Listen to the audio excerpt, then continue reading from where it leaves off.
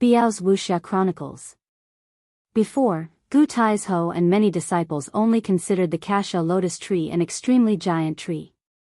At best, it was only a demonic tree that formed its own awareness. But now, Li Qiye's words left them in awe. At this moment, not to mention the disciples, but even the protectors and sectional leaders were shivering in fear. Nan Huairan was scared to the point where his legs became weak. He quickly kneeled to the ground. My grandpa God, my ancestor God, no, grand character tree God up high above, this brat is young and ignorant and didn't know that you were in existence higher than even the heavens. 2 days ago, this lowly servant was a little naughty and peeled some bark from your body. O grand character tree God up high above, please show your benevolence to this lowly servant. This brat is truly sincere and is admitting my mistake. At this time, Nan Huairan was truly sincere. He pressed against the ground and slammed his head down out of reverence for the great tree. Chapter 129. This would normally be a funny scene, and it was indeed very funny, but at this moment, no one dared to laugh. This brat, Nan Huairan, was a wily and greedy fella, but he believed in gods. When it came to gods, his heart became very frightened and he started shivering.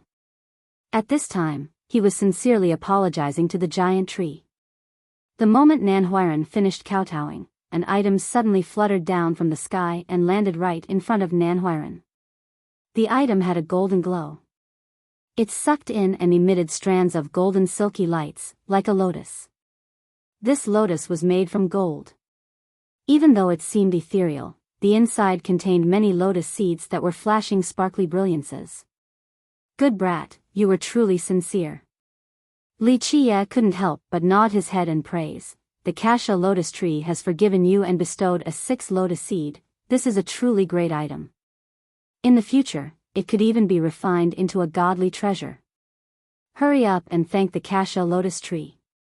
You need to know that this thing is extremely rare. Hearing Li Qiye's words, many people were shocked.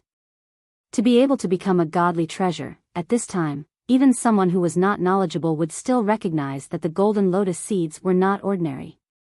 The surprised Nan Huairan quickly kowtowed to the giant tree again, then he happily picked up the 6 lotus seed with the utmost of care. At this moment, many disciples were staring with admiration at Nan Huairan. They couldn't believe that he actually got such a sacred item. As his master, Protector Mo was ecstatic as well. He didn't think that Nan Huairan's sincerity would grant him such an item. This was truly fated by the heavens. At this moment, a disciple couldn't help but copy Nan Huairan. He hoped that the godly tree would also grant him a sacred treasure. Don't waste your energy. Li Qiye shook his head and said, innocent and free of hidden intentions, that would be true sincerity. Seeing a bit of results and copying with a tainted heart. This is simply not sincere. The fortune of brat Nan Huairan is not shallow, one cannot force themselves to have such good fate and fortune. Hearing this, the other disciples couldn't help but laugh in a forceful and embarrassed manner.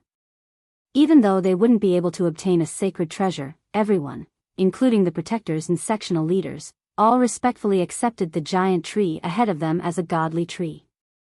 Li Qiye didn't care about these things. He simply told Gu Taizhou, Elder Gu, I will head east once again. You will stay here with the disciples and never leave this place. Otherwise, it could bring about a disaster. I will take care of it. Gu Taizhou didn't dare to take the matter lightly, so he replied with a serious tone. Li Qiye took Li Shuangyan, along with Niu Fen, to leave the holy ground. On the way, Li Qiye divided the holy water and lotus ashes to Li Shuangyan and Niu Fen, then he said, if we are met with the roots of the evil taifa, you must slash it. However, you must immediately get away from the evil taifa flowers. If you are trapped and cannot make an escape path, use the lotus ashes to repel the evil.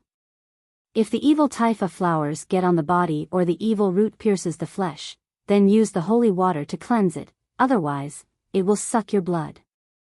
Li Shuangyan and Niu Fen carefully put the holy water and lotus ashes away. They memorized the words of Li Qiye with considerable weight. They didn't dare to be careless. What are we going to do this time? After putting away the lotus ashes and holy water, Li Shuangyan asked. It depends on the situation. Li Qiye looked towards the eastern direction in the far distance, and he said, I don't know what the current situation is like. In short, before the situation deteriorates, we will take care of these devilish things. Otherwise, once they grow again, it would really be a disaster. Bang! Bang! Bang! However, when Li Qiye's words had just ended, the entire eastern region shook, and then the muddy earth pierced the sky. In the far east, inside the no-man's area, suddenly, there were gigantic bony outgrowths that extended from the ground. Each of them was 10,000 zhang long. The more frightening part was that each of them was as black as lacquer, and they were surrounded by black energy. In just a second, the entire eastern region, that was azure with its clear water, was suddenly covered by strands of black energies.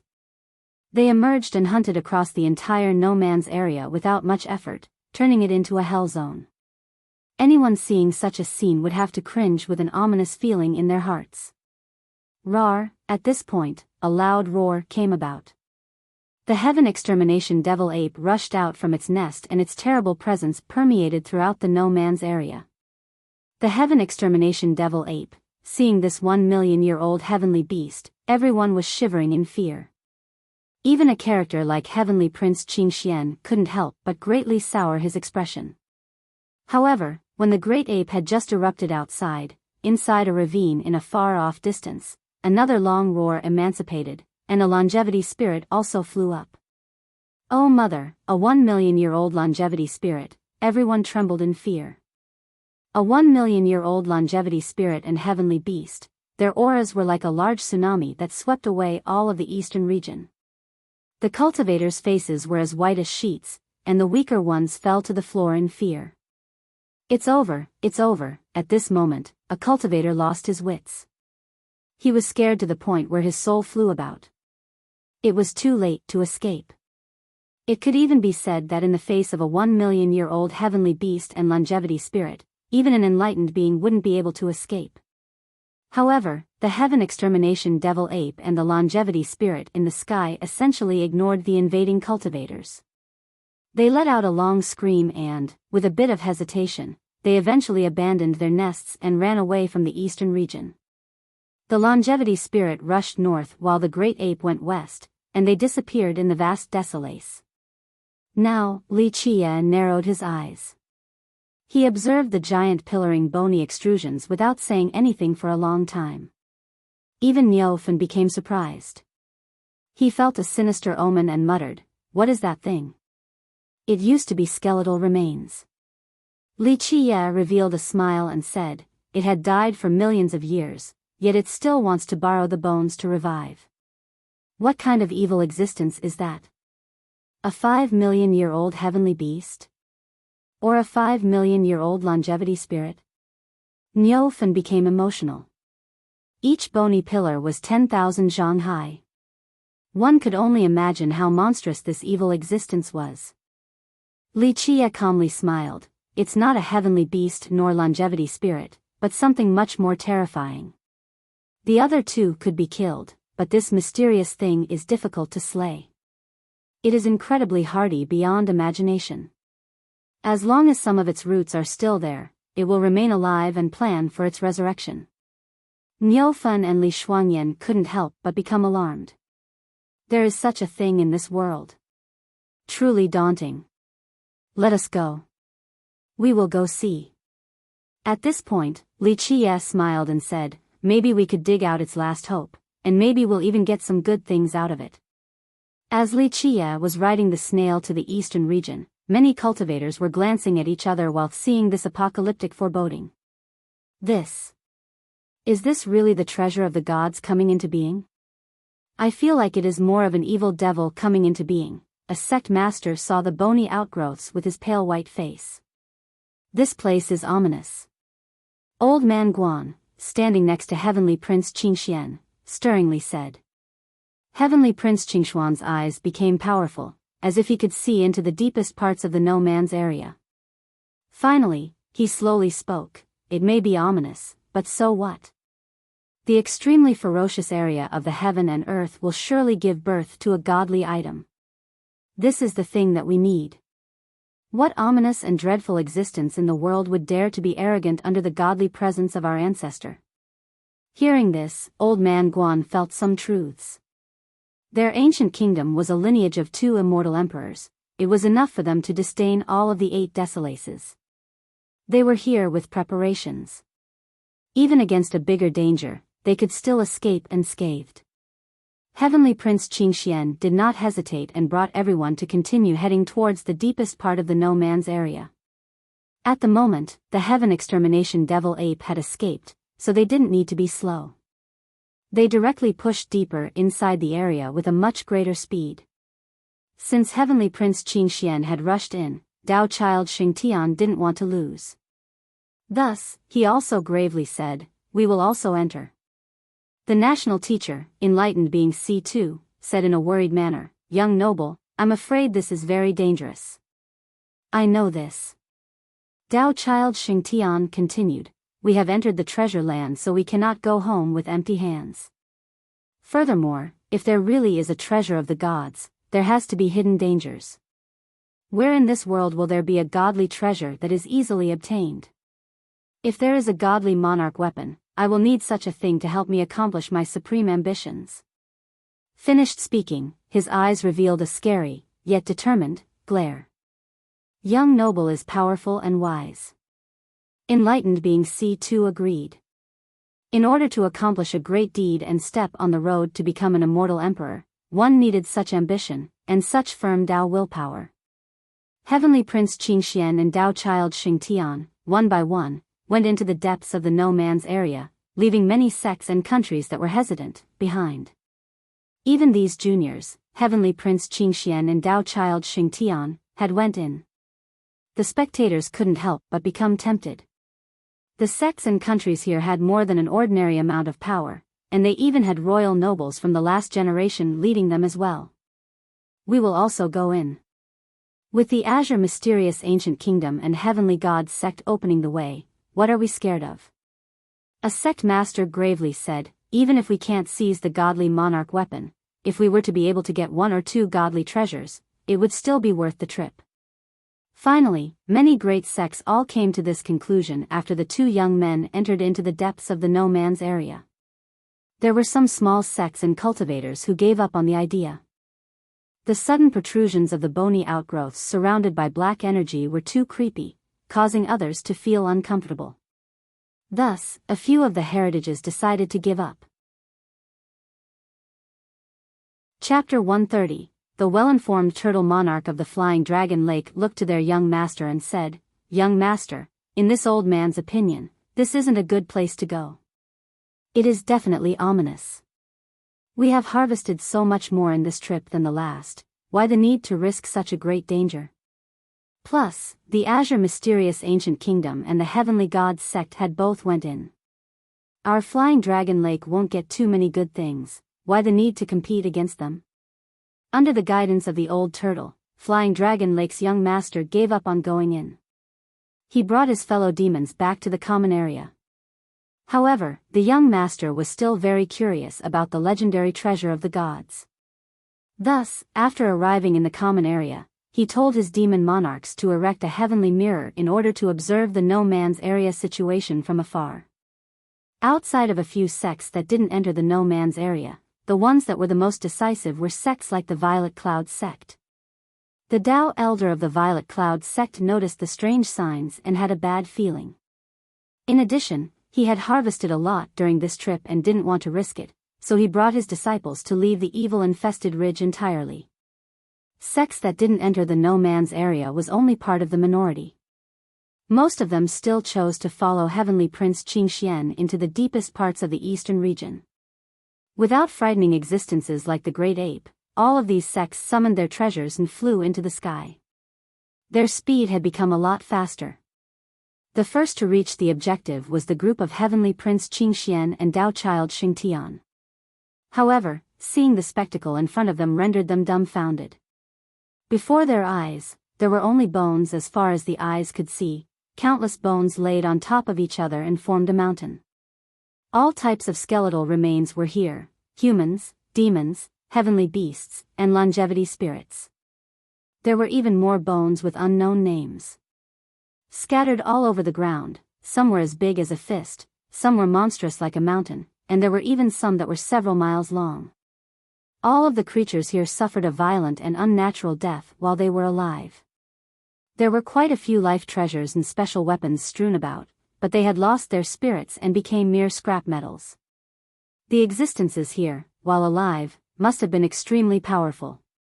Before their deaths, they tried to fight it, but in the end, their fate ended here. When a cultivator dies after they reach a certain level, their flesh, or the most powerful part of their body, would remain. However, all of the existences here turned into bones. There was only one explanation. And that is, when they were alive, something stole all of their essence, whether it was longevity blood or the world's energy. Everyone shivered at the sight that was filled with skeletons on the ground. As the group of Heavenly Prince Qingxian was in a daze, the rest of the cultivators from behind arrived and also saw this scene. They all became speechless as a chilling fear crept upon their spines and nervousness loomed in their hearts. What exactly had happened here? Seeing all of the bones, a sect master became deathly pale and said, "This matter was too frightening. We shall go in." When everyone was still immobilized from fear, Heavenly Prince Qingxian went ahead and wrapped his body in an azure aura. His eyes were still sharp and the old men around him kept on continuing to advance. Dao Child Xingtian didn't want to lag behind, so he also brought his royal nobles and went further in. At this time, many sect masters and lords of the grand sects and powerful nations all judged each other in order to decide what to do next. They were smitten by the mountains made from bones. Since we have already arrived, it doesn't make sense to go back. Of course, since there are so many people here, it is clear that there must be a stunning treasure. A lord gravely said, then he brought his men inside. Seeing Heavenly Prince Qingxian advancing, many cultivators became more courageous. They bit their teeth and they all followed him into the area. Very few people went back since they were already here. Li Qie rode the snail at top speed, but he was still the last person to reach the eastern depths. When they finally reached the bones that were scattered across the ground, not only Li Shuangyan, but Niu Fen was also shocked. What the hell is this place? Seeing mountains of bones up ahead, even Niu Fen, who had seen many ferocious grounds, got the creeps and could feel a grim future up ahead. Li Shuangyan's expression greatly changed and murmured, "What on earth kind of place is this? It is only a feasting ground. There is still some distance until the real nest." Li Qie looked at all of the bones in front of him and smiled. "Feasting area?" Li Shuangyan lost her colors and said, "What kind of evil creature is this? Is it still alive? It shouldn't be alive." Niu Fen carefully looked at the bones and said, "All of the bones here are from a myriad of years ago. In my opinion, most of these bones were all from before the Emperor's era." "What you say is correct."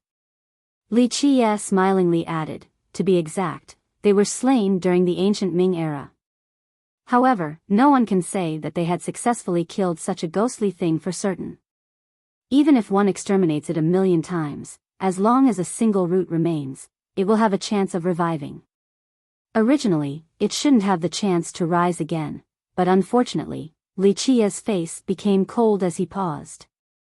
That year, when he as the Dark Crow, along with immortal Emperor Min Ren, they came to this place and joined forces with the Kasha Lotus Tree to eradicate this evil creature. They actually burned the entire place down and refined the earth in order to destroy the evil creature's chance of resurrection. Later on, they brought the evil-infested ridge back to the cleansing incense ancient sect and turned it into their personal property. At that time, Li Qie was afraid that it would leave behind a potential disaster for the sect, so he left behind 2 extremely powerful preparations to suppress this place. Even if that evil creature had a glimmer of life, it wouldn't be able to revive. And Little Silly was one of these preparations. Unfortunately, someone had infiltrated this place and killed the 2 means left by him and Min Ren. This matter had ignited Li Qie's killing intent. The moment Li Qie's countenance became cold, Niu Fen and Li Shuangyan no longer dared to inquire further. They passed through the feasting area and then stepped on a desolate land that consisted of scorched earth for 10,000 miles. The ground was littered with an unbelievable amount of cracks, as if this land had been burned by the strongest flame in this world. Who did this, that year? Truly frightening. It was definitely a heaven-defying invincibility. If it wasn't an immortal emperor, then it would still be someone very, very close to one. Niu Fen walked on top of the dried-up land. Even though millions of years had passed, he still felt the strands of energies that moved on this scorched earth. It was an unbeatable aura. Incinerating the 8 desolaces, refining the grand earth. This is what is referred to as not leaving a single grass behind. Li Qiye slowly said. At that time, even though little brat Min Ren was already invincible, he still had not shouldered the heaven's will and was not an immortal emperor. In order to destroy all of the life essence of that evil creature, he incinerated everything in this place. Millions of years had passed, and this land had remained barren and without a single sign of life. Finally, under Niu Fen's service, Li Qiye and Li Shuangyan eventually made it to their destination. This was a sunken ground. It was originally a vast piece of earth, but in the ancient era, it had been penetrated and turned into a huge crater. From a glance, one couldn't see the bottom. It looked like the bloody mouth of a prehistoric fierce beast, causing others to be wary at a second glance.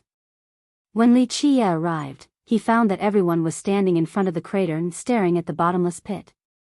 His arrival attracted the attention of many people. They all turned around and saw the giant snail, and they had a multitude of different expressions. Oh, so fun. Everyone is here. Seeing so many people, Li Qiye cheerfully laughed and said, "Did anyone see the treasure of the gods, yet?" In this place, there wasn't just many great sects and powerful nations, there was also Heavenly Prince Qingxian and Tao Child Xingtian. Even the Jewel Pillar Sacred School's Chen Baojiao was also present. Seeing Li Qiye, everyone had a different reaction. Heavenly Prince Qingxian was surrounded by an azure energy so no one could see his expression, but his eyes were extremely profound. It pierced the souls of people, causing them to be wary of him. As for Tao Child Xingtian, he already quarreled with Li Qiye so his expression was not very good. He simply gazed at Li Qiye, expressing his chilling distaste. As for Marquis of Suppressive Might, standing behind Tao Child Xingtian, needless to say, seeing Li Qiye caused him to gnash his teeth. He was defeated by Gu Taizhou and had to lay in bed for a long time. Eventually, Marquis of Violet Mountain took his position. Although many people hated this arrogant little demon, they had heard of Nantianhao's pitiful death. Rumors has it that Li Qiye had an emperor treasure on his body. Even though they didn't see it, or confirmed whether it was true or false, they were still very afraid. Therefore, everyone could only coldly glimpse at him. "Yo, Miss Chen is also here, yeah." As for Li Qiye, he didn't care about the gazes of others. He smiled and came to greet Chen Baojiao, and he confidently said, "Miss Chen, this place is very dangerous. It could be said to be 9 parts death and 1 part life. In my opinion, for safety reasons, Miss Chen should go with us. I will absolutely keep you safe. My character has always been good for beautiful and charming girls, like Miss Chen. I have never asked for payment." Li Qiye's action silenced a lot of people. In front of so many people, without any hesitation, he unreservedly teased Chen Baojiao, this supreme beauty. This was too arrogant. Chapter 131, Little Demon, stop bragging in this place. If there really is danger, then I'm afraid you would be too slow protecting just yourself.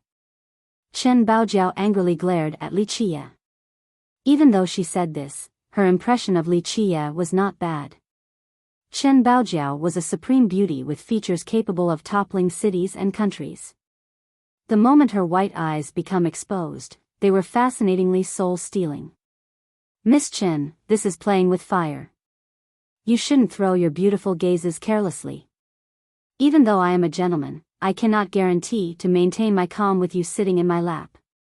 There were countless suitors and fans, amongst the younger generation, throughout the Grand Middle Territory who adored Li Shuangyan, yet she had to be married to a bag of straws. Countless geniuses' hearts were broken, and their eyes reddened with jealousy. "We shall go," finally, Dao Child Xingtian, who was boiling with anger, threw out those words and jumped inside the crater with his royal nobles, disappearing in the darkness. "Go," Heavenly Prince Qing Xian also jumped in right after him for the godly monarch weapon. In reality, these people had been observing this crater for a long time. Heavenly Prince Qing Xian and Dao Child Xingtian opened their heavenly gazes to look at the situation beneath, and they felt a bit in control of the situation. "Hurry, hurry, I heard the treasure of the gods is right at the bottom." Seeing the two giants leaving, the other great sects and powerful nations also followed suit. Suddenly, the cultivators everywhere started to jump down, like dumplings into a pot. Li Qie narrowed his eyes. He saw that Chen Baojiao still hadn't left, so he started a conversation. "Miss Chen, how about we talk for a little bit?" "We have nothing to talk about." Chen Baojiao coldly glanced at Li Qie. At this moment, in her angry eyes, Li Qie was no different from a womanizer. "Miss Chen is greatly misunderstanding something."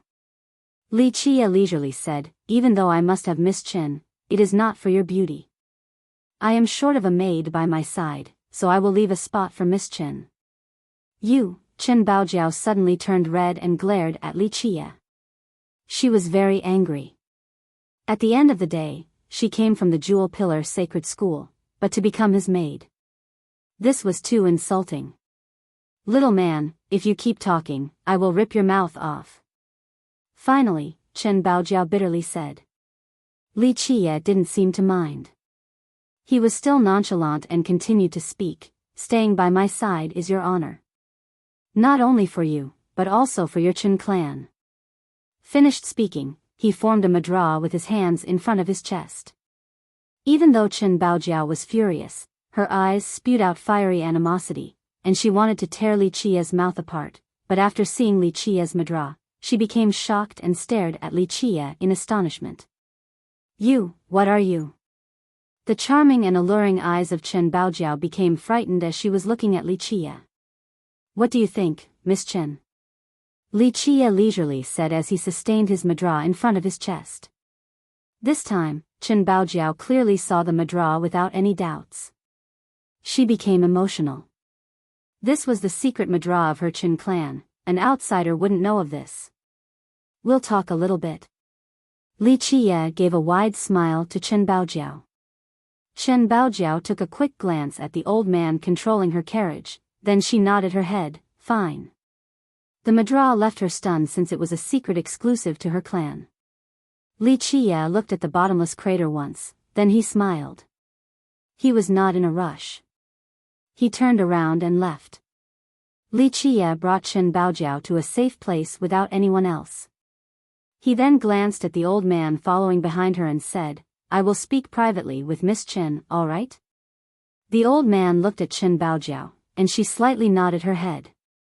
Then, she said, "Grandpa, sure, it is fine, you can take a break." The old man didn't say anything and quietly receded. Li Shuangyan and Niu Fan also left without being told by Li Qie. "Good, now you can talk." At this moment, Chen Baojiao looked at Li Qie. His knowledge of the mudra was too shocking to her. Li Qie motioned his finger and smiled. "Come here, I will tell you a secret." Seeing Li Qie's secretive demeanor, Chen Baojiao's curiosity was piqued. She couldn't help but inch closer with her head. Chapter 132, Secret of the Jewel Pillar Sacred School, 2. Chen Baojiao was a beauty capable of causing the downfall of cities and countries, a femme fatale that stole the souls of people, someone who incited mouth-watering greed. In close proximity, her particularly towering well-rounded breasts that were faintly showing caused others to feel overwhelming emotions. Li Qie smiled and came closer. Using an indescribable rhythm, he gently blew next to her ear. He spoke words that were both poisonous and tempting. "Do you know what the rarest physique in this world is?" Finished speaking, he gently and unexpectedly nibbled on her earlobe. "Ah, Chen Baojiao was like a cat that had its tail stepped on. She screamed and jumped far away. Suddenly, her jade-like body was hot like the surging of a hot spring. This feeling struck through all of her senses. At this point, Chen Baojiao's face was blushed red like the sunset. She angrily shouted at Li Qia, little demon, do you want to be beaten? Her current appearance was soul-destroying. Anyone who saw such a charming and supreme allure couldn't help but become smitten. It truly is this physique, the Qin clan's heritage, ah. Li Qia enjoyed the beauty of Chen Baojiao and calmly smiled. Finally, Chen Baojiao managed to stabilize her thoughts. She coldly glared at Li Qia and spoke, little demon, you better give me an explanation, or I will not forgive you. Regarding Chen Baojiao's outburst, Li Qia didn't seem to mind, and he smiled, based on your situation, to be able to reach the named hero rank, this means that you spent 10 times more effort compared to others. Let me guess, you are absolutely not willing.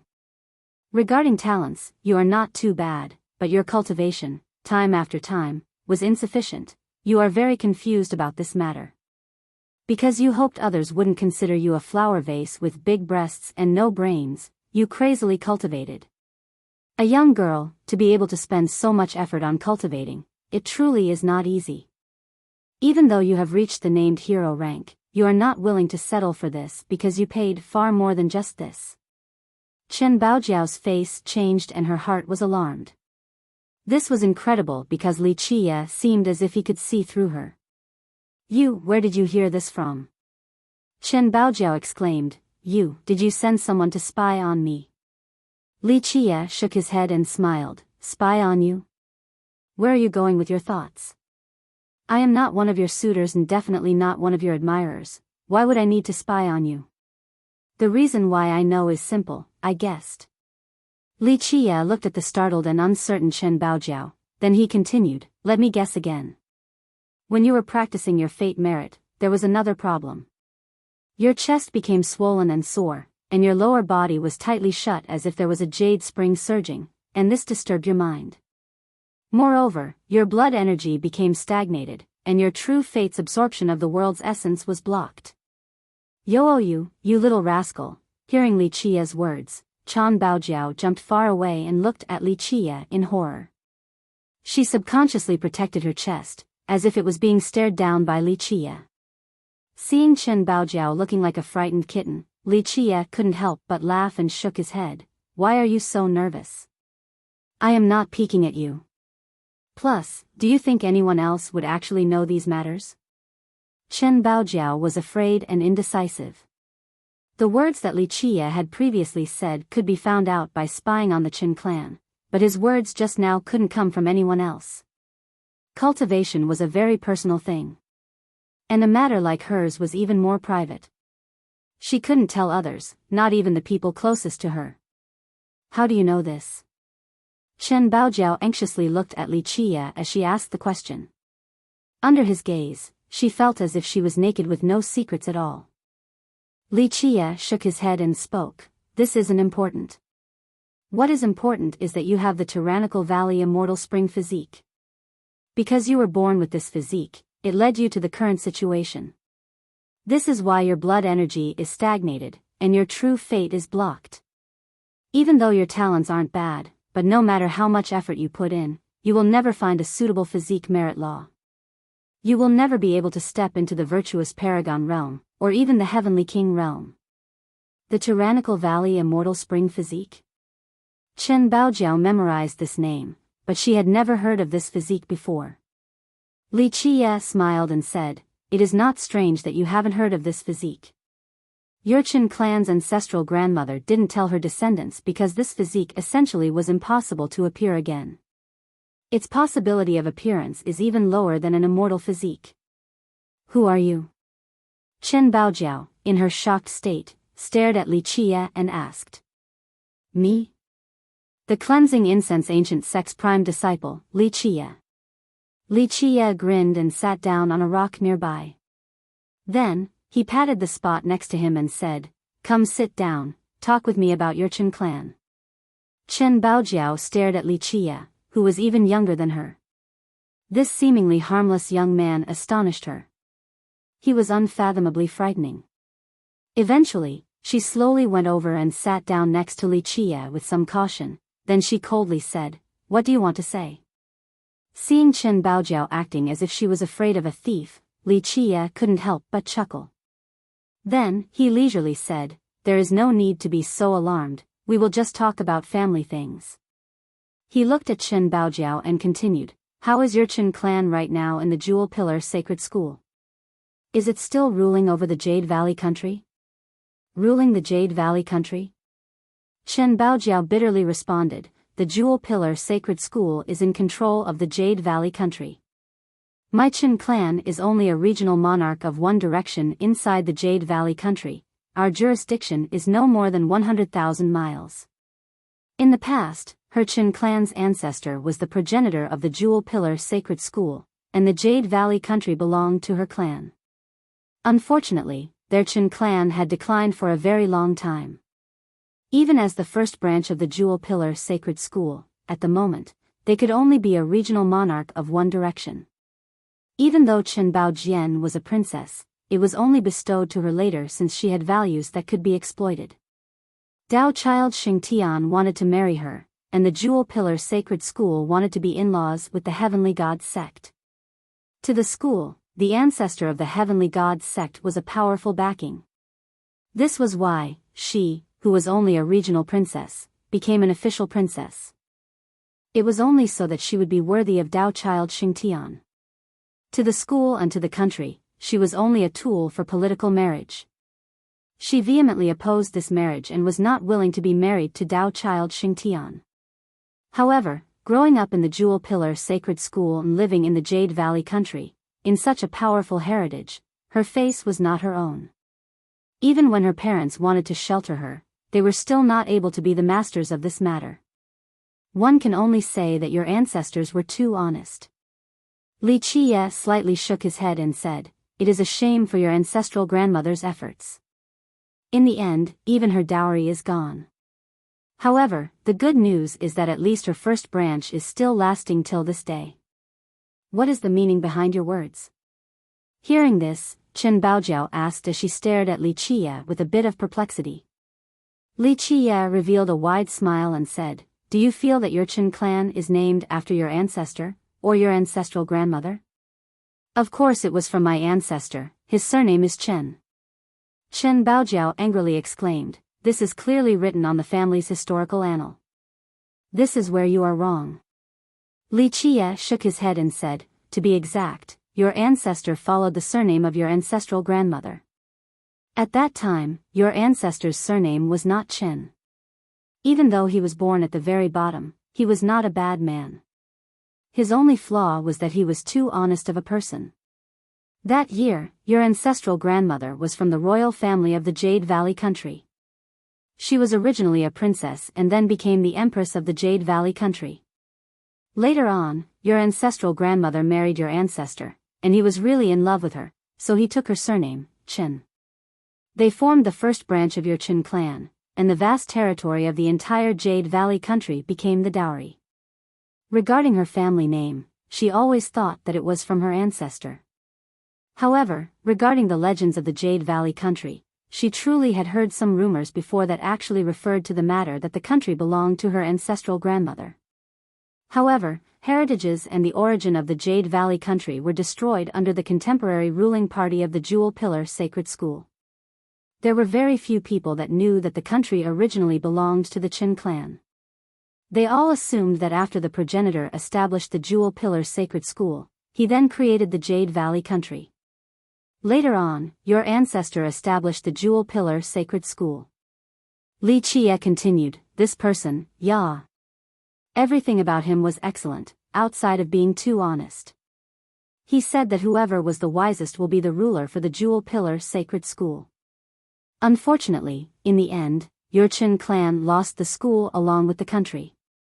Here, Li Qie couldn't help but sigh out of lamentation. The progenitor of the Jewel Pillar Sacred School and princess of the Jade Valley country, this was a distant memory. Back then, when he was the Dark Crow, Li Qie had met the progenitor of the school when he was younger. Seeing that this young man was not a bad person, he taught him a thing or two. However, at that point, he didn't guide him to become an immortal emperor. At that time, he was impressed by the princess, instead, and she even had the qualities to become an immortal emperor. Alas, she didn't have any ambition. She only wanted to be a virtuous wife and a good mother. Later on, as the Dark Crow, he made her form a vow and passed on to her the tyrannical valley immortal spring physique.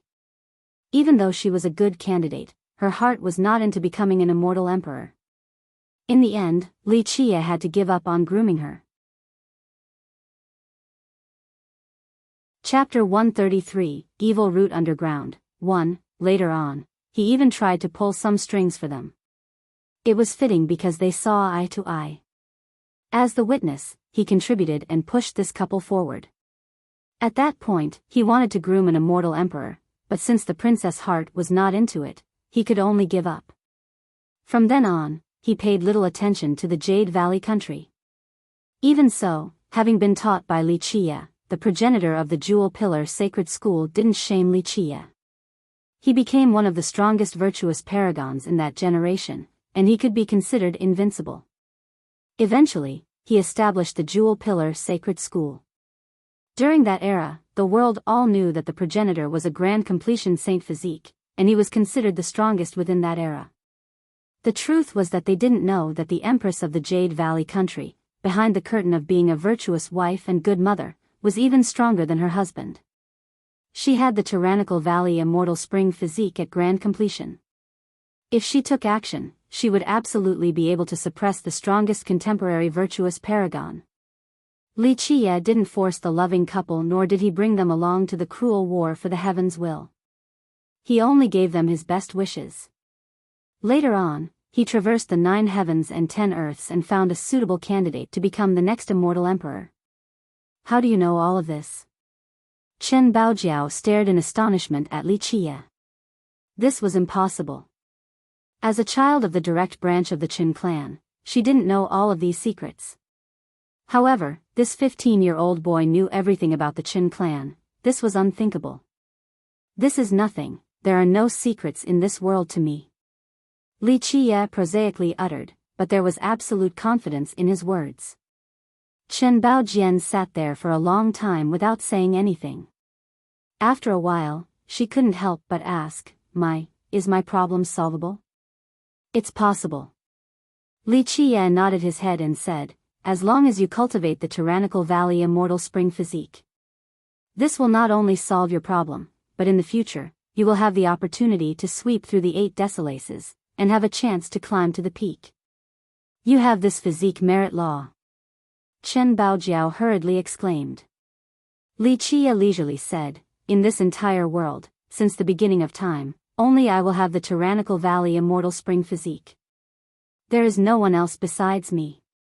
At this point, Chen Baojiao's plump and full breasts were quivering up and down akin to incessant, powerful waves, and exuded an air of irresistible charm in a magnificent spectacle. Li Chia stared at her and smiled. Since you don't want to marry Dao child Xingtian, everything is easy to solve. Follow me. As for the heavenly god sect and the Jewel Pillar Sacred School, I will take care of them for you. Marry you? Chen Baojiao's charming eyes became wide open, and she glared at Li Chia. No, Li Chia shook his head and said, how about becoming my maid? I just so happen to be missing a capable assistant. You, Chen Baojiao's face was flushed red, and she angrily glared at Li Chia. She bit her teeth and stared at him with hatred, then she exploded, little demon, are you trying to insult me or not? If you keep on spewing rubbish, I will tear your repulsive mouth to pieces. Li Chia glared at her as he remained carefree. Then, he said, beauty, it is truly capable of toppling cities and kingdoms, but in my eyes, it is simply a container made out of skin and flesh. It is just a fair human skeleton. Dao child Xingtian loves it, even everyone else loves it, but this doesn't mean that I will value you. In my eyes, it is only because of the tyrannical valley immortal spring physique. Even though you could be considered to be a supreme beauty, but in front of me, don't think too highly of yourself. Geniuses, so what?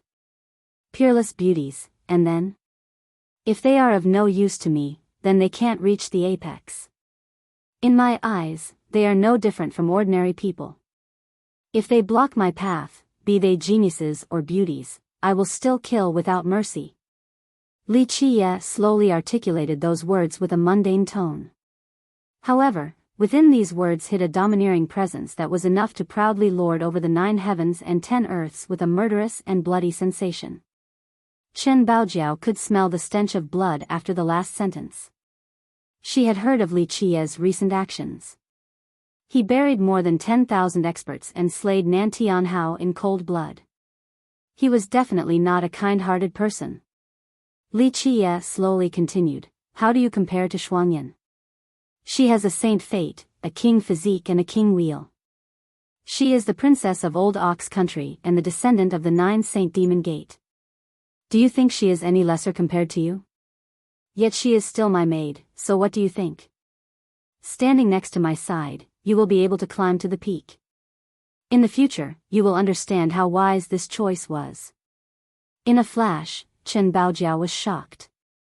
She originally thought that Li Qiye was arrogant because he married Li Xuanyan, but she didn't know that Li Xuanyan's status was only a maid that was next to him. Thinking about it, Li Xuanyan followed all of his commands, so these were not outrageous words. She was in internal conflict. Li Xuanyan was a recognized genius in the Grand Middle Territory. She took action several times and she was clearly stronger than Dao Child Xingtian, but she was willing to stay beside Li Qiye as his maid. Compared to Li Xuanyan, she had nothing to be arrogant about. Chen Baojiao sat there in a daze. One could say that wherever she went, she would be considered the moon that was surrounded by the stars, always dazzling. At this moment, her pride was shattered, and she couldn't be proud even if she tried. Think about it carefully. In the end, Li Qiye gave her a glance and said, of course, I won't force you. Once you figure it out, you can find me at any time. Remember, don't be too late and waste the best time to cultivate, this would be self-destructive for your future. Also, sooner or later, there will be someone else who will stand beside me, and there will no longer be a spot for you. Finally, Chen Baojiao and her carriage driver left first. Then, Li Xuanyan and Niu Fen returned. Li Qiye and Chen Baojiao talked for such a long time, but Li Xuanyan didn't know the topic. Li Xuanyan, seeing Li Qiye smile as he watched Chen Baojiao's departure, she glanced at him and asked, what did you see in her? Of course, Li Xuanyan didn't think that Li Qiye was valuing her beauty. If he really craved her beauty, then he would have already directly took her by force and killed Dao Child Xingtian with his arrogant nature. Her physique. Li Qiye smilingly said as he comfortably stretched his tired back. A saint physique? Li Xuanyan was shocked inside, but she felt this was impossible. If Chen Baojiao was a saint physique, then many people would have known about it sooner. If she truly was a saint physique, then the Jewel Pillar Sacred School wouldn't be willing to marry her off to Dao Child Xingtian. One has to know that the school had many physique merit laws, including saint merit laws. If they could develop a grand completion saint physique disciple, then unless a grand completion immortal physique came out, this would be akin to invincibility. No, a Hotian physique. Li Qiye shook his head and said, the Tyrannical Valley Immortal Spring Physique. Tyrannical Valley Immortal Spring Physique? Li Xuanyan was a bit surprised. She had never heard of this physique before, so she asked, just a Hotian physique? Hotian physiques could be said to be worthless.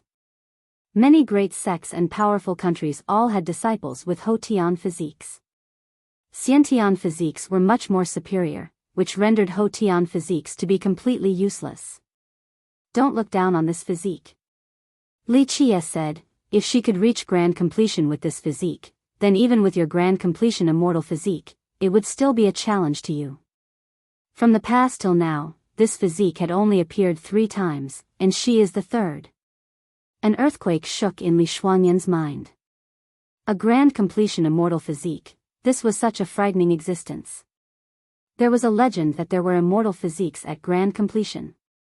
Even though they didn't become immortal emperors, they maintained the qualifications to challenge immortal emperors. Grand completion immortal physique symbolizes invincibility. Even against an immortal emperor, even if they couldn't defeat him, they would still be able to withstand his attacks. If her immortal physique reached grand completion, this would be completely feasible. However, to think that a Hotian physique at grand completion could challenge an immortal physique, this was an impossible matter. There is such a physique in this world? Li Shuangyan murmured. You and her are a pair, nothing could be better. In the future, when both of you join forces with two grand completion physiques, you two will be unbeatable in the entire world. Heh, fighting against forbidden burials, trampling the ancient earth, nothing is impossible. Li Qiye narrowed his eyes. Li Shuangyan was touched. Grand completion immortal physique, and two of them at that, how terrifying was this? From the past till now, she had never heard of two grand completion immortal physiques coming from the same power. But, she is betrothed to Dao child Xingtian. Li Shuangyan worried for Li Qiye and said, You are stealing from the Heavenly God sect and the Jewel Pillar Sacred School. Why not? As long as she is willing to be my maid, should the Heavenly God sect dare to block my path, I will stomp it to destruction. Li Qiye smiled and said. His ambition and determination was not stoppable by anyone. One day, he will bring an invincible force to kill all the way back to the immortal demon grotto. One day, he will annihilate the immortal demon grotto. When Li Qiye brought Li Shuangyan back to the crater, they saw Chen Baojiao standing there as well. There were not many clans or sects here, the rest of them all went down with the Heavenly God sect and the Azure Mysterious Ancient Kingdom. Li Qiye smiled towards Chen Baojiao and asked, So? Still hesitating? Finished speaking, he rode the snail down below. Chen Baojiao slightly scowled and rushed down below in her carriage. The moment they went inside this bottomless crater, they found that the area below was much bigger than the entrance above, like a large pottery jar. Plus, there were many caves here with staggered branches, like a bee's nest. Chapter 134, The Evil Taifa Tree. Hearing this name, Niufen felt the creeps all over his body, and he lost his colors. I have heard of the legends regarding this existence. This thing is like a fiend and will not die after many slayings. No matter who meets it, death will be their only path and they will become its meal. However, since the ages till now, I've never heard of anyone seeing an evil Taifa tree. There are gods. Chen Baojiao, who was standing to the side, heard about gods and she couldn't help but ask, There really are gods in this world? Li Qiye glanced at her and said, You tell me, why are you here? For the treasure of the gods or the godly monarch weapon? When asked by Li Qiye, Chen Baojiao lifted her head to meet his gaze, and she replied with a serious tone, The legends of the gods' universal laws. The most ancient of the laws, they are able to break through all obstacles and return to the origin. So you are here for the universal laws of the gods. Li Qiye understood. Chen Baojiao had a limited physique and wanted to break through her own predicament. Thus, when she heard that there was a treasure of the gods, she wanted to aim for the universal laws of the gods.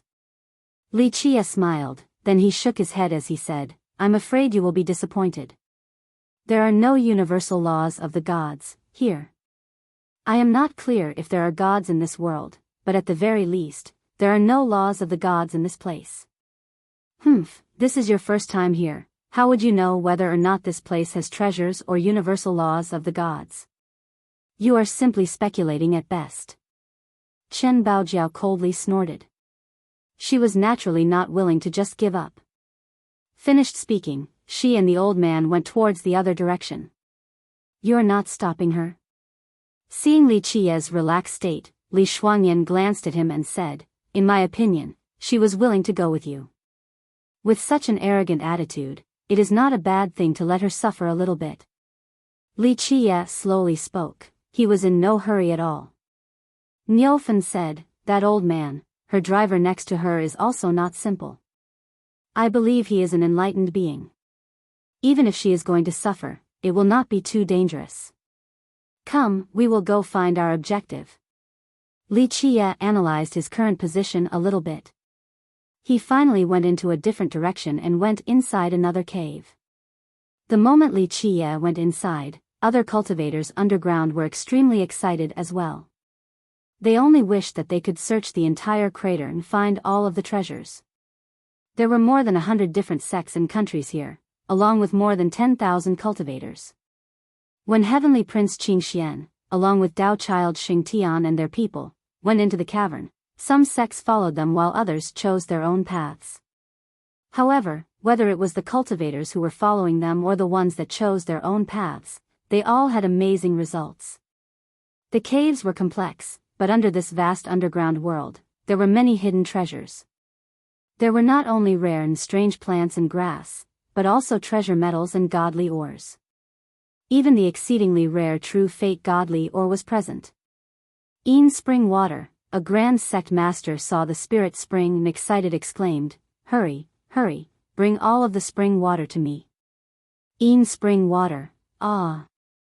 This is the best water to nourish in fish. Onyx tree, a demon monarch couldn't believe it as he was looking at an ancient tree 3 feet ahead. He was moved and excitedly said, "An onyx tree, this is the treasure of our demon branch, ah." He then immediately dug up this amazing treasure. Haha! A 6 runes treasure metal, I am rich now. A cultivator dug out an exceedingly rare Saint Copper, and he uncontrollably jumped up from excitement. A bone transformation fish, in the underground Een River, someone caught a mysterious fish. Where are you running? This drill wind rat was found by us first. There were many strange and wonderful treasures underground. In this moment, many cultivators were very excited and wished that they could dig every inch of this land. This place used to be a treasure ground by itself, and it was then entrenched by the evil Taifa tree. The treasures here had once been taken away, but after millions of years, this treasure ground was able to give birth to many strange plants and grass, along with treasure metals and godly ores. However, when these cultivators were drunk with their harvest, underground, many tree roots silently came out from the mud. Some were as big as an arm while others were the size of a hair. They were like spirit snakes and were impossible to be noticed. And these tree roots were moving like a poisonous snake that hid in the darkness, waiting and moving. Ah! Suddenly, there was a miserable shriek. A tree root, the size of an arm, suddenly crawled out and penetrated the chest of a cultivator. Little brother, the abrupt change happened too quickly, rendering many of his fellow disciples to be shocked. Poof! But in a flash, this tree root drained the blood of this cultivator and, like a snake, it drilled down into the ground. Then, it suddenly appeared on the other side and stabbed another practitioner. Activate! The frightened cultivator roared and slashed forward with his saber towards this tree root. It cut through the root, but the remaining fragment still pierced through his chest like an arrow. The dying cultivator couldn't believe this scene. As the root invaded his chest, it sucked up all of his blood, like a leech, then it suddenly went underground again. What kind of monster is this? Seeing the events that transpired right before their eyes, everyone felt a cold chill that reverberated throughout their bodies. Whoosh, whoosh, whoosh, in the blink of an eye, waves of tree roots rushed out from the ground and attacked the other cultivators. Demon's Pawn. A royal noble finally took action. He unleashed a torrential aura with a godly light that was capable of destroying everything. In a flash, he destroyed one tree root after another. However, these roots were much more frightening than their imaginations. Even if they were cut in half, they could still escape and hide underground. Only a complete destruction would be their true end.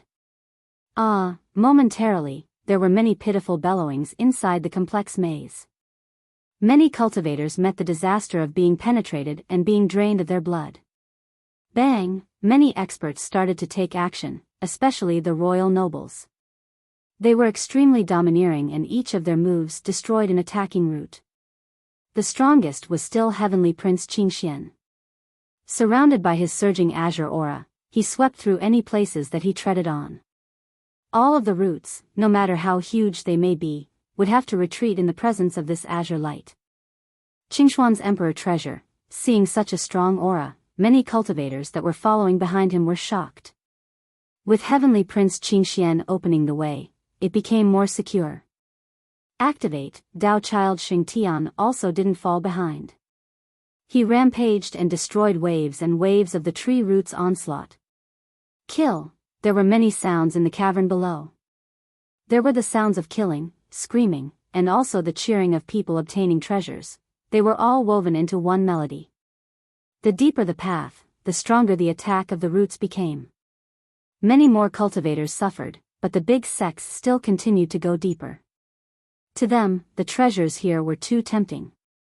Plus, no one had seen the treasure of the gods yet, so no one was willing to give up. Because there were so many mysterious plants and metals underground, all of the cultivators became even more convinced that there was a treasure of the gods here, just like the legends had claimed. Li Qie found his path and was also met with attacks from the tree roots like the other sects, but to Li Qie, this was not a problem. Poof! Suddenly, an arm-sized tree root rushed out from the ground and stabbed towards Li Qie with a lightning-like speed. The tree root's speed was fast, but Li Qie was even faster. He suddenly grabbed this tree root and crushed it in his hands. However, even though the tree root was crushed, it turned into smaller, needle-like roots and went straight for Li Qie's skin, wanting to penetrate his muscles. However, once the hell-suppressing godly physique came out, his body became terrifyingly stout and the tree roots simply couldn't pierce through. Li Qie coldly laughed and pulled with a disastrous force.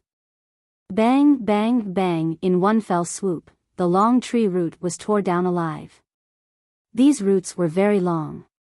Every time Li Qie tore them apart and down onto the ground, they were like serpents that coiled around him. Suddenly, Li Qie was densely covered by 3 layers of these roots. Scram! Li Qie slightly shook his body with the hell-suppressing godly physique, exerting millions of gene. Just a simple shake was enough to crush everything. The roots on his body broke into many snags and were still wiggling. They tried to burrow underground to escape. Then, Li Qie activated his Fate Palace and the Kunpeng leapt up. The Kunpeng opened its mouth, like a giant that could consume the entire ocean, and easily swallowed all of the root branches. Then, the Emperor's power of the Kunpeng's 6 variants easily crushed all of the tree snags. Compared to Li Qie, Li Shuangyan was simply a fairy with her void imperfection physique. She was like a blooming holy lotus that emitted sacred lights. The tree roots wanting to stab Li Shuangyan could not get close to her. They were even afraid of her aura. Li Shuangyan swung her sword and swept through the air. The sword edge annihilated all of the tree roots. However, the simplest and most direct was still Niufan. He hid inside his giant shell. It had a great origin and was incredibly fortified, the roots couldn't pierce through it. He rolled down towards the depths of the cavern, like a boulder, and bluntly crushed all of the tree roots he passed by.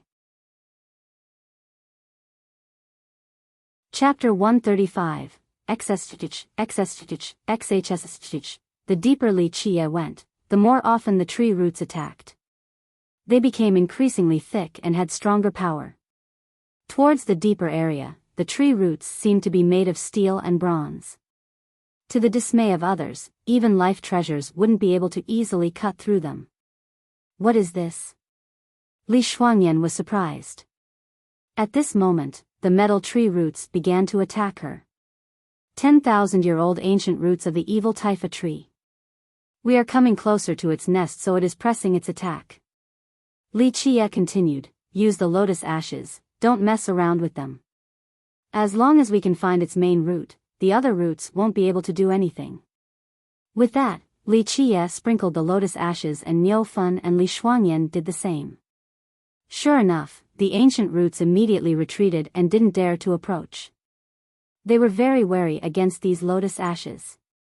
Suddenly, the cave right behind Li Qie was packed with branches of the ancient roots. It seemed as if poisonous snakes were creepily staring at them. So magical. Li Shuangyan couldn't believe how amazing the seemingly ordinary lotus ashes were. They were even able to deter the ancient roots of the evil Taifa tree so that they didn't dare to come closer. The 6th Tao lotus is the bane of the evil Taifa tree. These are the ashes of the true ancient tree, so the true root of the evil Taifa tree still wouldn't dare to get close. These things were only 30,000-year-old at the very most, so they naturally can't compete with it. If touched by these ashes, that would be their end. Finished speaking, Li Qie threw out a handful of lotus ashes as if he was a shooting arrow. Seeing the lotus arrow coming, all of the ancient roots immediately retreated in rapid succession. However, there was still one branch of ancient root that was struck. It immediately struggled around on the ground and died a pitiful death, like a dried, dead snake. The 6th lotus. Li Shuangyan asked with some astonishment, "Is that the giant tree in the south?" "Yes, but also no." Li Qie continued, "The truth is that the 6th lotus was the previous life of the Kasha lotus tree. In this world, I'm afraid the 6th lotus is no more." As they were speaking, they stepped inside a giant cave that was made out of rocks and had no end. The creepy thing was that these rocks were as red as blood, and they oozed out a fog-like mist. The entire cave was hazy with this bloody mist, nearly blinding the people within. Walking into this huge cave was akin to walking into a hole made out of blood. The inside permeated a stench of fresh blood, as if it used to house a frightening fiend. "Where is this place?" Stepping into the cave, even Niufan was a bit afraid. He felt uncomfortable, as if there was evil magic in the air. The soul of the evil Taifa tree used to be here in the past. Li Qie gravely said, and his sight swept through all 4 directions. At this time, Li Shuangyan gently pulled on Li Qie's sleeve and hinted at another direction with her chin, and then said, "Over there." Li Qie focused his sight and saw a shadow in the far distance. This shadow was wrapped by the bloody mist so other couldn't see it clearly. It looked like a human from afar, but also not like one. At a second glance, it was more like a small dragon flying around. Poof! In the blink of an eye, the 2 invisible dual blades of Li Qie flew out, as fast as lightning, towards the shadow in the bloody mist. However, the shadow was extremely agile. It felt the danger of the invisible dual blades, so it immediately escaped with an unbelievable speed. The blade swung back into Li Qie's hands, but it couldn't cut the shadow and, instead, had allowed it to escape. The shadow knew how frightening the blades were, so it didn't appear again. That was the main root of the evil Taifa tree? Seeing Li Qie's failure, Li Shuangyan worriedly asked. "No." At this time, Li Qie's eyes became fierce, and he coldly uttered, "That year, someone opened the evil-infested ridge and something else went inside as well. The main root of the evil Taifa tree isn't in this place?" Niufan also went around the bloody cave, but he couldn't find anything else. "If it isn't here, then it must be in a different place." Li Qie continued, "It has to be in the other direction. Come, we will go." Li Shuangyan and Niufan hurried to keep up with Li Qie. They didn't dare to ask anything. Li Qie knew this place like the palm of his hand, and he even knew the area where the soul of the evil Taifa tree used to be. Even though Li Shuangyan was extremely curious, she knew that this was not the time to ask. However, in a different direction, even the group of Heavenly Prince Qingxian was having trouble. Farther in their direction, they found that there were less and less caves. As the caves converged, it was as if they were all coming together. All of the cultivators and sects that went in different directions were now coming together. However, they found that the tree roots became stronger and stronger. The ancient roots appeared more often, and with even more power. And further in, even royal nobles couldn't handle them. Such a situation forced the sects to work together, and all of the royal nobles worked as one. But even then, it was still not very favorable. When they had no other places to go and were backed into a corner, countless tree roots, like the current ones, blocked the exit. With countless rustling noises, the tree roots flooded this entire space like a tide. Sounds of screaming appeared left and right. Not to mention ordinary cultivators, but under this situation, even many royal nobles couldn't stand strong. A bit of inattentiveness resulted in them dying to the ancient roots and being drained of their blood. In this place, there were not that many big caves left. The two strongest groups were Heavenly Prince Qingxian and Tao Child Xingtian. Because of this, their two caves had the highest number of cultivators. In this chaotic battle, Chen Baojiao and her old servant were also shunted to the cave with Tao Child Xingtian. At this moment, there was no turning back. Chen Baojiao didn't have any other choice besides going with the big group, but the ancient roots attacking from behind became even more numerous, like the flow of the ocean. At this time, all of the cultivators were at a dead end. They felt that they were caught in a trap. Strong ancient roots blocked their retreat and were chasing them deeper into the caves. It felt like they were being lured deeper into the nest. At this moment, the main root of the evil taifa tree viewed the intruding cultivators as a delicious meal. It was entrenched on its spiderweb, waiting for its delicious meal to come. However, for unknown reasons, wherever Chen Baojiao went, she especially attracted the roots of the evil taifa tree. They attacked her far more vigorously compared to the others. Chen Baojiao naturally didn't know that she, with the tyrannical valley immortal spring physique, was rare across the ages. Her blood essence was the most delicious feast in this world to the evil tree, as well as the best supplement, so she was attacked far more than others. At first, Chen Baojiao was able to handle it, but later on, she couldn't cope any longer. Fortunately, the old man by her side took action. People began to realize that Chen Baojiao was attracting major fire by a large amount of tree roots, so many of them quickly ran away from her so that they wouldn't be pulled down as well. Under the crazy onslaught of the evil taifa tree's roots, Chen Baojiao and her old servant were forced back into a tunnel. This was a dead end without an escape path. Careful, Chen Baojiao was almost stabbed to death by an ancient root. The old servant took action and cut the ancient root down completely. At this point, he finally revealed his true strength. Hua, hua, hua. In this moment, the roots and branches became crazy, and they pushed Chen Baojiao into the wall. Suddenly, all of the roots went inside this cave of death, like a flood, drowning this hole along with their delicious meal. Kill! The old servant loudly roared and his enlightened being aura pierced the sky. In a flash, he rushed to the tree and slashed off countless roots, but an infinite amount, like the tides, kept on coming. Bang! The old servant, once again, started his massacre. He swept through everything again, but the vanguard of the tree roots were not deterred. Seeing this old man's true strength as an enlightened being, many cultivators in a different path were astonished. A poof sound appeared and blood rushed up in the air. Even though the old servant was powerful, he had to protect Chen Baojiao while killing the roots. A momentary lapse of focus let an ancient root penetrate his shoulder. The old man cut off the ancient root, but it had already been rooted inside his body. This greatly changed the old man's expression as his entire body shivered. "Grandpa sure," Chen Baojiao frightenedly screamed. She wanted to go save the old servant. "Hide behind me," the old man screamed and unleashed a heaven-punishing move. However, at this moment, the ancient roots had formed a giant nest, wanting to devour the two of them. In the back, there were also countless tree roots rushing in, encompassing the entire cave of death. Tao Child Xingtian had already retreated to another cave, but seeing this scene, he couldn't help but lose his colors.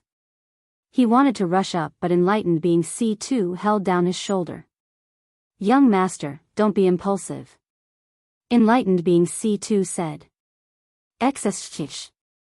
At this time, inside the cave of death, the old servant were pierced by two ancient roots on his shoulder yet again. By now, he was completely bloody and tattered. Chen Baojiao was frightened and immediately held on to him.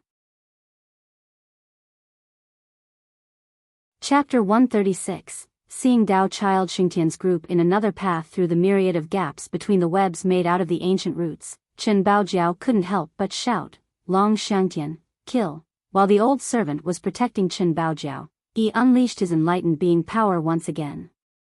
At this moment, his body had been pierced through by the roots, and he could only risk his life one last time.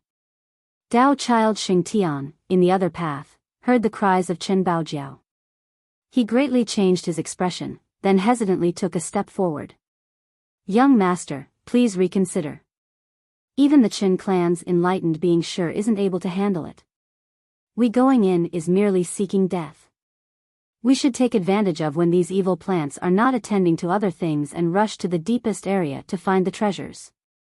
Enlightened being C2 said. Zthezi. At this point, countless stems and roots submerged the cave of death like the tide, and the entire pathway was sealed. Bang! But then, in the blink of an eye, the entire world shook and the area subsided. Everyone became greatly alarmed. Everyone saw a person, with an extraordinary velocity, violently rushing in by himself. Under his impact, the earth was mere tofu. He easily penetrated cave after cave, and he could even rush up from the depths of the ground with an unstoppable rampage.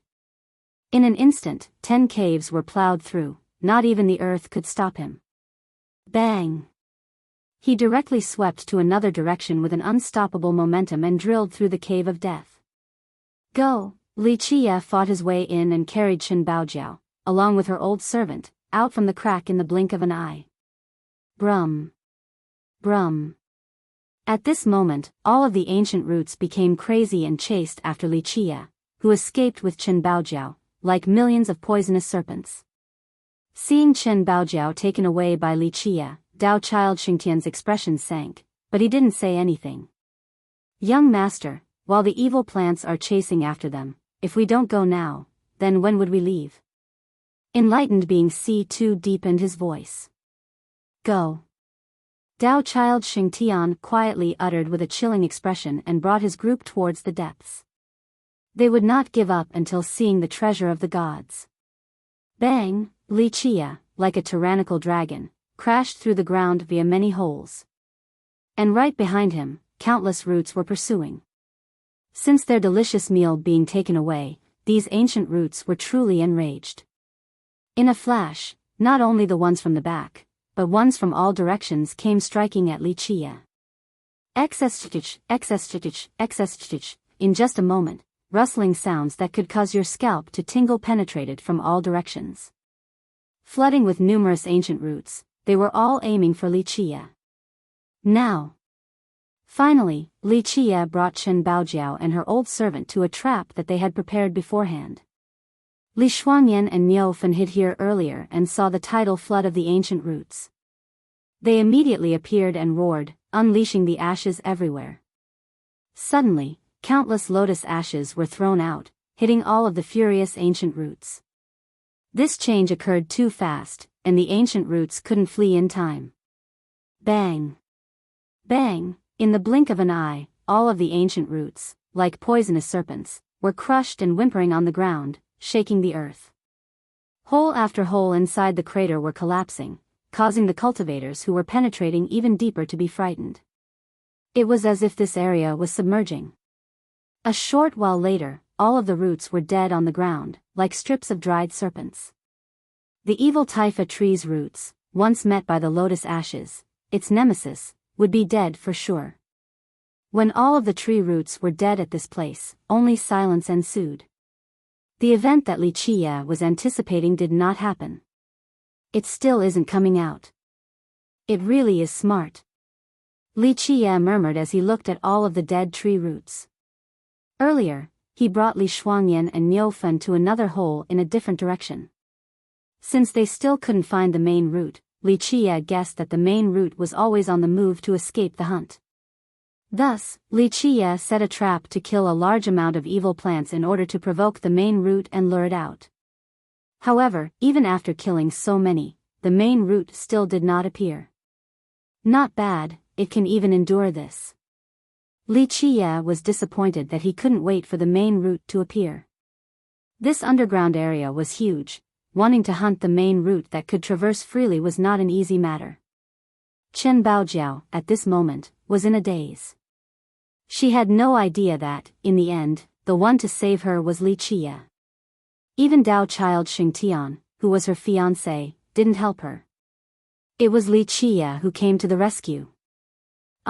Suddenly, the old servant pitifully bellowed and fell to the ground with a seizure. The roots were cutting his body and rivulets of the roots were visible along his muscles. He had been stabbed by many evil thorns.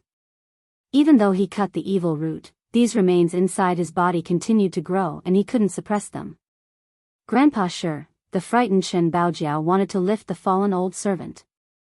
Don't move him. Watch out for the evil roots, they might enter your body. Li Qie snapped. He immediately separated Chen Baojiao from the old servant, then he told Niu Fen, rip open his wounds. Niu Fen immediately tore open the wounds of the old servant. Li Qie then poured the holy water over the wounds. The old servant's body immediately quivered in pain and he couldn't help but to scream. How is Grandpa Shi? Chen Baojiao urgently cried. Her face was pale as a sheet of paper. The evil plants inside his body were like leeches sprinkled with hydrated limes. They crawled out from the wounds, then fell dead onto the floor, motionless. Once they have entered the body, only the holy water from the 6 Tao lotus could force the roots out. Otherwise, it would entrench inside the flesh and suck the blood of the human. When Niu Fen applied golden medicine on the old servant, he was finally able to breathe and open his eyes. Grandpa Shi, how are you feeling, now? Chen Baojiao hastily called. Seeing the revival of the old servant, she was ecstatic. The old servant sat up with Chen Baojiao's support. He struggled to take a deep breath, and then he answered, Young miss, I can't die just yet. Old man, your cultivation is not bad. Your deep enlightened being's cultivation was really well hidden. Niu Fen said, just a bit of rest and you will recover. Young noble Li, for saving young miss and this old man, I am very grateful. The old servant finally stood up and voiced his appreciation towards Li Qie. Li Qie slightly nodded his head. Then, he eyed Chen Baojiao and said, even though you haven't made your decision, I won't let you be eaten by the evil plants. At this time, Chen Baojiao lowered her head in silence. This time, there were a few things that moved her heart, and unknowingly, she had already made her decision. What to do now? Being unable to lure the main root out, Li Shuangyan worriedly asked, after a trap has been sprung, it won't fall for it a second time. Li Qie narrowed his eyes and said, this thing is wily, however, I still have one more method. Even if it is a demon, it will still have to drink my feet washing water. Come, we will go to a different cave. I don't believe that it won't come out. As he wasn't able to lure it out, Li Qie wanted to use a different secret card. That year, to destroy the evil Taifa tree, Immortal Emperor Shueshi left behind a preparation, here. Later on, Immortal Emperor Min Ren also fortified it after this place became the private property of the Cleansing Incense Ancient Sect, in order to sweep through the surviving roots in the future. Finally, Li Qie took the group of Li Shuangyan to a different place. Chen Baojiao, along with her old servant, also followed him. There were no more roots as they were traveling to a different location. The truth was that not only Li Qie, but even the other cultivators in the other caves came to realize that the evil roots were no longer appearing. The truth was that the main root underground was aware of the danger, and it felt that someone was hunting it. Thus, it became a ghost, lurking underground, and it no longer took action. It was laying dormant and waited, instead. Eventually, Li Qie and the others came to a large cave. This rocky cave was very big, however, without Li Qie leading the way, others wouldn't be able to find it. There was a thing that looked like a giant box yet also a Tao platform. It was unknown what godly ores this thing was made from. It emitted a faint light along with a brilliant ray, resembling a blood diamond, very beautiful. A sword was hovering on top of this Tao platform. On a closer look, this sword was not made from godly ore or treasure metal. This black and white sword that was suspended on top of the Tao platform, with careful observation, was found to be made from 2 types of woods, one side black and one side white. Black was like the obsidian stone, white was as white as jade. Seeing this white and black sword, others would think that it was made from jade. However, Li Qie was not captivated by the sword. His gaze was on a frog on top of the Tao platform. It was an ordinary frog, only, its belly was bigger. It was lying on the Tao platform, motionless. Li Qie stared intensely at this frog. His eyes became incomparably red-hot and murmured, truly unable to find the destination after wearing out iron soles, then inadvertently finding it without any effort. Chapter 137, Treasure of the Gods. 1. Li Qie regained his wits and slowly walked towards the frog lying on the Dao platform.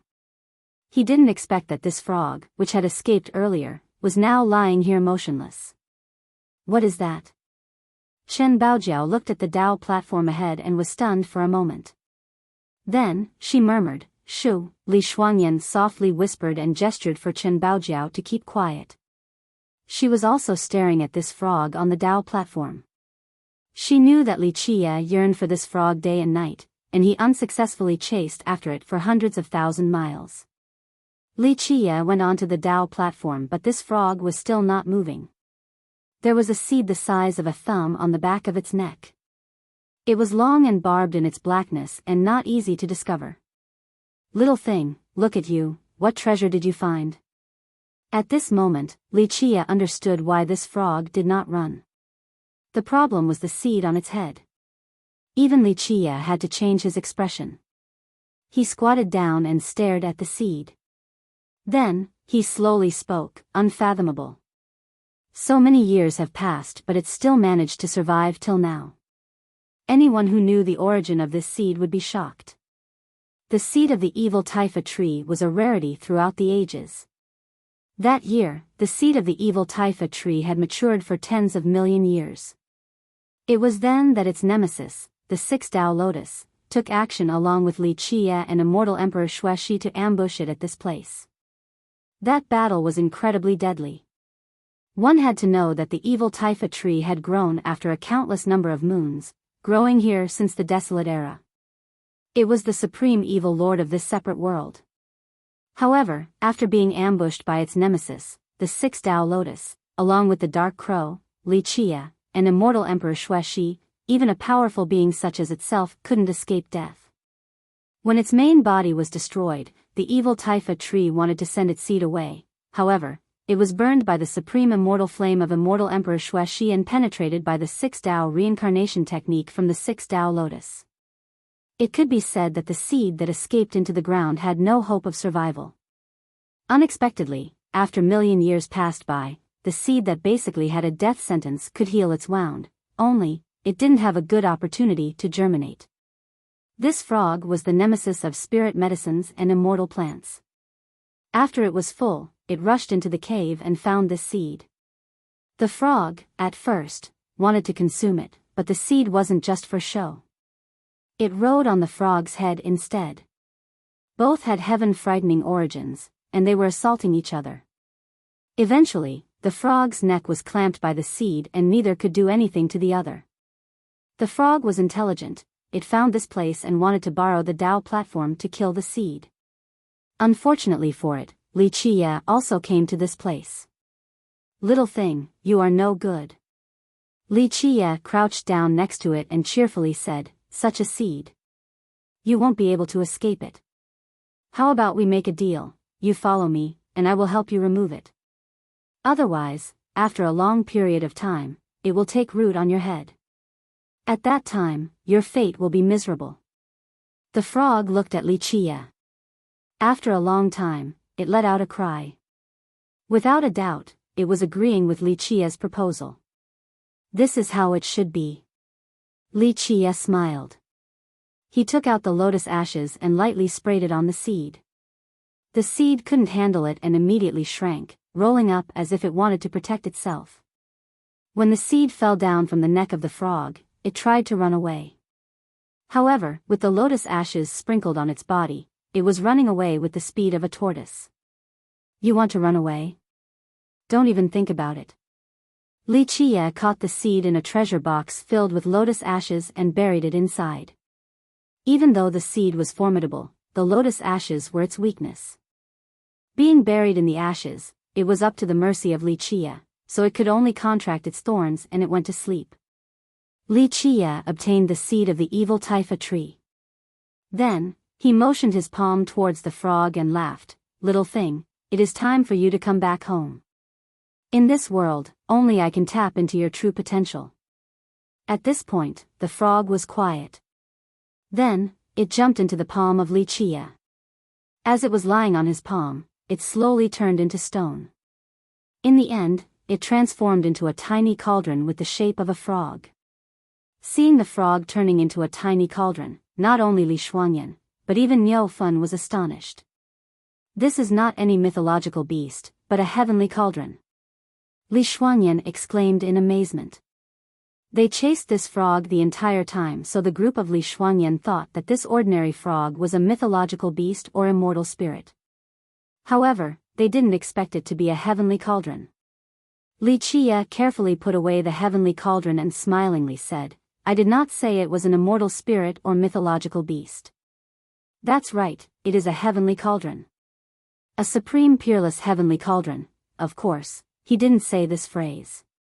The group of Li Shuangyan couldn't help but glance at each other.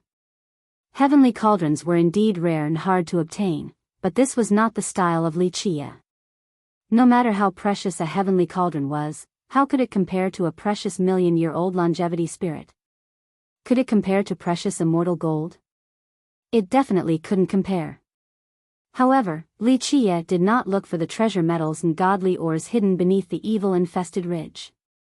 He even threw down the life ring of a 1 million-year-old longevity spirit like scrap metal, yet he gave so much value to this heavenly cauldron. This made Li Shuangyan and Niu Fun realize that this frog was certainly not a simple heavenly cauldron. However, since Li Chia didn't say anything, they didn't dare to ask. At this point, Li Chia picked up the floating sword on the Dao platform. This sword was like the black and white obsidian ores, naturally forming into a sword. This sword was extremely heavy. It was more substantial than any other life treasure created by godly steel. Boom! The moment the sword was in his hand, in a flash, it instantly unleashed 2 rays of lights. One was as luminous as the immortal's brilliance, while the other was as aphotic as the devil's aura. The 2 rays twisted together and continually circulated, like a Tai Chi yin-yang fish, without beginning or end. It clearly defined yin and yang. Grasping this sword was controlling righteousness and evil and controlling yin and yang. Inside the aggregation of the black and white rays, there were floating ancient runes. This light was as vast as the endless oceans. Inside this ocean, there was a hidden boundless grand Tao, encompassing the ancient profound truths since the start of time when the gods and devils ruled. After millions of years, I didn't expect it to absorb the 2 primal forces. Conflicting yet harmonious, it truly is a creation from the heaven and earth. Holding this sword, Li Chia emotionally sighed. This sword had a heaven-frightening origin. When the 6th Tao Lotus was fighting against the evil Taifa tree, he, along with immortal Emperor Xuexi, ambushed the tree. Its soul was destroyed and its fate was determined. Knowing that it would die, the ancient primordial foundation of the evil Taifa tree, comparable to the gods, escaped from its body and hid underground. One had to know that the primordial foundation of the evil Taifa tree was unfathomable. If the evil Taifa tree completed its Tao during the desolate era, then its primordial foundation lived during the legendary era that was completely unknown. Keep in mind that the evil Taifa tree reached its god transformation Tao by growing above the primordial foundation. The primordial foundation from this era was impossible to trace. Back when the primordial foundation escaped, Li Chia, as the Dark Crow, along with immortal Emperor Xuexi, were not able to chase after it. In a flash, the primordial foundation of the 6th Tao Lotus also left its body. The 2 wrapped around each other and fought to the bitter end. They both rushed underground. Afterwards, Li Chia and immortal Emperor Xuexi couldn't find the primordial foundations of the evil Taifa tree nor the 6th Tao Lotus. For both the evil Taifa tree and the 6th Tao Lotus, losing their primordial foundations meant death. Li Chia didn't expect that both of these primordial foundations fought to the bitter end and twisted into one to become a sword.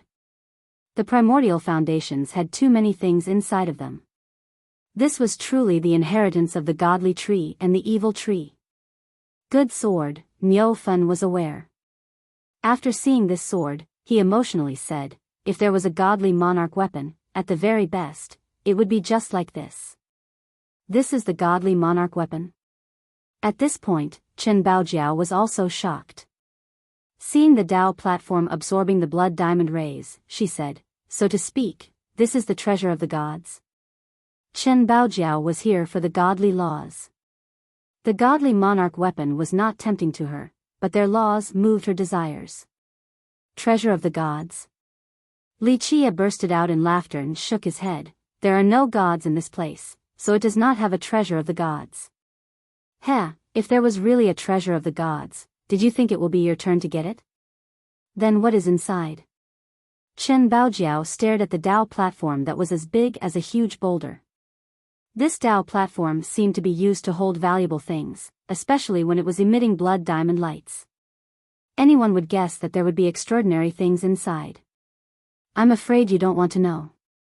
Li Chia narrowed his eyes and said, the inside is filled with the temptation of the devil. Opening it would be opening the devil's box, and also the moment the devil will come. Li Chia's demeanor didn't seem like he was joking around. It left Chen Baojiao and the group of Li Shuangyan to be surprised. At this time, they realized what was going on. Come on, this is when we shall be hunting devils. Li Chia commanded the others. The group of Li Shuangyan didn't dare to linger. They immediately stood on top of the Tao platform. Chen Baojiao couldn't help but ask, there are really devils here? What do you think? Li Chia glanced at her once and said, the roots that were chasing you earlier are what? Do you think that those are just tree roots with their own consciousness? Heh, they were only the things growing on its body. Hearing Li Chia, Chen Baojian became afraid. Thinking back on the tree roots like the flood, if there was something that could be considered as devils, then those roots, earlier, indeed belonged in that category. Chapter 138, Treasure of the Gods, 2, We will go outside to hunt in the sky. The underground is its heaven and earth. Li Chia controlled the few pieces of ancient bricks on the Tao platform and activated the runes on top. The entire Tao platform lit up with strands and strands of bloody diamond brilliances. These rays of light interwove together into a net that transmitted all the way underground. It seemed to be an endless net, capable of destroying the entire underground area. In the center of the Tao platform, a bloody ray pierced the horizon and penetrated through the sky. When this ray touched the sky, the Tao platform emitted even more colorful lights. These strands of light were no longer light, they were more like strings of flowing blood. These bloody strings twisted and turned into a formation and drilled into the entire world underground. That day, the bloody light that pierced the sky came from this place. Seeing the bloody light from the Tao platform, Chen Baojiao emotionally said. The light that attracted all of the cultivators, the light that made them think that there was a treasure here, it came from this place. You are correct. Li Chia continued, it wanted to bait the devilish thing, but it was clearly not successful. With that, Li Chia activated another brick on the Tao platform and shouted, rise. A loud explosion occurred. The Tao platform flew upward and hit the roof up above. It crashed through the dome and soared into the sky. Li Chia controlled the runes on the Tao platform as the bloody rays became stronger. The rays were like a waterfall that had an unstoppable torrent, drilling downward into the ground. What is that? At this moment, many experts from the sects and nations were back at the common area.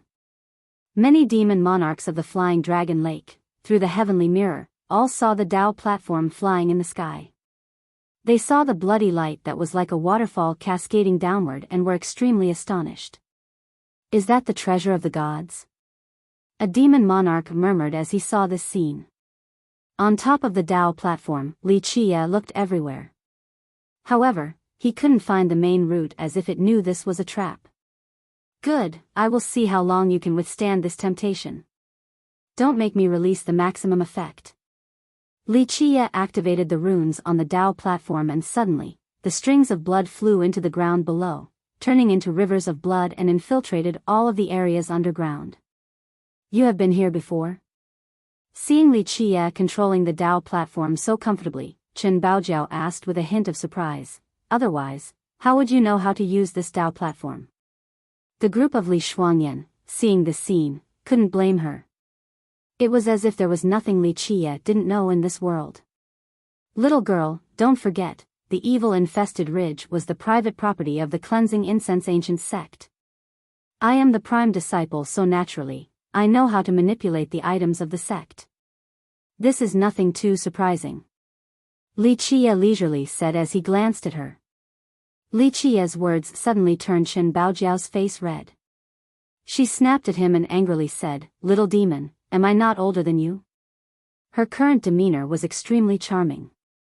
This angered Chen Baojiao because she was a lot older than Li Qie, yet this little boy referred to her as little girl.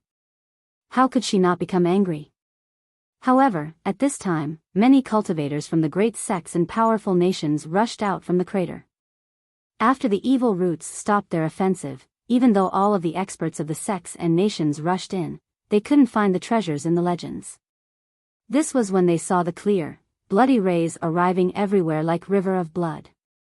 They were all moved and thought that this was the appearance of the treasure, so they all searched for the origin of the light. The treasure of the gods. Eyes were reddened with excitement. All of the experts rushed to the sky and surrounded the Dao platform. Humph, at this time, the old servant of Chen Baojiao coldly snorted and stepped forward. Suddenly, the enlightened being's power smashed forward like the waves and knocked many attacking experts flying away with a powerful momentum. This was an enlightened being. Royal nobles didn't dare to be arrogant. Needless to say anything about the rest of the cultivators. With an enlightened being taking action, many cultivators greatly changed their expressions, but they didn't give up. Wave after wave came and surrounded the group of Li Qie. Without Li Qie's command, the old servant stepped out as his aura was bellowing. Anyone that wanted to come would have to pass his gate first. Li Qie saved his life. This would be difficult to repay, so, at this moment, he was willing to block all enemies for Li Qie. The treasure of the gods. Cultivators rushed out in droves from the ground and saw the violently flashing bloody rays of the Dao platform.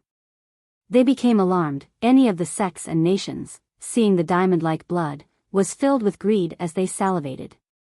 At this point, the preconceived notion from all of them was that the treasure of the gods was definitely inside the Dao platform. The treasure of the gods in the legends, ah! How could one not be tortured by greed? However, with the old servant blocking at the front, no heritages or powers dared to recklessly rush forward. They all took a cold breath. Rushing forward would be seeking death. At this point in time, with an azure aura, Heavenly Prince Qingxian, along with a group of masters, rushed out from the ground.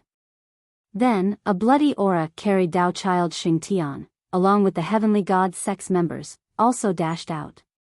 The godly monarch weapon. Surrounded by his azure light, Heavenly Prince Qingxian noticed the wooden sword in the hand of Li Qie and Void stepped forward. Heavenly Prince Qingxian was a genius. Even with an enlightened being in the way, he was not one bit afraid. Plus, the people by his side were not weak. As Dao Child Xingtian, along with his group, came up, seeing that Chen Baojiao was still alive, their gazes met. He became pale, and as for Chen Baojiao, she only coldly stared at Dao Child Xingtian. At this moment, Dao Child Xingtian and Heavenly Prince Qingxian were the two most powerful groups that came into the old servant's energy range.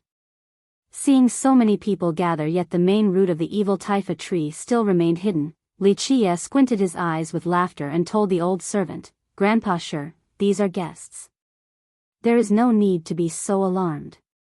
The old servant looked at Li Qie, then quietly returned to the Dao platform. Anyone who dared to come close, he would be the first to take action. How about it? Everyone all wants the treasure of the gods. Li Qie narrowed his eyes and was all smiles as he spoke. Then, Heavenly Prince Qingxian went forward with an all-penetrating gaze at Li Qie. He spoke with a godly voice that was filled with a rhythmic law. "Hand over the godly monarch weapon and I will immediately leave." He gazed at the yin-yang wooden sword in the hand of Li Qie. Everyone here knew their stuff. Seeing the enigmatic yin-yang wooden sword in the hand of Li Qie, they immediately discerned that this was a supreme weapon and were driven with greed. However, since Heavenly Prince Qin Xian wanted this weapon, no one here dared to compete with him. However, this godly monarch weapon was first found by me. Li Qie squinted his eyes and smiled. He was without a trace of anger. Niu Fun and Li Shuangyan were completely speechless by this exchange of words. What was the treasure of the gods and the godly monarch weapon? They knew that there were no such things. Li Qie simply wanted to fool these people. Li Shuangyan gave a sympathizing glance to these people. They won't even know how they will die. They didn't know that they were the meat in someone else's mouth, yet still coveted the treasure of the gods. Only the virtuous deserves the godly monarch weapon. With a majestic aura, Heavenly Prince Qin Xian spoke with a clear voice. This godly weapon in your hand will only bring about a personal calamity. If you want to leave alive, then hand it to me and I will ensure your safety. That's right. The treasure of the gods, only a virtuous person deserves it. What right do you have as a junior to pocket all of the treasures? The cultivators present all loudly jeered. Who wouldn't lust after the treasure of the gods? At this moment, everyone wanted to come up with an excuse to grab the treasure. Hand over the treasure of the gods, we will split you one part. Dao Child Xingtian also had an unstoppable presence. Right now, he was standing together with Heavenly Prince Qin Xian. Teaming together, he coldly said, otherwise, even if I and brother Qin Xian allow for you to leave, I'm afraid the rest of the world still wouldn't. The move of Dao Child Xingtian was quite effective. He incited the greed on behalf of the people here to audaciously steal the treasure. Chen Baojiao contemptuously glanced at him. She despised his character. Right, the treasure of the gods, everyone should have a part. Wanting to keep it to yourself is impossible, otherwise, everyone will kill you. Suddenly, everyone from the great sects and powerful nations echoed this sentiment. Little brat, if you are smart, then you will get one part of the treasure. Otherwise, you will die without a grave. A sect master coldly said. There was also a royal noble with glowing eyes that could devour others that coldly said, giving you one part of the treasure is already a great, righteous act. Any more hesitation and you won't even have one part. At this point, everyone was blinded by greed. They wished that they didn't have to wait to rip Li Qie to pieces and snatch the treasure from the Dao platform. Li Qie watched the ravenous experts with his squinting eyes.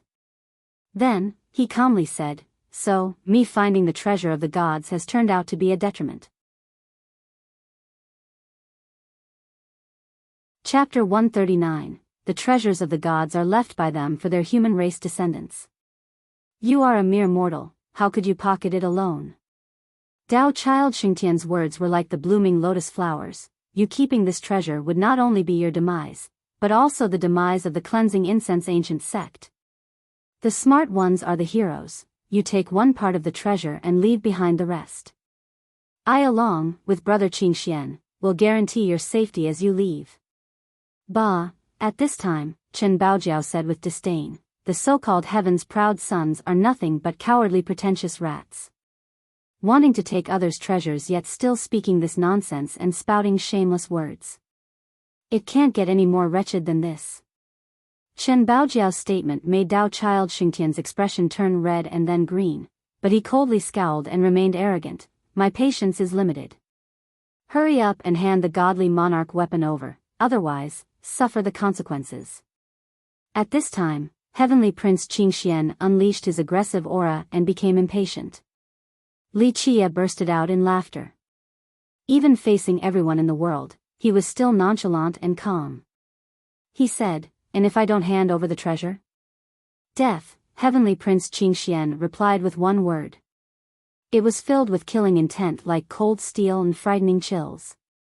You will become the enemy of the entire world if you don't hand over the treasure. You will be murdered by everyone. At this time, an expert loudly shouted. Who didn't want a half cup of soup from the treasure? A lord coldly exclaimed, hurry up and hand over the treasure or face your death. Being the enemy of everyone in this world will not result in a good end. Enemies with everyone in this world? Murdered by everyone? I am so afraid, ah. Li Qie laughed and patted his chest. Then, he squinted his eyes while speaking, enemies with everyone in this world? Everyone in this world, just with all of you? All worthless. So what if everyone was my enemy? I'll still kill without mercy. Young man, such big words. At this moment, enlightened being C2 stood up and smiled. Don't think that just because you have an emperor's possession that you are invincible in this world.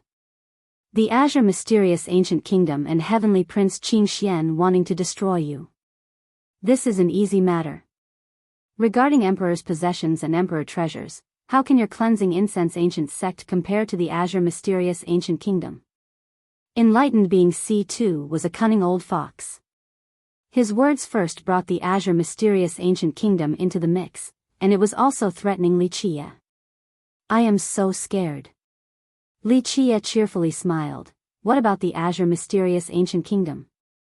What if I don't hand over the treasure? Young people are always hot-headed. You simply don't know the immensity of the heavens and vastness of the earth. Enlightened being C2 smirked and then said, if something should happen, then it would be unfortunate.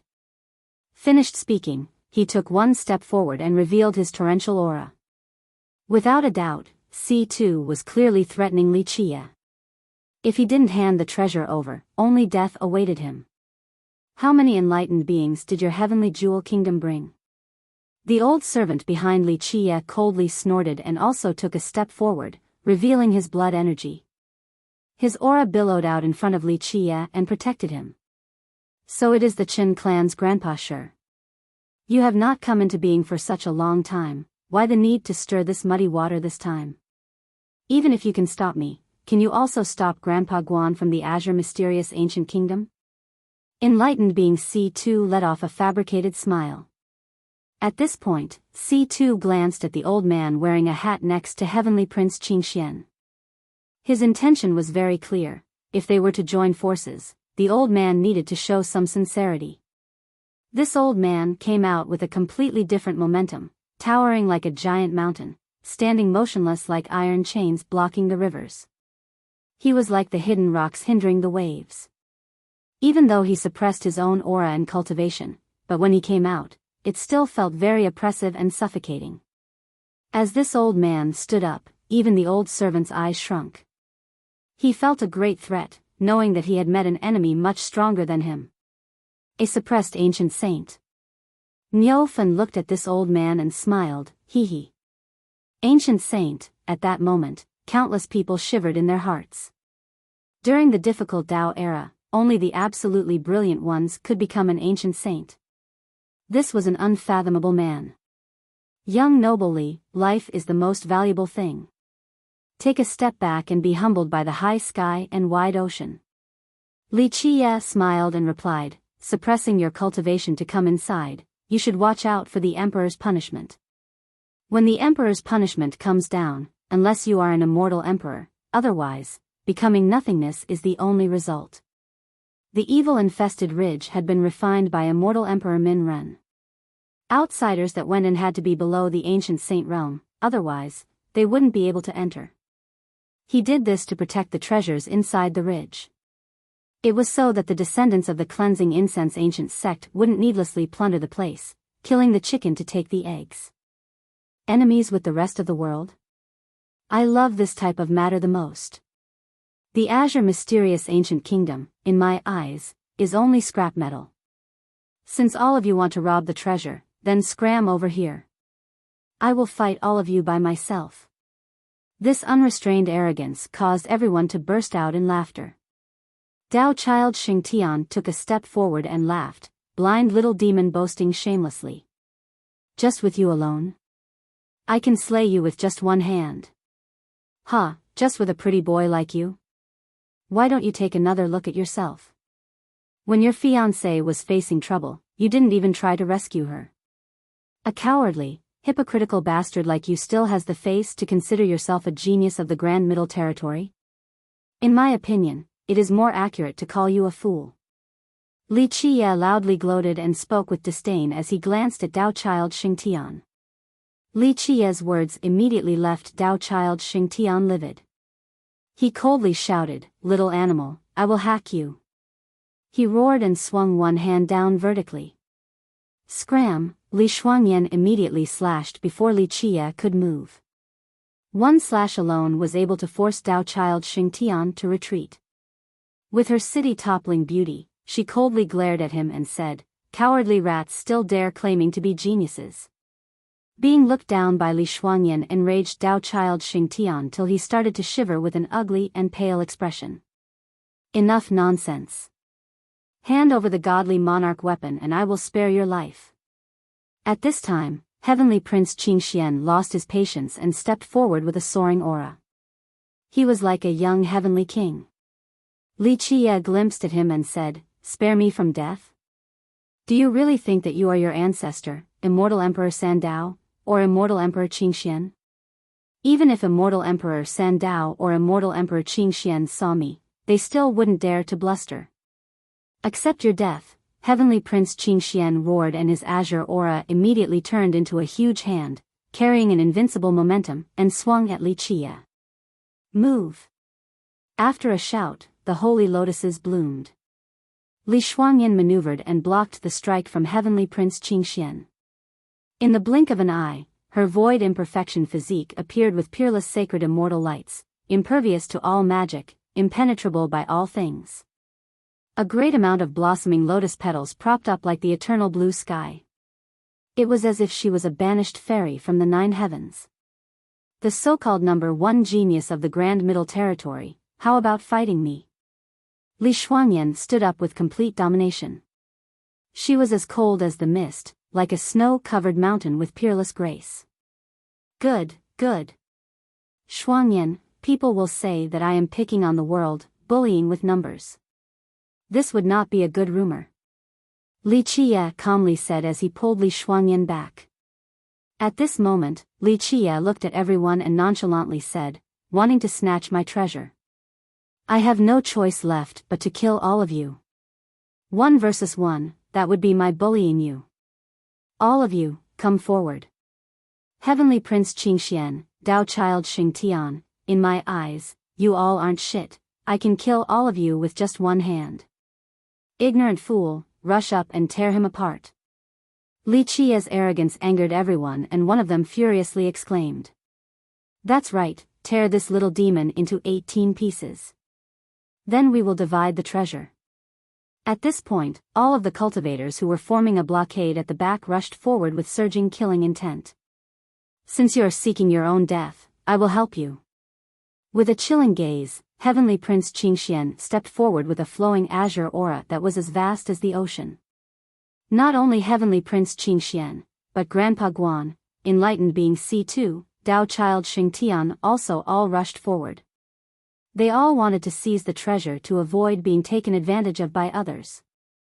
They not only wanted the treasure, but also wanted to capture Li Qiye's group, including Li Shuangyan. Wait! When they all wanted to take action, Li Qiye suddenly shouted. "If you have any last words, it is not too late to say them." Dao Child Xingtian said. Li Qiye smiled and said, "Not last words, but I did say that I didn't want to bully the world. We have so many people here so it is not fair. People will say I am using numbers to bully you all, so first, let me tell them to back off." Finished speaking, he signaled with a motion of his sleeve. Chapter 140, Evil Taifa Drinking Blood, 2. Chen Baojiao didn't know what was going on, but Li Shuangyan and Niufen understood, so they both stepped back and dragged Chen Baojiao, who was standing in the middle, to the back as well. "Good, let us start. Pretty boy Xingtian, little bastard Qingxian, go, this big uncle will slaughter all of you." Li Qiye laughed. At this moment, he activated the runes on the Dao platform. As the demon monarchs of the Flying Dragon Lake in the faraway common area and the other cultivators witnessed this scene in the heavenly mirror, they felt that he was defying all common sense. A demon monarch murmured, "Has this brat gone crazy? Does he want to slaughter everyone? He went insane. A mere firefly that still dares to compete with the brilliance of the moon." Heavenly Prince Qingshuan's azure and mysterious eyes, that were capable of seeing through everything, unleashed a sword made from the aura to cut Li Qie. Dao Child Xingtian, with a cruel glimmer in his eyes, also snorted and took out a true treasure to slash at Li Qie. Kill! Slaughter this brat! Suddenly, all of the cultivators from behind also rushed forward. They not only intended to kill Li Qie, but also to seize the treasure. However, at this very moment, the Dao platform underneath Li Qie, that resembled a precious treasure case, suddenly staggered and horrifying bloody rays rushed out in the blink of an eye. Boom! Carrying immense power, the rays threw out all of the people with an impact that knocked on all of them, including Heavenly Prince Qingxian, Grandpa Guan, and Dao Child Xingtian. They were all sent flying away the moment the rays pierced the sky. Everyone who took action, regardless of whether they were royal nobles or enlightened beings, were all swept flying like falling leaves. At this moment, the center of the Dao platform completely opened. A stream of actual blood that was different from the former bloody rays gushed out. This stream of blood dispersed an iron-like bloody stench that filled the air of the entire area. This fresh blood was extremely beautiful, demonically beautiful. It soared up to the sky and encompassed the group of Li Qie. Subsequently, it rushed straight down and turned into thousands of blood arrows that headed straight at Li Qie's group. You dare to even mess with me? Do you not remember the lesson? Li Qie smiled and gently blew some lotus ashes that he carried in his palm. The lotus ashes immediately hovered around Li Qie's body and, at the same time, Li Shuangyan and Niu Fen also spilled some lotus ashes that disappeared in the surroundings. The blood arrows felt the dread of the lotus ashes and instantly melted into one. It hovered in the sky as if it was staring carefully at Li Qie. Ploof! Ploof! Suddenly, this bloody amalgamation turned into countless strands of blood, and they all shot out with an extreme speed that was impossible for the eyes to discern. Kill! Seeing the strands of blood flying forward, the cultivators who were knocked away earlier summoned their life treasures. Pluff! Pluff! But even when they used life treasures, they couldn't cut through these strands of blood. In an instant, blood spurted out as cultivator after cultivator was impaled by the bloody lines. Screams rang out. While the pierced wounds of the blood strands themselves weren't fatal, when these strands of blood went through the body, they started to suck the cultivator's blood at a shocking rate and immediately grew in size. In a flash, pitiful bellows resounded in the air. A few hundred cultivators' blood was sucked dry, and they fell down from the sky. Escape! Seeing the indestructible strings of blood, they were terrified. One yelled loudly and turned around to run. Bang! Bang! Bang! However, at this moment, many large roots rushed out from the ground like octopus tentacles, but they were far more terrifying than ordinary tentacles. This person running away was pierced by the root and had his blood sucked dry as he wrinkled up and ended up as a dry, empty husk. Swish! Amidst this chaos, countless large evil roots rushed towards all of the cultivators with extreme velocity. They interweaved into an inescapable net that surrounded the group of Heavenly Prince Qingxian. Slay! The group of Heavenly Prince Qingxian ferociously roared and activated their techniques with flying life treasures thundering in the air, slashing away at the inescapable net made from the tree roots. However, the evil roots were far more terrifying than their imagination. As the sounds of XSH reverberated, the strings of blood from the Dao platform were absorbed by the evil roots and suddenly, a terrifying evil aura appeared as countless more roots came into being like endless needles. At this time, behind the endless tree roots was a broken stump. It wasn't high, only around 3 feet, but it seemed like a horrifying demon lord where all of the evil roots came from its body. The most frightening thing was that it had a pair of black eyes on its body. When this wooden stump appeared, its terror didn't stop there. It suddenly emitted an endless evil presence that soared through the sky. Boom! Dash! At this time, the evil presence was absorbed by the wooden stump and turned into even more strings made out of the black aura. They merged with the evil roots and turned into the most terrifying of weapons that slashed constantly and sucked people's blood dry when they rapped onto someone. It finally came out even stronger than my expectations.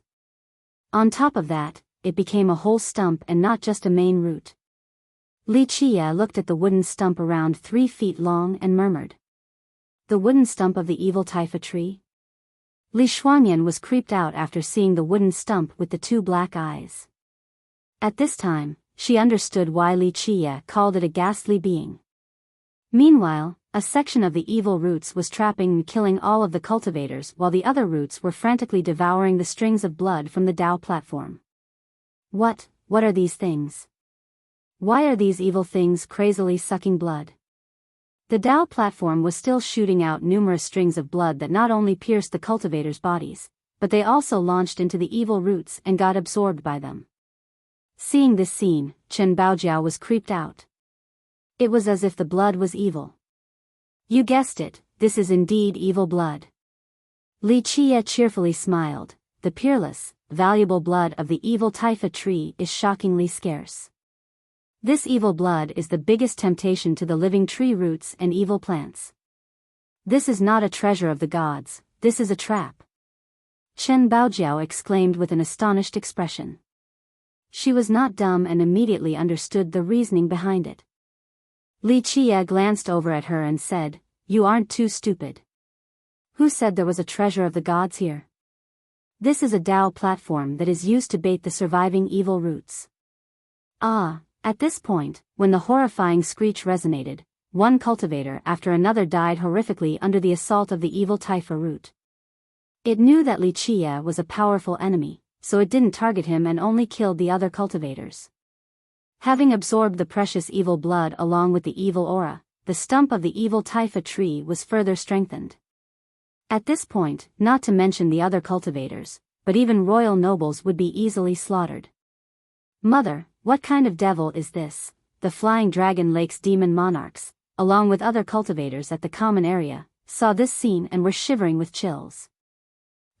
This is the evil taifa tree in the legends. When it matures completely, all of us will die in this place without a doubt. The turtle monarch's face became pale and he turned tail to run. Seeing his escape, other cultivators immediately followed suit. Enlightened being C2 screamed as an evil root pierced his chest and drained his blood dry in a flash. Even as he was dying, his eyes were wide open. He was unwilling to believe that this would be his end. As for the group of Dao Child Xingtian and Heavenly Prince Qingxian, they were flabbergasted. Despite Heavenly Prince Qingxuan's peerless emperor merit laws and with the help of Dao Child Xingtian and Grandpa Guan, they couldn't escape the net woven by the evil roots. As the roots of the evil taifa tree absorbed more energy, it became even stronger. A few times, Heavenly Prince Qingxuan's group almost made it through, but they were forced back at the very last moment. As his royal noble and enlightened being numbers decreased, Heavenly Prince Qingxuan's face became extremely ugly. He made his decision, then he roared and shouted, "Kill!" In the blink of an eye, he summoned an item that was floating on top of his head. Boom! Amidst the fire and thunder, when this item came out, the invincible Emperor aura turned into an Emperor light that swept through everything, slashing the countless evil roots from the sky and protecting the group of Heavenly Prince Qingxian as they rushed out of the net. An Emperor's possession. Seeing the invincible aura of an Emperor, the group of Chen Baojiao lost their colors. Yes, the item that Heavenly Prince Qingxian summoned was an Emperor's possession in the form of a ring. Even though its power was limited in usage, it could protect them as they made their way out of the entrapment without any issues. You want to escape? It won't be that easy. Li Qie smiled with the invisible dual blades in his hands. Zeng! Suddenly, the 2 blades shattered as Li Qie uttered a roar. The shattered blades spewed out Emperor power that suddenly aggregated into 2 large blades. Decapitate! Li Qie howled, and the Emperor blades cut through the sky straight towards the Emperor's ring that was protecting the group of Heavenly Prince Qingxian. Li Qie destroyed his invisible dual blades and unleashed the remaining Emperor's power into his strike that was capable of cutting down even the sun and the moon. The Emperor's ring felt threatened, so it unleashed an invincible power to face the Emperor's blades. Under the presence of the Emperor's powers, the entire evil-infested ridge trembled. The power of two immortal emperors colliding would have an unthinkable consequence. Boom! A loud explosion reverberated throughout the entire ridge. All existences, including heavenly beasts and longevity spirits, shook in fear.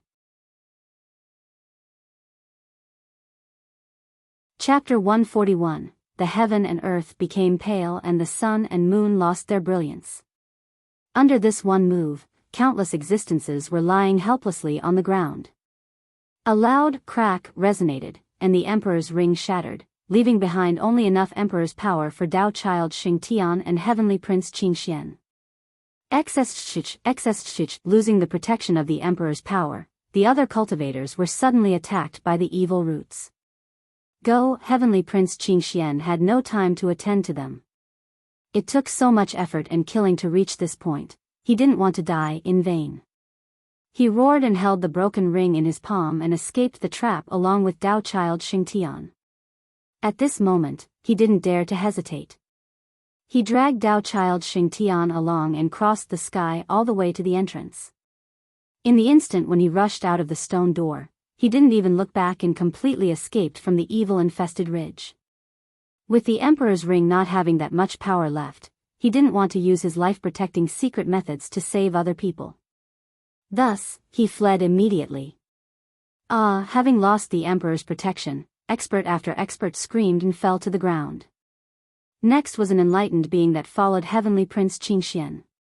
After the evil roots massacre, barely any experts were left alive. In this moment of life and death, Grandpa Guan crazily shouted and broke down his own seal. Suddenly, the aura of an ancient saint expanded to cover 10,000 miles. He was a powerful ancient saint and immediately maneuvered to slash the evil roots that were attacking him. Boom! But when the old man wanted to escape from the net, there was a bolt of lightning that struck down from the sky, carrying the force of the rolling thunders. Bang! The lightning came down upon his ancient saint body. He immediately froze and spurted out blood. His body fell and he was dead on the spot. Like I said, be careful of the Emperor's punishment. Seeing this scene, Li Qie slowly spoke. Did you truly think that the warning of immortal Emperor Min Ren was just empty words? If the Emperor's suppression was simply empty words, then immortal emperors wouldn't be so invincible. The evil-infested ridge, only martial artists below Ancient Saint could enter. This was not an ordinary warning. Someone who suppressed their own power to enter, when revealed, would be punished by the Emperor's power. At this moment, the last cultivator standing finally perished to the evil roots. From start to finish, only Heavenly Prince Qingxian and Tao Child Xingtian managed to escape. The rest of the people who tried to rob the treasure suffered horrific deaths. Didn't trust my words. I said whoever blocks my path be killed without mercy. Li Qie calmly said. As for Li Shuangyan and Niu Fen, both of them were dead silent. They have seen the terrifying ways of Li Qie before, and Shen Baojiao along with her old servant felt their blood run cold. From the start to finish, Li Qie basically did nothing, but in a short time, several tens of thousands of cultivators were killed. The most frightening part was that there were royal nobles and enlightened beings, and even a master ancient saint. The evil Taifa tree is staring at us. Li Shuangyan whispered to Li Qie.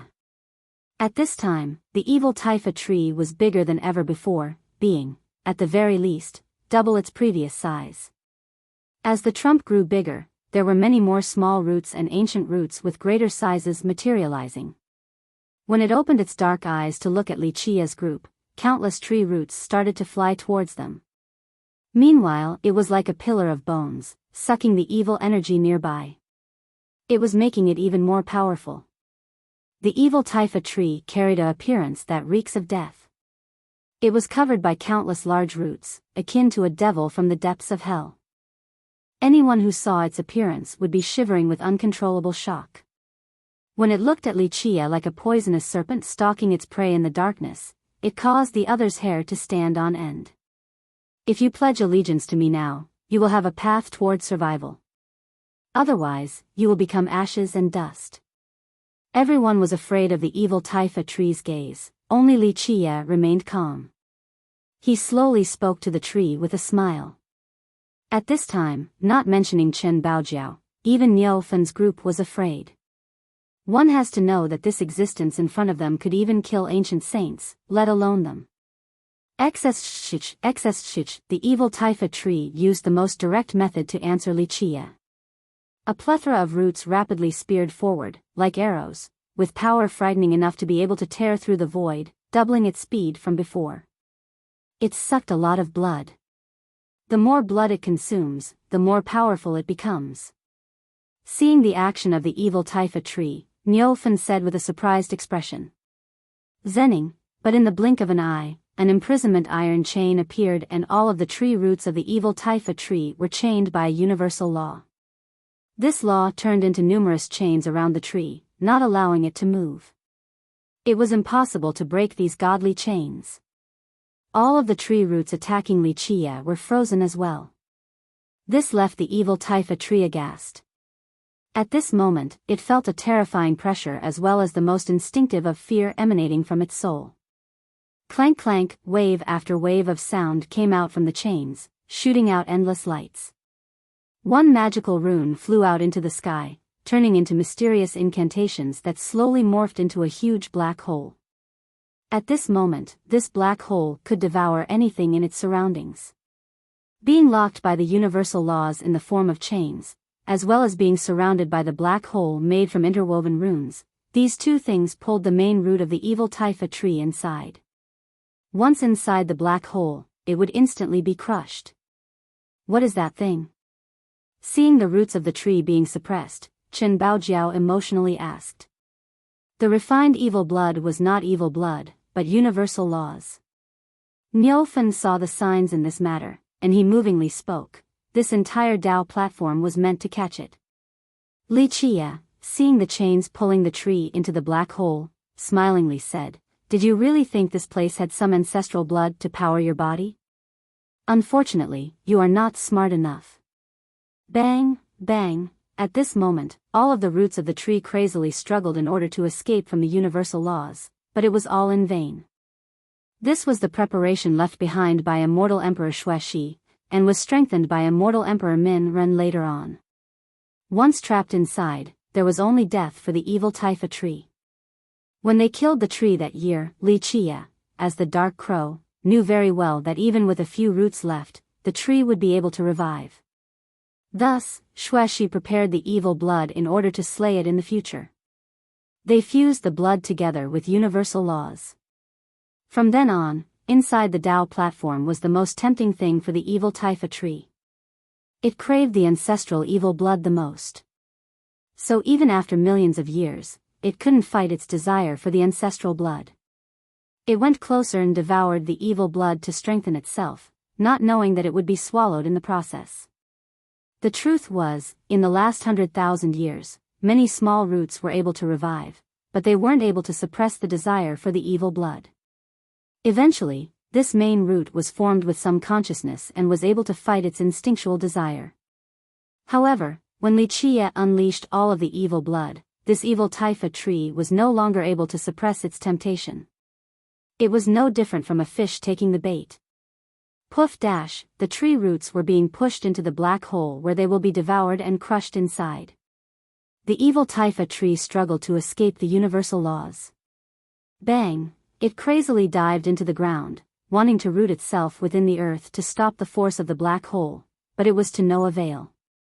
Even when the entire ground was overturned, crushing itself, it couldn't resist the sucking power of the black hole. It's no use. In the face of the blessings from two immortal emperors, unless you are as strong as before, it is meaningless. Li Qie watched the struggle of the evil taifa tree and smiled. The eyes of the evil taifa tree turned cold, and a section of the roots suddenly gave up to turn into countless arrows towards Li Qie. It believed that Li Qie was controlling the Dao platform, so it wanted to kill Li Qie in order to escape. Pluff, dash, however, the black hole morphed into a giant mouth and instantly devoured every single root that was shooting at Li Chia. Trying to kill me? Li Chia burst in laughter, and he uttered, "You are still too young. Compared to my methods, you are not a match." Chapter 142, Decapitate the Evil Taifa Tree, 2, Boom. A loud explosion filled the air. The evil Taifa tree saw itself being slowly devoured, and its struggling became weaker. The main root tore into the ground, wanting to reach the deepest parts of the earth to stop the sucking power. Pfuff! At this moment, an incomparable power appeared from under the earth and helped the main root. Boom! After being assisted by this power, the evil Taifa tree began to stabilize, and then it pulled down the Tao platform instead. The Tao platform turned bright as it was being dragged by the evil tree. Boom! In a short time, the whole world shook and the evil Taifa tree furiously pulled with its roots, wanting to yank out the Tao platform. What is going on here? Seeing the sudden reversal of the situation, Li Shuangyan and Chen Baojiao were frightened and lost their colors. Once the evil Taifa tree captured the Tao platform, they could only die. The evil Taifa tree managed to devour such a rare thing. This growth is not unreasonable. Li Chia was still calm, and he idly said with a smile, "The underground contains an evil vein with evil spring water. This evil spring water is extremely valuable to the evil Taifa tree. If the tree could use it to refine its body, then one day, it would become an existence that exists alongside the gods." Boom! Suddenly, the black hole doubled in size. The clanking sounds of the iron chains hitting each other as the universal laws restricting the evil Taifa tree contracted several times more, pulling it into the black hole. Bang! The earth was overturned. This scene was like a heavenly ox plowing through the world, creating countless holes of dirt and mud. At this second, even connecting to the evil vein was useless and nothing could stop it from being dragged into the black hole. A section of its roots was devoured into pieces. Clank, clank, clank, but now, an even more horrifying event occurred. The bony outgrowths of the tree that were sucking in evil energy in the sky rushed to the mountain of bones, and all of the evil energy started to condense there instead. At this moment, all of the bones connected together. No matter whether they were human bones, heavenly beasts' bones, or stone statues' remnants, everything was assembled together into a huge, giant skeletal tree. This giant skeletal tree appeared in front of Li Chia, like a giant monster, and struck down towards the Tao platform with its monstrous body. Boom! The entire platform was shaken from the impact, but the black hole became even larger and more powerful as it continued to drag the evil Taifa tree. Bang! Bang! Bang! At this point, the giant tree gripped the Tao platform, wanting to crush it into pieces. Shit! This evil thing became much stronger. Inside the protection sphere, the expressions of Niu Fen's group greatly changed from this crazy grotesque scene. Bang! However, the evil Taifa tree was far more frightening than that. At this time, a bony outgrowth bursted out from the ground. This bony outgrowth was 10,000 zhang high, thick and terrifying. It turned into a giant hammer and slammed down with a destructive force on the Tao platform. Boom! Being stuck by this horrifying hammer, the Tao platform was shaking non-stop, and even the black hole suffered from the impact, decreasing its power. Boom! Boom! Both the bony outgrowth along with the giant tree made from bones repeatedly slammed the Tao platform, wanting to render it into nothingness. The black hole became weaker from the impact, leaving the evil Taifa tree room to breathe. In a short time, their attacks became even more rapid. I'm afraid the Tao platform won't be able to handle this. We should run away. If this ghastly thing escapes, it would be our end. Niu Fen lost his colors and glanced at Li Chia while speaking. Still a piece of cake. Li Chia was still calm. Looking at the evil Taifa tree with its evil energy soaring the sky, he smiled. I originally did not want to kill to the very end, but since you don't know life from death, I'll help you. Finished speaking, Li Chia formed miscellaneous seals with his hands. He stomped his feet on the ground and shouted. Blood energy rushed into the sky, and he chanted true mantras. obey my will, open Emperor Shuaxi's dimension. Descend, slaughtering evil formation. Boom, boom, at this moment, an unimaginable scene occurred. The entire space of the evil-infested ridge was illuminated with a bloody light. In the horizon, a giant door was opening, and it unleashed an endless stream of terrifying emperor aura. When the lights intermixed with each other in the sky, the celestials appeared and the world rotated, giving birth to a huge complex formation. Whoosh, dash, in a flash, a bloody spear belonging to the gods descended from the sky in order to destroy evil and all existences. Bang, the blood spear pierced down and destroyed the long bony outgrowth, penetrating countless bones. Under this one spear, whether it was the bony outgrowths or part of the giant skeleton mountain, everything was drilled through. They were unable to resist its power. Even the heavenly beasts and longevity spirits were shivering from feeling the presence of the immortal emperor. 1,000,000-year-old heavenly beasts and longevity spirits were all hiding in their caves, not daring to venture out. Oh heavens, the sky is a killing formation. Even an expert like Niu Fen lost the strength in his knees as he watched the Emperor's gate opening and the appearance of the grand formation that created the bloody spear. He emotionally exclaimed, This is a grand formation of the immortal Emperor rank. Anyone who meets this will surely die. Chen Baojiao and the old servant were, needless to say, also speechless from this impossible scene ahead. This bloody spear was indeed capable of killing gods and devils. After a while, Chen Baojiao regained her wits and, while still pale, asked Li Qia, You had this technique since way earlier, right? This beauty capable of toppling kingdoms, even when pale, was still enough for others to yearn and love. Chen Baojiao and the old servant finally understood at this point that, since the beginning, Li Qia already had a victorious method. From the very start, Li Qia wanted to kill all of the sects and cultivators that came into the evil-infested ridge. This was when they understood that whether it was the Azure mysterious ancient kingdom, the heavenly god sect, or even the entire world, everything was within his calculations. He was the one who spread the rumors that Dao child Xingtian wanted what was called the treasure of the gods. In the end, too many people died here and only a few escaped. The old servant had experienced many waves and winds, but his palm was still shaking with cold sweat. At this point, he was secretly glad that they weren't the enemies of Li Qia. Even if he was stronger, they would still be doomed. Li Qia simply glanced at Chen Baojiao and said, The evil-infested ridge is the personal property of the cleansing incense ancient sect. As the prime disciple, it is nothing strange that I know certain methods. Of course, this grand formation didn't have anything to do with immortal Emperor Minren. This was prepared by immortal Emperor Shuaxi. At that time, they prepared this grand formation in the sky as an inescapable net to destroy the evil Taifa tree. Unfortunately, before they could do anything, the 6 Dao Lotus had already made a move against the evil Taifa tree, so they didn't get a chance to use their preparation.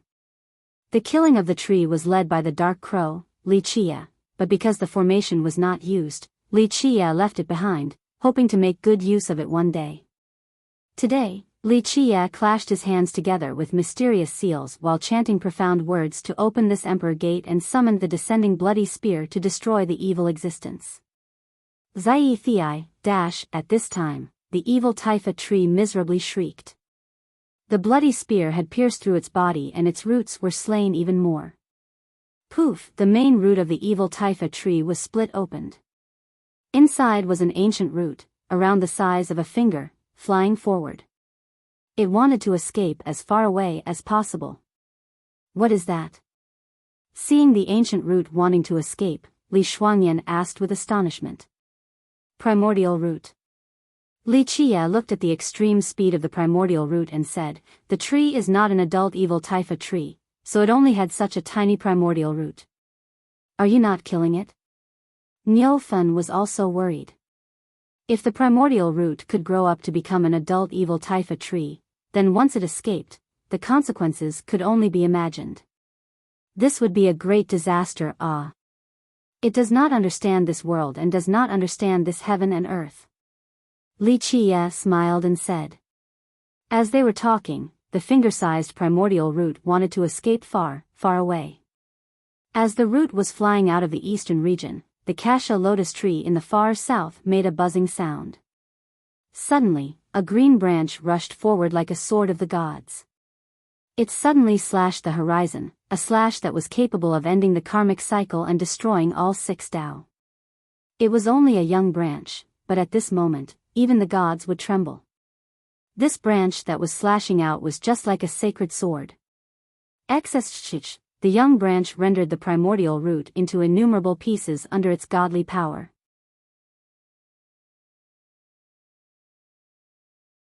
Chapter 143, Alchemist God's Grand Canon. 1. I said it does not know this world and does not know that this world would not allow for the evil taifa tree to grow. Wanting to escape out of this place was impossible in the first place. Seeing this scene, Li Chia happily smiled. Chen Baojiao and her old servant didn't know where this young branch came from, but seeing how it slashed through the entire sky, they were extremely frightened. This young branch was even more horrifying than a godly sword. Under its power, it didn't matter whether one was an enlightened being or ancient saint, death was their only fate. Li Shuangyan and Niu Fen, on the other hand, knew exactly where this branch came from. They took a deep breath. No wonder Li Chia said that the cassia lotus could compare to the gods. This was a frightening existence. Just a young branch was around this terrifying, not to mention the entire cassia lotus tree that was as big as a mountain. The cassia lotus tree was born from the 6 Tao lotus. After the battle with the evil taifa tree that year, the 6 Tao lotus tree lost its primordial foundation and was on the brink of death. Afterward, Li Chia and immortal Emperor Xueshi moved it into the moon cassia tree, and they used a heavenly method to keep it alive, but it was no longer the 6 Tao lotus from then on. The 6 Tao lotus and the evil taifa tree were mortal enemies. Once the evil taifa tree's root entered its territory, the root would be slain by the cassia lotus tree. Boom! At this point, the bony outgrowth, along with the mountain of corpses, had fallen down under the might of the bloody spear. Finally, all of the evil roots were dragged into the black hole and were devoured. The main root also suffered the same fate. It bellowed as it died a terrible death. As Chen Baojiao's group was in a daze, the Tao platform withdrew its black hole along with all of the evil blood. The supreme immortal door in the sky closed and the grand formation dissipated. In a flash, the sky was bright again. It was as if nothing had happened. Then, the Tao platform sunk into the ground once more, waiting for the next time when the evil roots would appear again. Li Chia jumped to the ground and got on top of Niu Fen's back. He patted his shell and smiled, finally finished everything. This trip was very smooth and successful, and my task has been completed. Li Shuangyan was used to the mysteriousness of Li Chia. No matter what heaven-frightening thing he did, she wouldn't be shocked anymore. As for Chen Baojiao and the old servant, they were silent. This matter was just like a dream to them. Several 10,000 experts, including royal nobles, enlightened beings, and even an ancient saint, were annihilated. All of the geniuses of the Azure mysterious ancient kingdom and the heavenly god sect did not escape death. Everyone would lose their colors since no one could oppose the evil taifa tree. However, it was merely an item in Li Chia's hands, a part of his calculations. No matter how powerful it was not enough to reach the apex. It was simple enough for him to crush it. The old servant, who had experienced many things, had to look at this 15-year-old boy with a different eye. Even if someone beat him to death later, he still wouldn't want to oppose this boy. He was too scary and chaotically nefarious. Chen Baojiao was also contemplating for a long time. At this moment, she understood why Li Shuangyan was willing to follow this 15-year-old boy. Li Shuangyan was one of the most promising geniuses in the Grand Middle Territory. She not only had the qualifications that others couldn't compare to, but also a peerless beauty and alluring charm. Countless people courted her in many proposed marriages, but she chose to follow this youth with a mortal physique and mortal fate, becoming the sword by his side. Other people would surely think that she was crazy. In the beginning, Chen Baojiao was also perplexed. This was an unimaginable thing. Why was the unreachable Li Shuangyan, the focus of all the love from the heavens, willing to follow such an ordinary disciple. Now, Chen Baojiao understood that geniuses and heaven's proud daughters in front of this young man were not enough to reach the apex. Good, this grand matter is completed, we can go pick up the treasure now. Li Qie finally said. Li Qie brought everyone back to the Kasha lotus tree. Chen Baojiao and the old servant, seeing this tree, were in amazement. They finally knew what the thing that killed the primordial root of the evil lotus tree was. Okay, you guys are free now. Li Qie announced to all of the disciples, at this moment, everyone is free to pick up spirit plants, but you all shouldn't disturb the heavenly beasts and longevity spirits. As long as you don't provoke them, they will not attack. Remember, don't be too greedy, this is our private property. Whether it is treasure digging or spirit plant picking, if you see 3, leave 1 behind, don't exhaust the source. Hearing this, the disciples were ecstatic. Even Elder Gu was glad. He borrowed the power of a heavenly mirror to watch the grand battle at the evil Taifa tree's place, and he was very shocked at that time. Seeing Li Qie able to slaughter thousands of experts while smiling, this left them speechless. At this time, the elders agreed that picking Li Qie as the one to revive the sect was too correct. After hearing Li Qie's command, Elder Gu's group led the excited disciples to go mine the treasure metals and pick the spirit plants. Qie, you will not go along with us for the treasure seeking? Seeing Li Qie not wanting to go along, Elder Gu asked. I have something to do. Li Qie shook his head, then he stared towards the north and said in a serious manner, I want to make a trip to the north. Seeing Li Qie's expression, Elder Gu didn't ask anything else. Whatever he wanted to do, as the first elder, he fully supported it. Eventually, Li Qie left Gu Tiesho's group and brought Li Shuangyan while riding her snail to the north. But at this time, Chen Baojiao also followed along with her old servant. Seeing her wanting to come, Li Qie glanced at her, but he didn't reject her. They went north straight to the deepest area. After the grand battle with the evil Taifa root, that exerted its dominance, along with the Emperor's gate opening, all existences in the evil-infested ridge felt threatened. Li Qie's group didn't see any fierce beasts, even the 1,000,000-year ones were hiding inside their nests, not daring to come outside. Along the way to the north, they picked up quite a few spirit plants, and the harvest was amazing. Chen Baojiao was quite ecstatic. They then stopped at the deepest area of the north. Even if they didn't want to stop, they had no other way to go, their path was blocked. Before them were flying magical runes, blinding the sky with immortal rune rays that encompassed the heaven and earth. The countless magical runes were similar to a waterfall coming down from the heavens, like the volcanoes gushing from the bottom of the earth.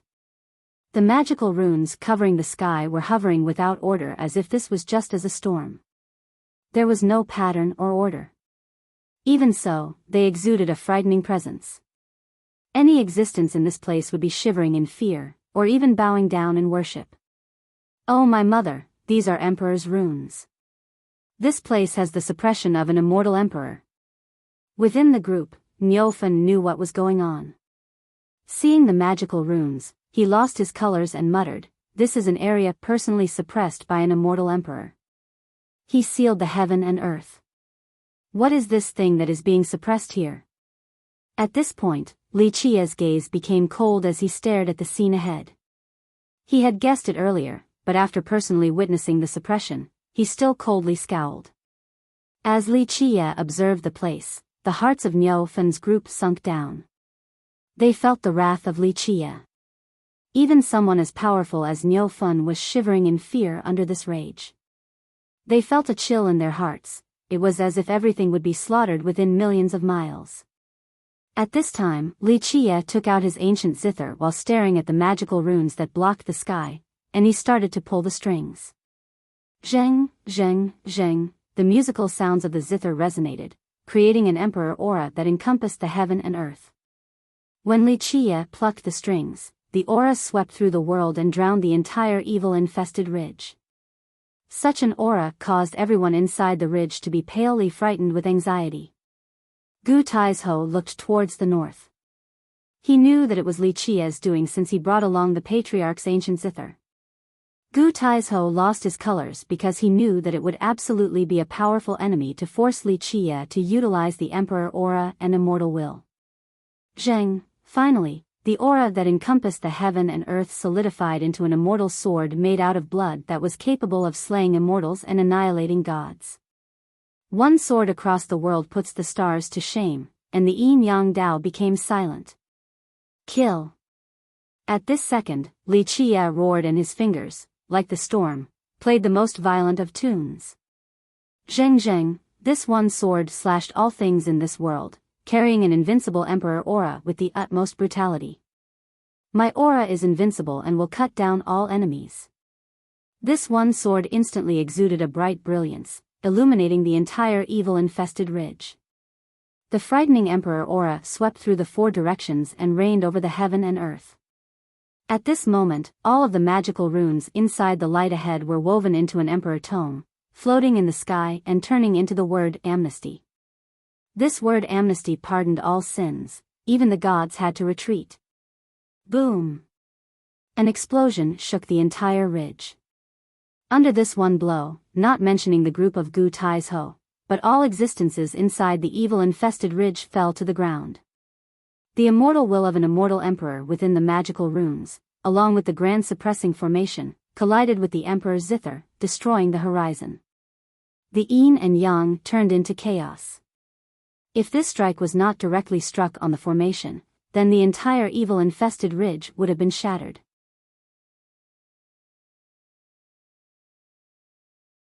Chapter 144, Alchemist God's Grand Canon, 2, One Invincible Sword versus One Eternal Amnesty. This impact overshadowed everything. Even though this sword slashed off the word amnesty, the endless magical runes were still moving without stopping, lights pierced the sky like a volcano spewing molten ash. Without a doubt, this sword was not able to cut into the grand formation. The ancient zither in Li Qia's embrace became fainter. This strike was a huge loss to its immortal will. If he continued, then the ancient zither would shatter like the invisible dual blades, becoming a mortal item. Impact of two emperors. Finally, Niufen struggled to stand up and murmured. Needless to mention Chen Baojiao, even the old servant next to her was deathly pale. Not everyone could oppose the emperor's power. Death was a sure thing under the emperor's suppression. They were also frightened because Li Qia was also carrying an emperor's possession on him. Unless one also had an emperor's possession of emperor treasures or a virtuous paragon with them, no one would dare to provoke someone with an emperor's possession. The group of Niufen stared at the repressive wall where the runes were still rampant and lights were still spewing. Even though the runes no longer emitted the oppressive emperor's power, it was still very frightening. The simple runes from an immortal emperor would have been enough to kill them. What was this powerful thing that made an immortal emperor personally suppress? Thinking about this gave the group of Niufen the creeps. So mighty, at this moment, Li Qia's gaze became cold as he slowly spoke. Think about it really well, otherwise, the next time I come here, I will destroy your emperor's lineage. Li Qia's words frightened Chen Baojiao and the old servant. Even though he was only whispering, they knew he was talking to the oppressive grand formation. This was a threat to the immortal emperor who left behind the formation here. This was a threat to the immortal emperor's will. How arrogant and overbearing. Threatening the immortal emperor's will, not too many people were this domineering. In the eyes of others, Li Qia would appear to be an arrogant brat, but at this moment, both Chen Baojiao and the old servant did not think that Li Qia was being foolish. What frightened them was that they had never seen someone who threatened the immortal emperor's will like this before. Finally, Li Qia didn't stay here for long. He jumped on the snail and left the endless runes behind. On the road, Li Qia didn't speak, but Li Shuangyan, as his personal maid, asked, not opening the emperor's gate? More so than outsiders, Li Shuangyan understood Li Qia. She knew that his methods were not limited to just that. Li Qia left without obtaining anything. This was not his character, so she asked him. Li Qia looked back at the deepest part, then he gently shook his head and said, I didn't come here to kill this time. If I opened the Emperor's gate and released all of its murderous rampage, then everything in the north would cease to exist. Hearing this left Li Shuangyan in contemplation. The truth was that she wanted to ask what the thing being suppressed in the north was, or what type of person it could be, but since Li Qie didn't say it, Li Shuangyan didn't pry further. Chen Baojiao and her old servant were also in a daze. What on earth was the north suppressing? Which immortal emperor did it? It was clear that it was not immortal Emperor Min Ren, which meant that there was a second immortal emperor who came here. This caused them to think about many different conjectures. A place that two immortal emperors came to must have an unusual significance. Chen Baojiao understood then that the evil-infested ridge was not as simple as it appeared. It couldn't just be a training ground for the cleansing incense ancient sect that year. The south had the great tree, the north had the great suppression, and east had the evil existence. If Li Qie didn't bring her along, she wouldn't have known about all of the heaven-frightening secrets behind the evil-infested ridge. When Li Qie and others returned safely, Gu Taizhou finally breathed a sigh of relief.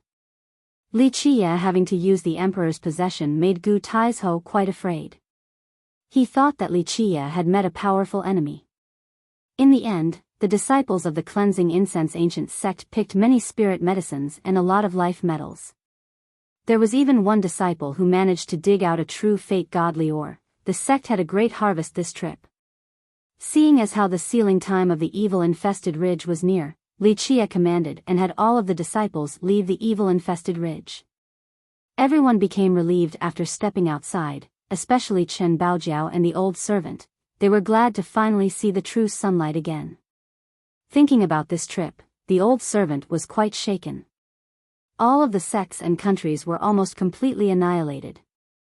Outside of him and his young miss, only the Violet Cloud sect and the experts from the Flying Dragon Lake made it out. As for the Azure Mysterious Ancient Kingdom, the Heavenly God sect, the Jiangzhou clan, and the Heavenly Southern Kingdom, they were completely wiped out. Even an ancient saint perished. Thinking of this, the old servant secretly rejoiced. If they didn't go together with Li Qie, they would have suffered and shared the same end inside. Little girl, think about it, I am saving a place for you by my side. However, don't think for too long, my patience is wearing thin. At the time of parting, Li Qie looked at Chen Baojiao in the eyes and said slowly. Being called a little girl by a younger man made Chen Baojiao more than slightly annoyed. She glared at Li Qie, such a country-toppling beauty, every frown and every smile aroused people's souls. She was truly the definition of a femme fatale. Many other disciples of the cleansing incense ancient sect were also amazed and envious. Only their oldest brother would have such audacity. Goddess Li was already by his side, yet he still wanted to have the princess of the Jade Valley country as well. What was even bolder was that Goddess Li was standing next to him, yet he still spoke so nonchalantly. Truly domineering. He was the hero in their hearts. One breath to capture two great beauties, how despotic was this? Many disciples couldn't stop admiring. After Chen Baojiao left with her old servant, Li Qie went back to the cleansing incense ancient sect with the disciples. When they returned, the atmosphere was very jubilant. This trip had a great harvest along with very few losses for the disciples. Checking their current inventory, all of the elders and protectors who didn't come along were surprised and ecstatic. The sect originally didn't have the qualifications to enter the evil-infested ridge, but now? Not only did they enter, but they also had great success. How could the upper echelon not be excited? Gu Taizhou administered a meeting after the trip, so he also invited Su Yonghuang to show his respect to the sect master. Even though she was already the sect master before, she was always in the border area and never participated in the important meetings. This meeting also officialized her status within the sect. Gu Taizhou also wanted to invite Li Qie, but Li Qie wasn't interested in these types of meetings. During the meeting, Gu Taizhou disclosed the entire account of the trip to the evil-infested ridge. After hearing all of the stories, each and every one of the elders and protectors were shocked in disbelief. Some were even stunned into a daze. This time, they glanced at each other, and they marveled at how wise the choice of picking Li Chia as the person to revitalize the sect was. Even Su Yonghuang was surprised. Coming from the Su clan, she knew the situation of the cleansing incense ancient sect, but having heard Gu Tiesho's story, she took a deep breath and muttered, "I can't believe the evil-infested ridge had such a big secret." As for Li Chia, the first thing he did after returning to the sect was finding a Buddhist temple block. He placed the frog on the table, then murmured, "I finally found it again. I should let it see the sun once more." With that, Li Chia slowly tapped the temple block. Do, do, do. The sound of the rhythmic tapping continued in a slow manner like a melody and an indescribable Tao pattern. Do, do, do. As the temple block sounds were ringing, the frog began to shake in the same rhythm as the temple block. A while later, a small sound emerged, and the back of the frog lit up, revealing magical runes. These magical runes were basked in countless moons as if it had gone through countless ages. Finally back. Seeing the magical runes, Li Chia became happy. His fate palace opened and his true fate sucked in all of the magical runes into his head and into his sea of memories, turning into texts. When the runes were branded in Li Chia's sea of memories, his erased memories began to surface once again. Supreme Alchemy God's Grand Canon. This was a supreme alchemy scripture written by the alchemist progenitor. In reality, this scripture was not written by the alchemist god alone. Li Chia also expended numerous effort for its completion in the lost, past era.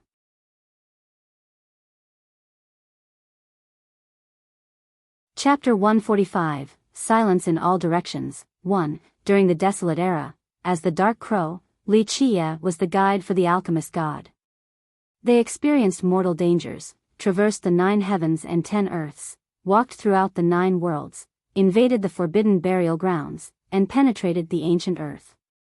Along the way, they tasted all type of grass and refined countless pills. In the end, they established the rules for the human race's alchemy Tao and specified the methods to refine pills as well as the standards. Since the ages till now, there was a saying, if the alchemy god didn't exist, then there wouldn't be an alchemy Tao for the human race, and there would also be no standards for alchemists for all the races. One could say that the alchemy god not only created the alchemy Tao's foundation for the human race, but also the foundation for all existences. Of course, the world only knew about the alchemy god and the alchemy god's grand canon. No one knew about Li Chia or the dark crow behind him. Later on, regarding the pill refining Tao of the alchemy god or his inheritance, only Li Chia knew. The essence of the alchemy god's skill was not passed down. The world only had the alchemy god's grand canon. This was only a guideline for pill refinement and a complete system for alchemists. Of course, these things would serve as a guideline for alchemists later on. The reality was that the true essence of the alchemist god was lost, and Li Chia knew that this brat did it on purpose. What was even more frustrating was that there was a problem when he erased his memories, so, later on, he couldn't find the memories regarding the alchemy god's grand canon. However, Li Chia knew that there was still some hope, and it was this frog. This was the myriad heavenly cauldron they raised that year. The alchemy god's grand canon was sealed inside this frog. At that time, this lunatic alchemy god once made a joke that this frog was his essence. No one would expect that this frog would be his only handed-down teachings and his Tao orthodoxy. However, this frog unexpectedly escaped, so this joke was no longer true later on. After a while, Li Chia was always trying to find this myriad heavenly cauldron to recover the alchemy god's grand canon, but unfortunately, he couldn't find it. However, in this life where he regained his body, Li Chia finally found the cauldron as well as the alchemy god's grand canon. Seeing this frog-shaped cauldron, Li Chia smiled and said, "Crazy alchemy brat, I'm afraid in this life, I will have to outshine your brilliance." Having said this, he bursted out in laughter. But after a while, behind his smile was a sense of disconsolation and sadness. It was a memorable past during his millions of years of ups and downs amidst the blood and killing. Since the desolate era till now, he had been chased and even his route was cut, but he managed to reserve this situation and plotted against the world. It was either his enemies dying, or him dying. During the ancient Ming era, there was even more blood in the sky. When he massacred the gods and annihilated the immortals, to him, this was an extremely difficult era, and it continued all the way to the Emperor's era. This was the era when he counterattacked against the immortal demon Grotto, an era with many great changes. He developed many wise sages, and even immortal emperors. When he ran out of effort and ran out of preparations, that would be the day when he broke through the immortal demon Grotto. No matter how difficult the road was, whether it was slaughtering and vanquishing gods and devils or his plan to counterattack against the immortal demon Grotto, along with numerous foul winds and bloody rains during countless military campaigns, his memories regarding the era of the alchemy god was the most pure. It was an era of learning, an era of pill refinement and herb testing. At that time, it was a search for the Dan refinement path to form a foundation for the human race, as well as the 9 worlds. Finally, Li Qie gently sighed and calmed his thoughts. He picked up the frog and shouted, "Open." As the frog was falling down, it turned into a huge cauldron in the shape of a squatting frog. It opened its mouth and spewed out the heaven's energy. Feeling the bashing of the heat in front of him, it caused Li Qie to close his eyes. He smelled the medicinal fragrances of the drugs inside the heavenly cauldron and said, "Myriad heavenly cauldron, truly worthy of being the best cauldron since the start of time, worthy of my time spent to chase you in all of the 9 worlds, and worthy of all the consumptions of great treasures of the world. With this cauldron in my hands, any heaven rebelling or fate-changing pills would be too simple." The world had never heard of this myriad heavenly cauldron. In contemporary times, only Li Qie knew all of the mysteries of this heavenly cauldron. This cauldron went beyond simple alchemy refinement. It was fused with the alchemy god's grand canon, so it had heaven-frightening power. It was able to rebel against the heaven and change fates. The myriad heavenly cauldron, in Li Qie's eyes, was the supreme furnace throughout the ages. It was different from other heavenly cauldrons. Other cauldrons were born from nature and essentially couldn't move. It could only stay in one place to swallow the world's essence to cultivate its fire. However, this myriad heavenly cauldron, it could move by itself like a frog, capable of traversing this entire world. It could even find different flames to eat, along with spirit pills and alchemy grass. The longer it lived, the more valuable things it would have eaten. Normal flames and ordinary spirit pills were not worthy in its eyes. This was why its medicinal treasure along with its flames were peerless. It was also extremely fast. No one was able to catch it before. Even if they saw it, they didn't pay any attention since it was only an ordinary frog. Finally, Li Qie withdrew the frog and slumped down to the ground as he started to cultivate. Many sects finally got the news of the cleansing incense ancient sect's triumphant return. In a short amount of time, there were howlings and commotions everywhere between these great sects and secret schools. Losing everything in this trip to the evil-infested ridge, to many of these great powers, was an extreme disgrace. Inside the azure mysterious ancient kingdom, within an ancient temple, Heavenly Prince Qingxian, surrounded by his azure aura, was reporting the events regarding the trip to an expert. And this expert sitting up high was a heavenly king, renowned in all 8 desolaces. His royal aura chilled the souls of others, even an ancient saint would lose his colors from fear. The cleansing incense ancient sect, the expert sitting up high with his voice carrying tension and godliness began to speak, an insect dying for 100 years yet still not completely vanquished. Immortal Emperor Min Ren is worthy of being the founder to the Emperor's era. They have declined for such a long time yet they still have some abilities. Heavenly Prince Qingxian, below, didn't say anything, he only listened quietly. Don't worry, there is no need to rush getting even with the cleansing incense ancient sect. The royal expert up high finally said, we should wait. Let other people ignite the first fire, we just need to watch. Even though you didn't get the godly treasure, it is not a big deal, our ancient kingdom does not lack treasures.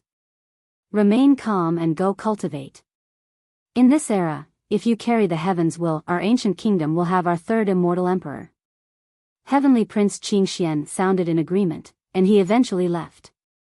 My son, how inside the southern heavenly kingdom, an old man bellowed and almost fainted after receiving the news, even when he was a master.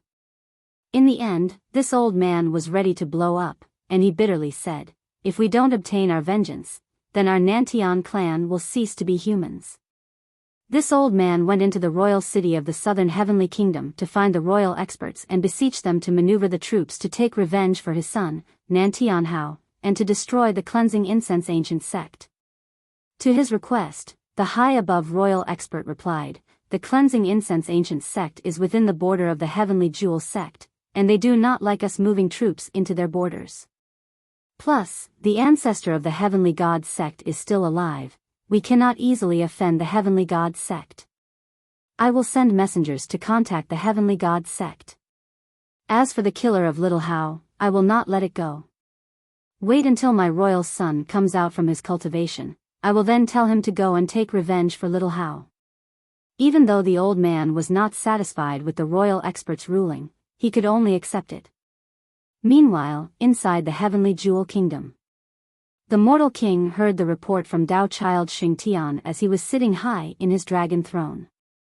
At this moment, his expression sank before he finally spoke, "Emperor's possession. Emperor's possession again." That year, when the cleansing incense ancient sect used the emperor's will to suppress him, it was an unbearably humble moment to a royal expert such as him. But he couldn't do anything. Unless there was no other choice, even someone as powerful as him wouldn't deal with an emperor's possession. The ancestor still has not come into being, we will just have to subdue our anger for a little longer. In the end, the mortal king finally said, "This trip was fruitful. To be able to go together with heavenly prince Qingxian, it is a good thing. You don't have to worry about the cleansing incense ancient sect for now. I will send ambassadors to the Azure mysterious ancient kingdom to see if we can form an alliance with them. If the alliance is successful, then with them as our backing, we will have nothing to be afraid of in the Grand Middle Territory." Even if the 9 Saint Demon Gate want to protect the cleansing incense ancient sect, they would only be seeking death.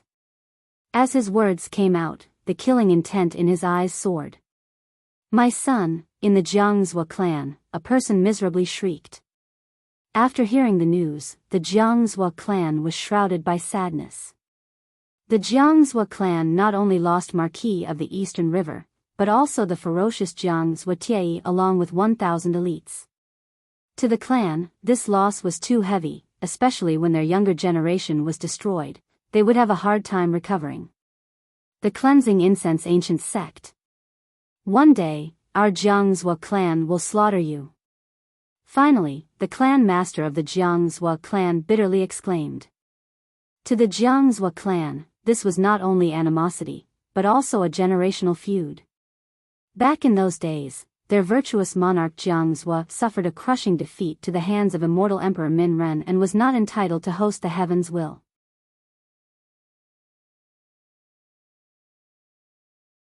Chapter 146, Silence in All Directions, 2. When their descendant, Marquis of the Eastern River, died in the hands of the cleansing incense ancient sect's disciple, they could only grit their teeth and wish to immediately destroy the cleansing incense ancient sect.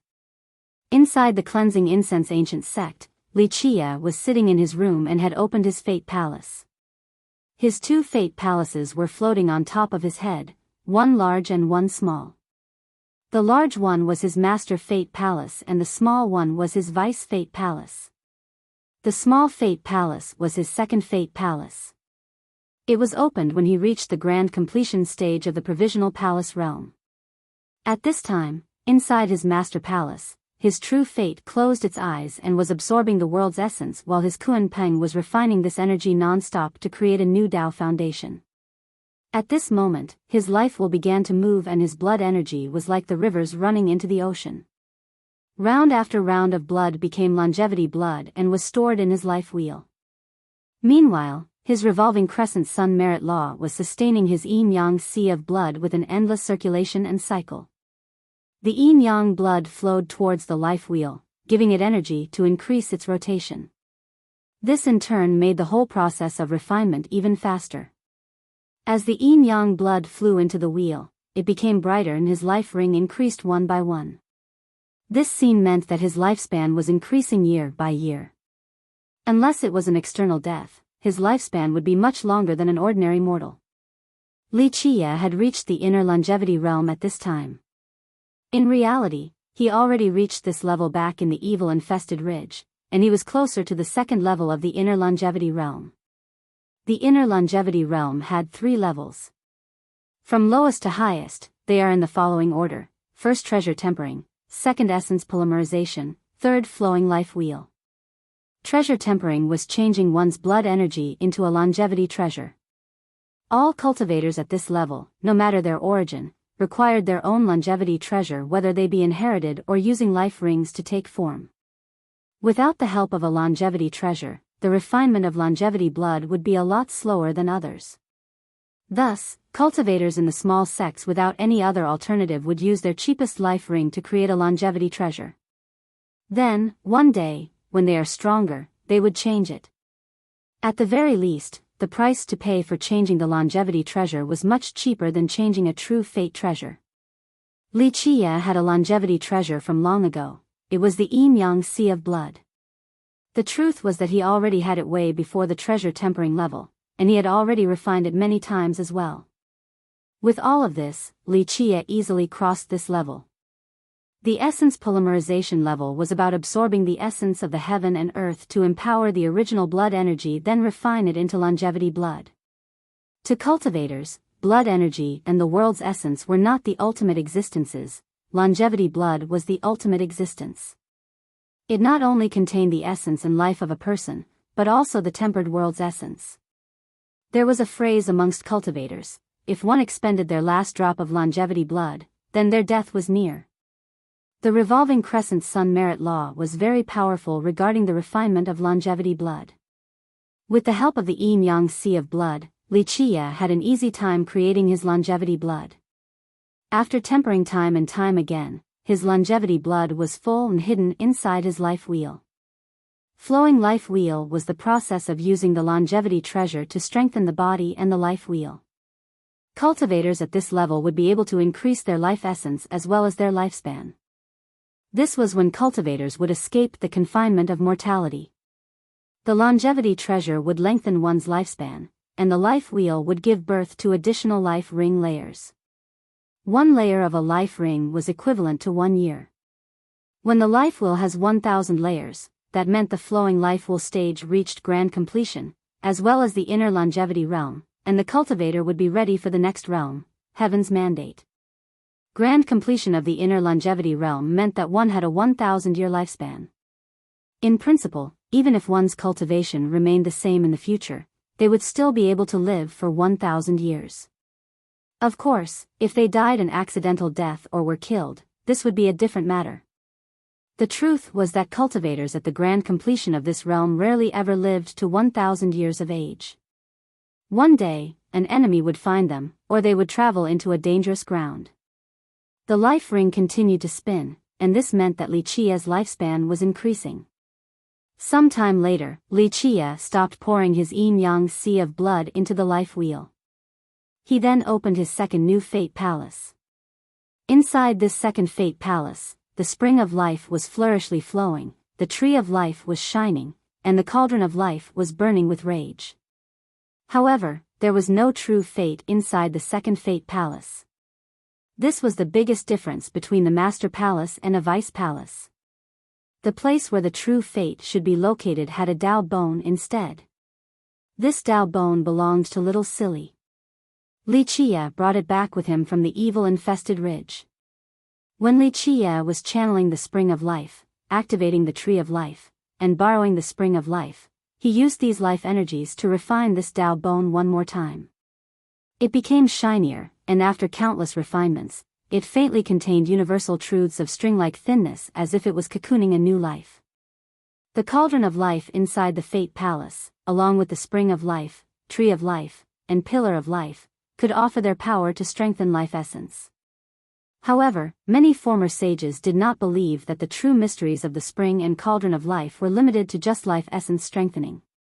As for the genuine profoundness of these two, there were very few people who were clear regarding their true properties since the ancient ages.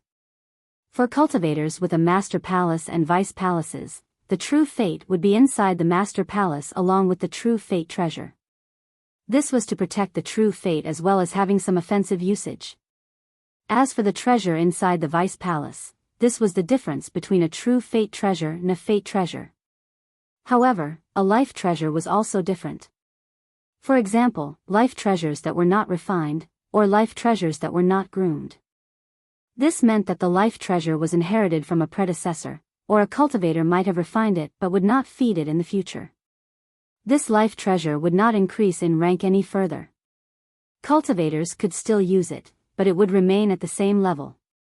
As for how many life treasures could be stored within the Fate Palace, however many one had was the amount that could be stored. In fact, the Fate Palace's space was gigantic.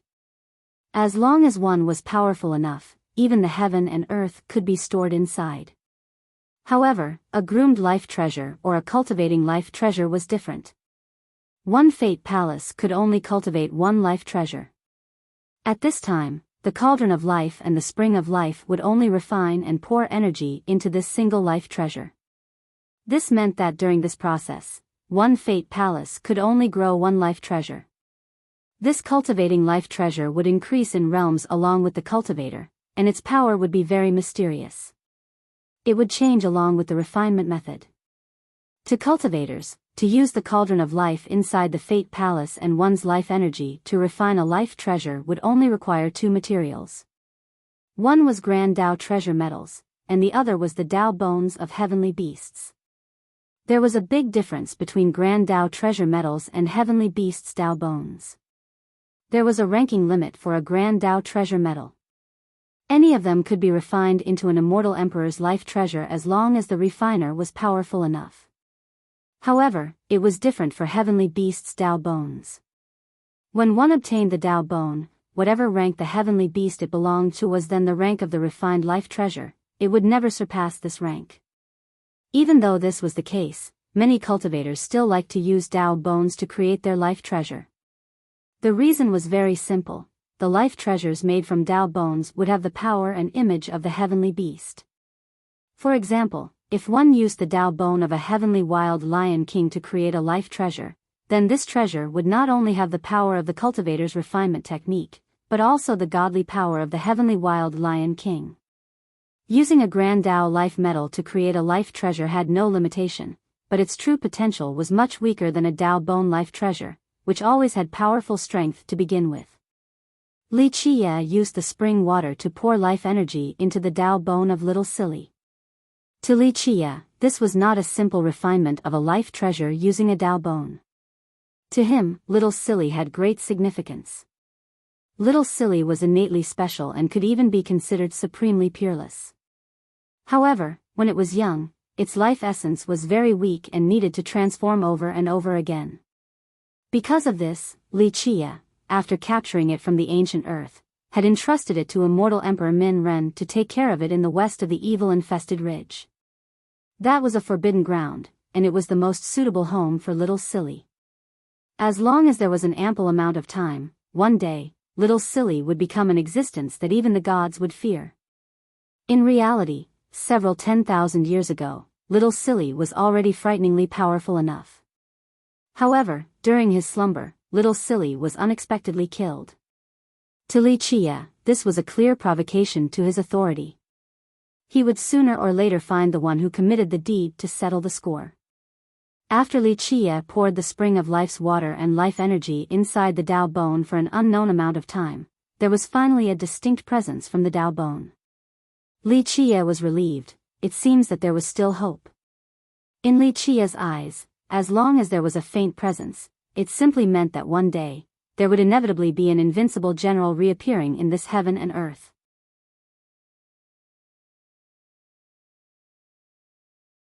Chapter 147, Six Tao Sword, 1. After a while, Li Qie stood up and outside the door stood Su Yonghuang and Li Shuangyan. They were completely different. Su Yonghuang had an elegant and noble beauty with a matchless imperial lineage. Seeing Li Qie finishing his cultivation, Li Shuangyan silently retreated while Su Yonghuang finally stepped inside. Disciple, you should know that there is a code of respect between masters and disciples. Sitting down, Su Yonghuang looked at Li Qie and said, "As a disciple, you cannot summon your master, understand? I won't scold you right now, though." Su Yonghuang came from the Su clan, which had the blood of immortal Emperor Minren. She was a natural elegant noble, and this elegance was not something that could be taught. Instead, it came innately from her virtuous blood. "Don't forget, we are not a real master and disciple." Li Qie calmly smiled and said, "As a master, you have not taught me the Tao or inheritances, how could you even be called a master? Little demon, a master for one day is a father for a lifetime."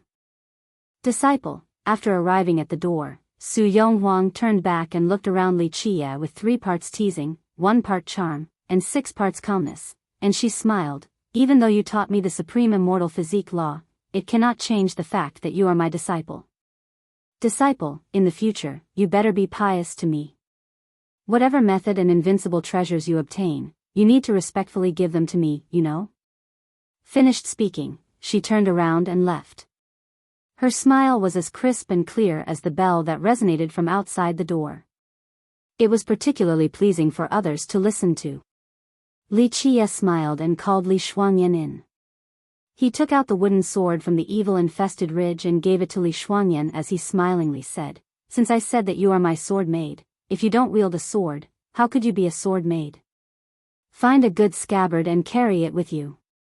It is not only my sword, but also your sword." Li Shuangyan gave him an angry glance and carefully looked at the sword in her hand. Then, she asked, "What is the sword's name?" This sword was formed by the primordial foundation of the 6 Tao lotus and the primordial foundation of the evil Taifa tree and refined by the heaven and earth. You can call it an evil sword, immortal evil sword, or black and white sword.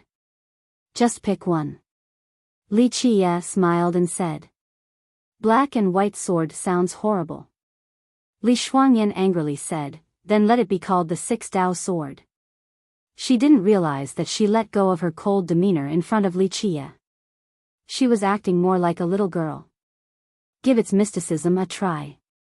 Regarding the name of the sword, Li Qie didn't provide his opinion. With the 6 Tao sword in her hand, she activated her blood energy. The black and white rays appeared and intertwined with each other like the yin and yang taiji, interlacing and rotating without stop. When the small sound appeared, Li Shuangyan's body spewed out an extremely holy light. The white rays of the 6 Tao sword were like the fish in the water. They immediately blended together with Li Shuangyan's brilliance. However, the black rays were very wary of Li Shuangyan's immortal physique. Her light dissipated the black rays, and it caused Li Shuangyan's entire body to shake. At this moment, she felt that her void imperfection physique was maximized to the extreme, impenetrable by all Taos. When the immortal physique absorbed the black light, she immediately took control of yin and yang, reigning over the universe with an extreme power. Very good, this sword is very appropriate for you. Li Qie smiled and said, with this sword next to you, it can greatly grow your physique and strengthen your blood energy. It truly is advantageous for you. It will make your cultivation very easy. But half of this sword is the primordial foundation of the evil Taifa tree, it has evil energy. Would it haunt my void imperfection physique? Li Shuangyan worriedly said.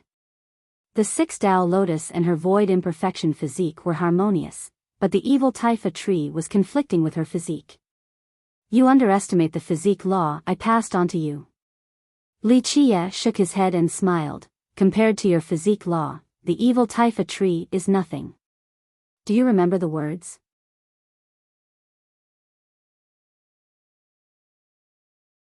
Chapter 148, 6 Tao Sword, 2. When the universe was still in its infancy stage, the primordial chaos arrived.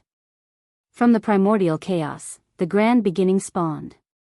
The grand beginning gave birth to the 9 words, the 9 words created the 9 treasures, and from the 9 treasures came the 9 scriptures. Li Shuangyan memorized these verses. To the people on his side, Li Qie trusted Li Shuangyan the most. She had successfully passed through his test of loyalty, so she would surely hide the secret of the physiques. She would definitely never tell a second person. My 9 scriptures stand alongside the heaven and earth. They are eternal since the beginning of time. How could the evil taifa tree compare to this physique law?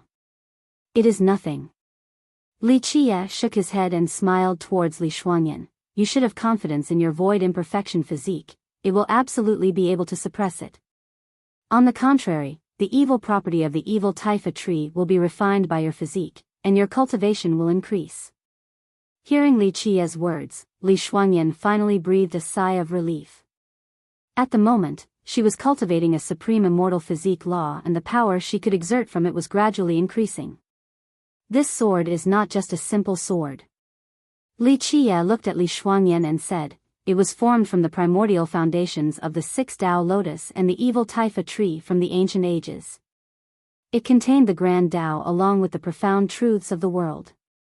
Then, the heaven and earth refined them into a sword, and it had transcended the grand Tao boundaries of the 6 Tao lotus along with the evil taifa tree. It even contained the mysteries of the heavens, and from this sword, you could peek and see into the heavenly Tao. Take your time to be enlightened because, one day, you might be able to create your own heavenly Tao. Hearing this, Li Shuangyan was shocked. The heavenly Tao. This was the highest existence in her knowledge. Once the heavenly Tao reached grand completion, this meant that in the future, she would be able to become an immortal emperor and shoulder the heaven's will. What about you? Li Shuangyan calmed down. She understood the priceless and peerless value of the 6 Tao sword, and its worth was no less than an immortal emperor's life treasure. It was not only a weapon, but it also contained the heaven and earth's grand Tao. I have grasped it for some time now. Everyone has different opportunities and our understandings are also different. You go ahead and ponder it. When I need it, I will ask you for it. Li Qie said. When he grasped the 6 Tao sword, he was able to extract its profound mysteriousness for an enlightenment. Although he was only of mortal fate, he had experience on the road of cultivation and ordinary cultivators couldn't compare to him. Thus, when he was researching the sword, he learned a new sword technique. After Li Shuangyan left, Li Qie took out the myriad heavenly cauldron and shouted, "Open!" The frog left his hand and turned into a heavenly cauldron on the ground. The cauldron opened its mouth wide and Li Qie, along with the cauldron, followed the supreme Tao of the alchemy god Grand Cannon to fuel the furnace. Hu, hu, after fueling the furnace, the flame that traveled inside became the medicinal pot, but Li Qie did not stop there and continued the technique. One after another, medicinal pots were formed in succession. This creation continued throughout the process, and medicinal pot was formed one after another. The creation of these medicinal pots was unbelievable. In general, the origin flame would only form one medicinal pot. Only a few extremely valuable heavenly cauldrons or the alchemy god's heavenly cauldron would be able to create 2 or more medicinal pots. However, at this point, there were medicinal pots forming one after another inside the myriad heavenly cauldron and it showed no signs of stopping. Any alchemy master would be stunned by this scene. This was an impossible matter, but it was appearing in the hands of Li Qie. This was a supreme treasure that would absolutely incite the greed in others and start a new murderous competition for it. As time passed, Li Qie was immersed in the heavenly cauldron. His medicinal pots became higher and higher, forming more than 500 medicinal pots. At this moment, he began to realize that his cultivation was not enough. His blood energy along with the world's energy was not enough to support the cauldron's flame. If anyone saw Li Qie creating more than 500 fiery cauldrons in just one breath, they would be astonished from this scene. It was likely that no one had ever done this before. Of course, this was the heaven-defying peerlessness of the myriad heavenly cauldron. It had lived for so long and swallowed countless flame sparks. What was more frightening was that, when Li Qie, along with the alchemy god, were grooming it, they collected countless flame sparks and spirit medicines along with immortal grass to grow it from the entire 9 worlds. It would not to be an exaggeration to say that during that era, there was no treasure in the world that had not been tasted by the myriad heavenly cauldron. If anyone knew the luxurious feeding the myriad heavenly cauldron enjoyed, they would be scared silly and thought that only a madman would do such a thing. In fact, the alchemy god was considered half crazy at the time, which was why the dark crow, Li Chia, called him the alchemy lunatic. Meanwhile, Li Chia was reaching his limit. Thus, he changed his goal and no longer tried to complete the cauldron and instead went to practice the art of controlling the flames. Inside the cauldron and under Li Chia's continuous refinement was many lively flames.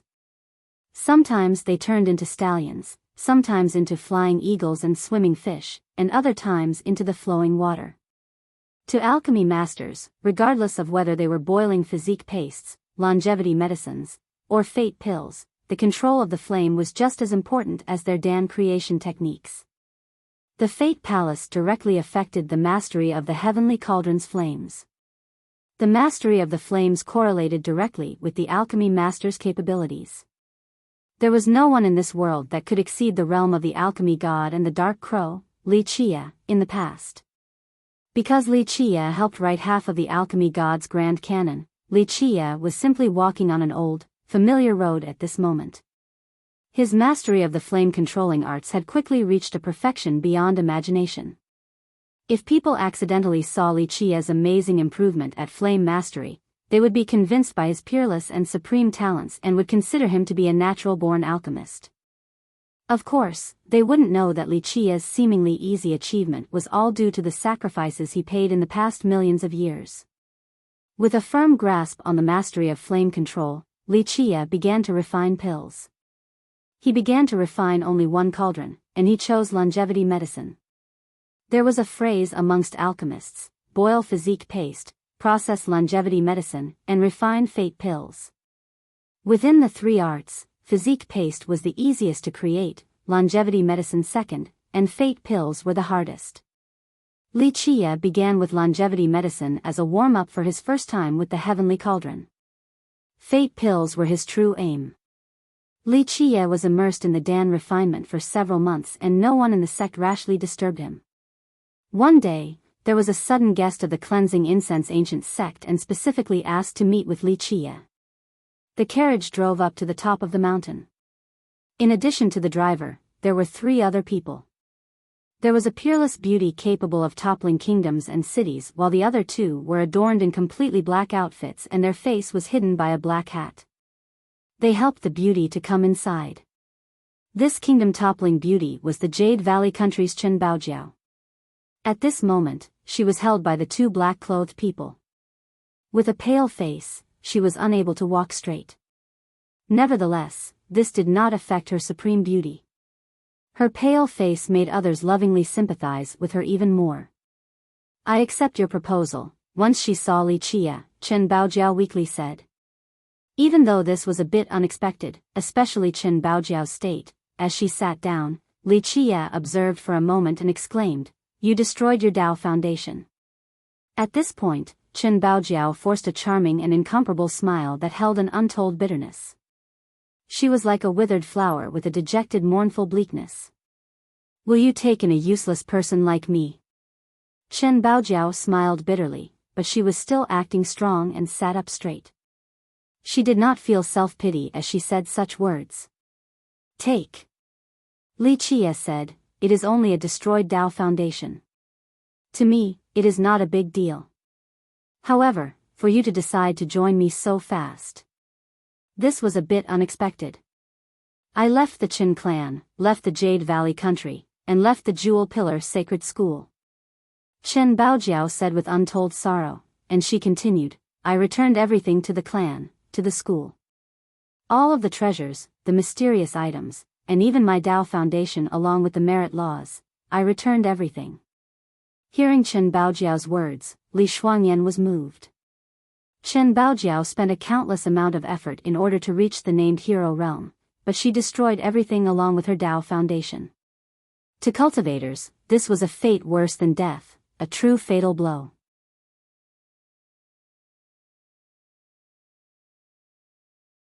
Chapter 149, Tyrannical Valley Immortal Spring Physique, 1. To a young cultivator, losing their Dao foundation would be a fatal blow. However, Chen Baojiao was able to do it in such a resolute and staunch manner. Such determination impressed the cold-as-ice Li Shuangyan and also earned her admiration. This matter required a huge amount of perseverance. What happened? Dao child Xingtian wanted to marry you? This was within Li Qia's expectations. He understood the tyrannical Valley Immortal Spring physique more than anyone else. The people with this physique were always forthright and unyielding. This was the same with the ancestral grandmother of the Qin clan. When she was young, she was a very brash princess. Even after she became a mother, she was still soft on the outside but tough on the inside as she assisted her husband and educated their children. I wouldn't marry him even if I have to die, Chen Baojiao coldly said with an absolute tone. Originally, the Heavenly Gods sect had ordered for the Jade Valley country to marry Chen Baojiao to Dao child Xingtian. They were already engaged from before, so it was a natural progression. Plus, the Jewel Pillar Sacred School along with the Jade Valley country were both happy to become allies with the Heavenly Gods sect, so the marriage date was set. However, Chen Baojiao adamantly refused. In the past, she was already against this marriage, but this time, Chen Baojiao would rather die than accept this marriage. Either she would not marry, or her corpse would be the thing that gets sent. Dao child Xingtian did not try to save her at the evil-infested ridge. He chose to be cold-blooded for his own benefits instead. This made Chen Baojiao even more resolute and without any room for negotiations when she cancelled this marriage. Even though the Jewel Pillar Sacred School forced her to marry, since Chen Baojiao would rather die instead, what were they going to do? Marry the corpse away? This caused the two factions to turn against each other. In the end, Chen Baojiao destroyed her Dao foundation and gave everything back to the school.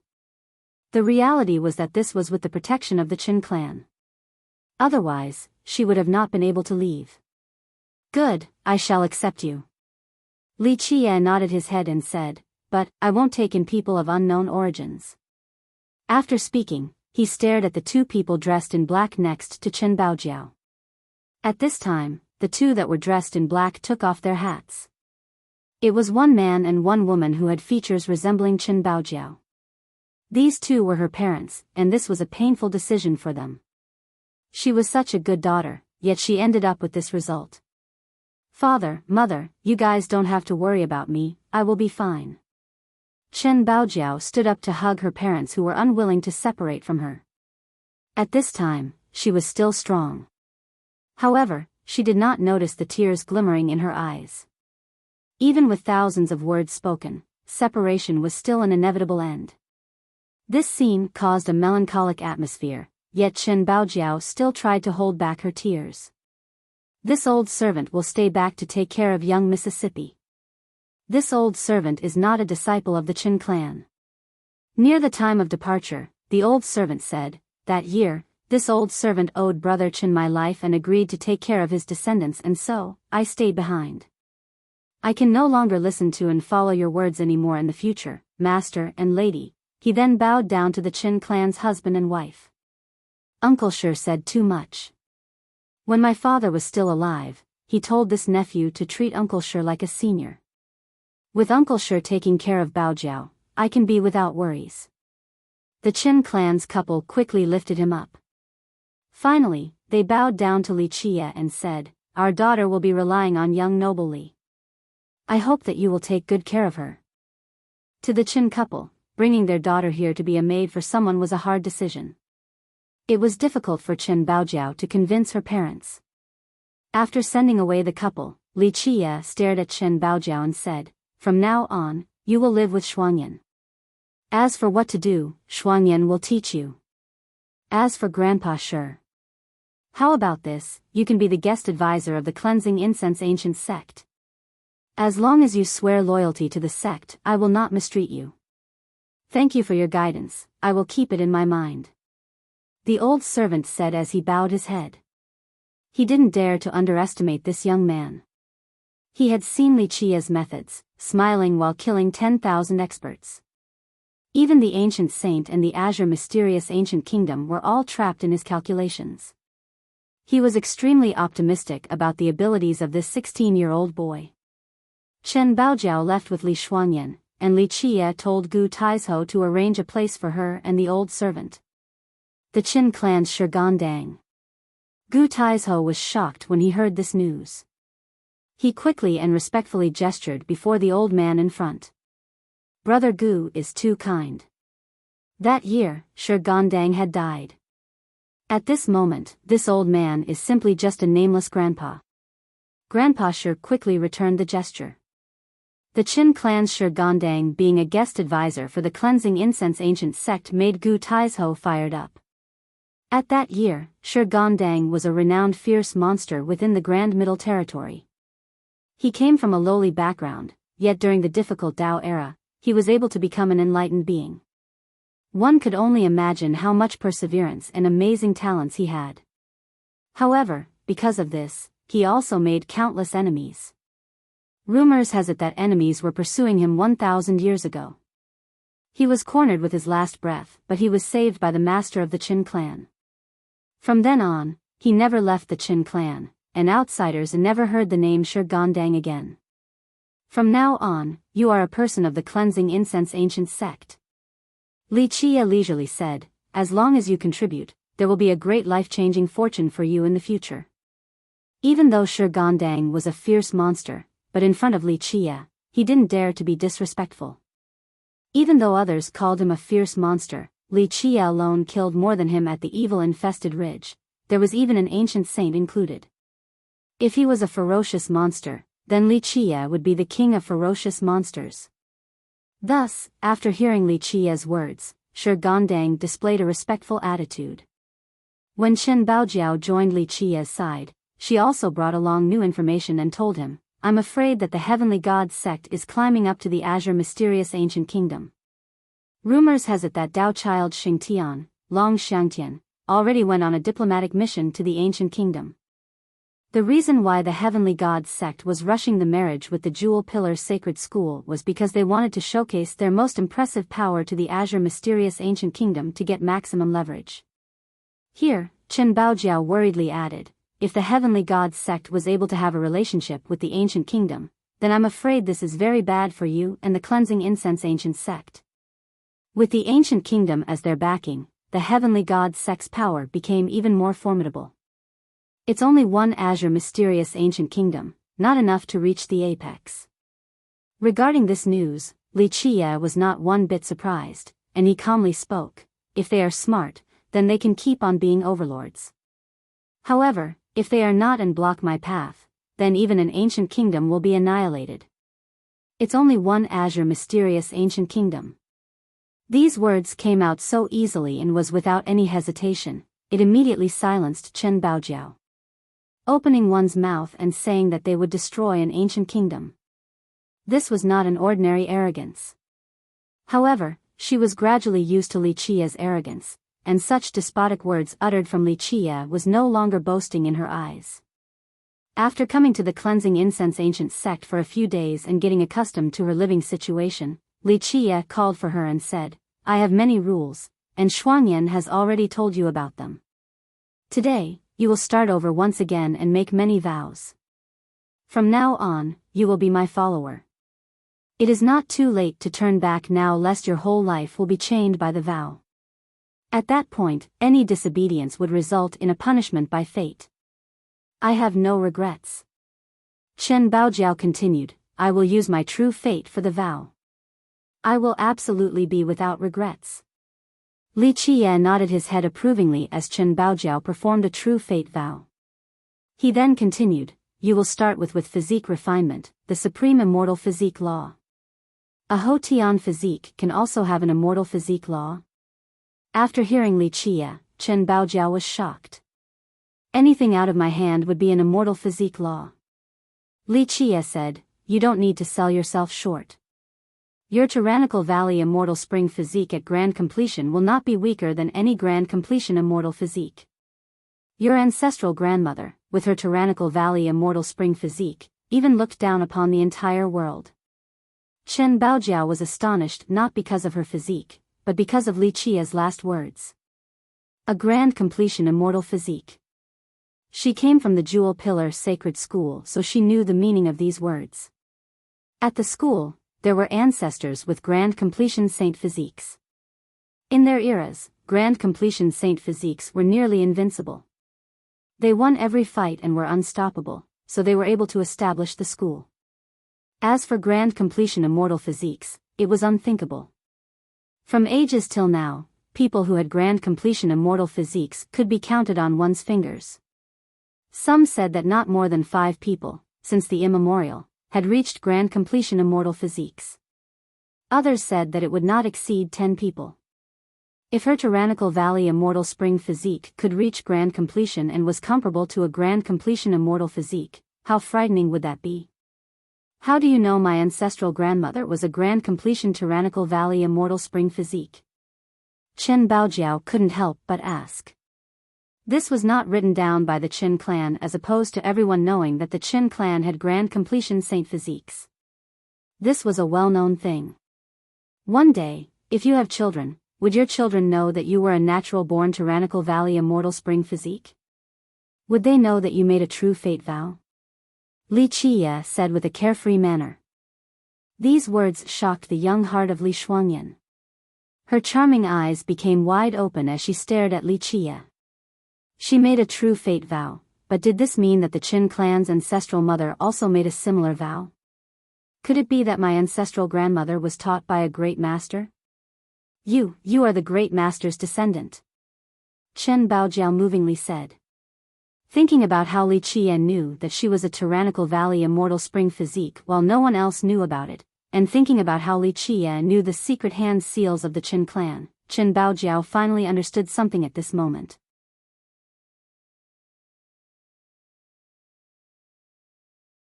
Chapter 150, Tyrannical Valley Immortal Spring Physique, 2. Li Qiye smiled and said, I am not.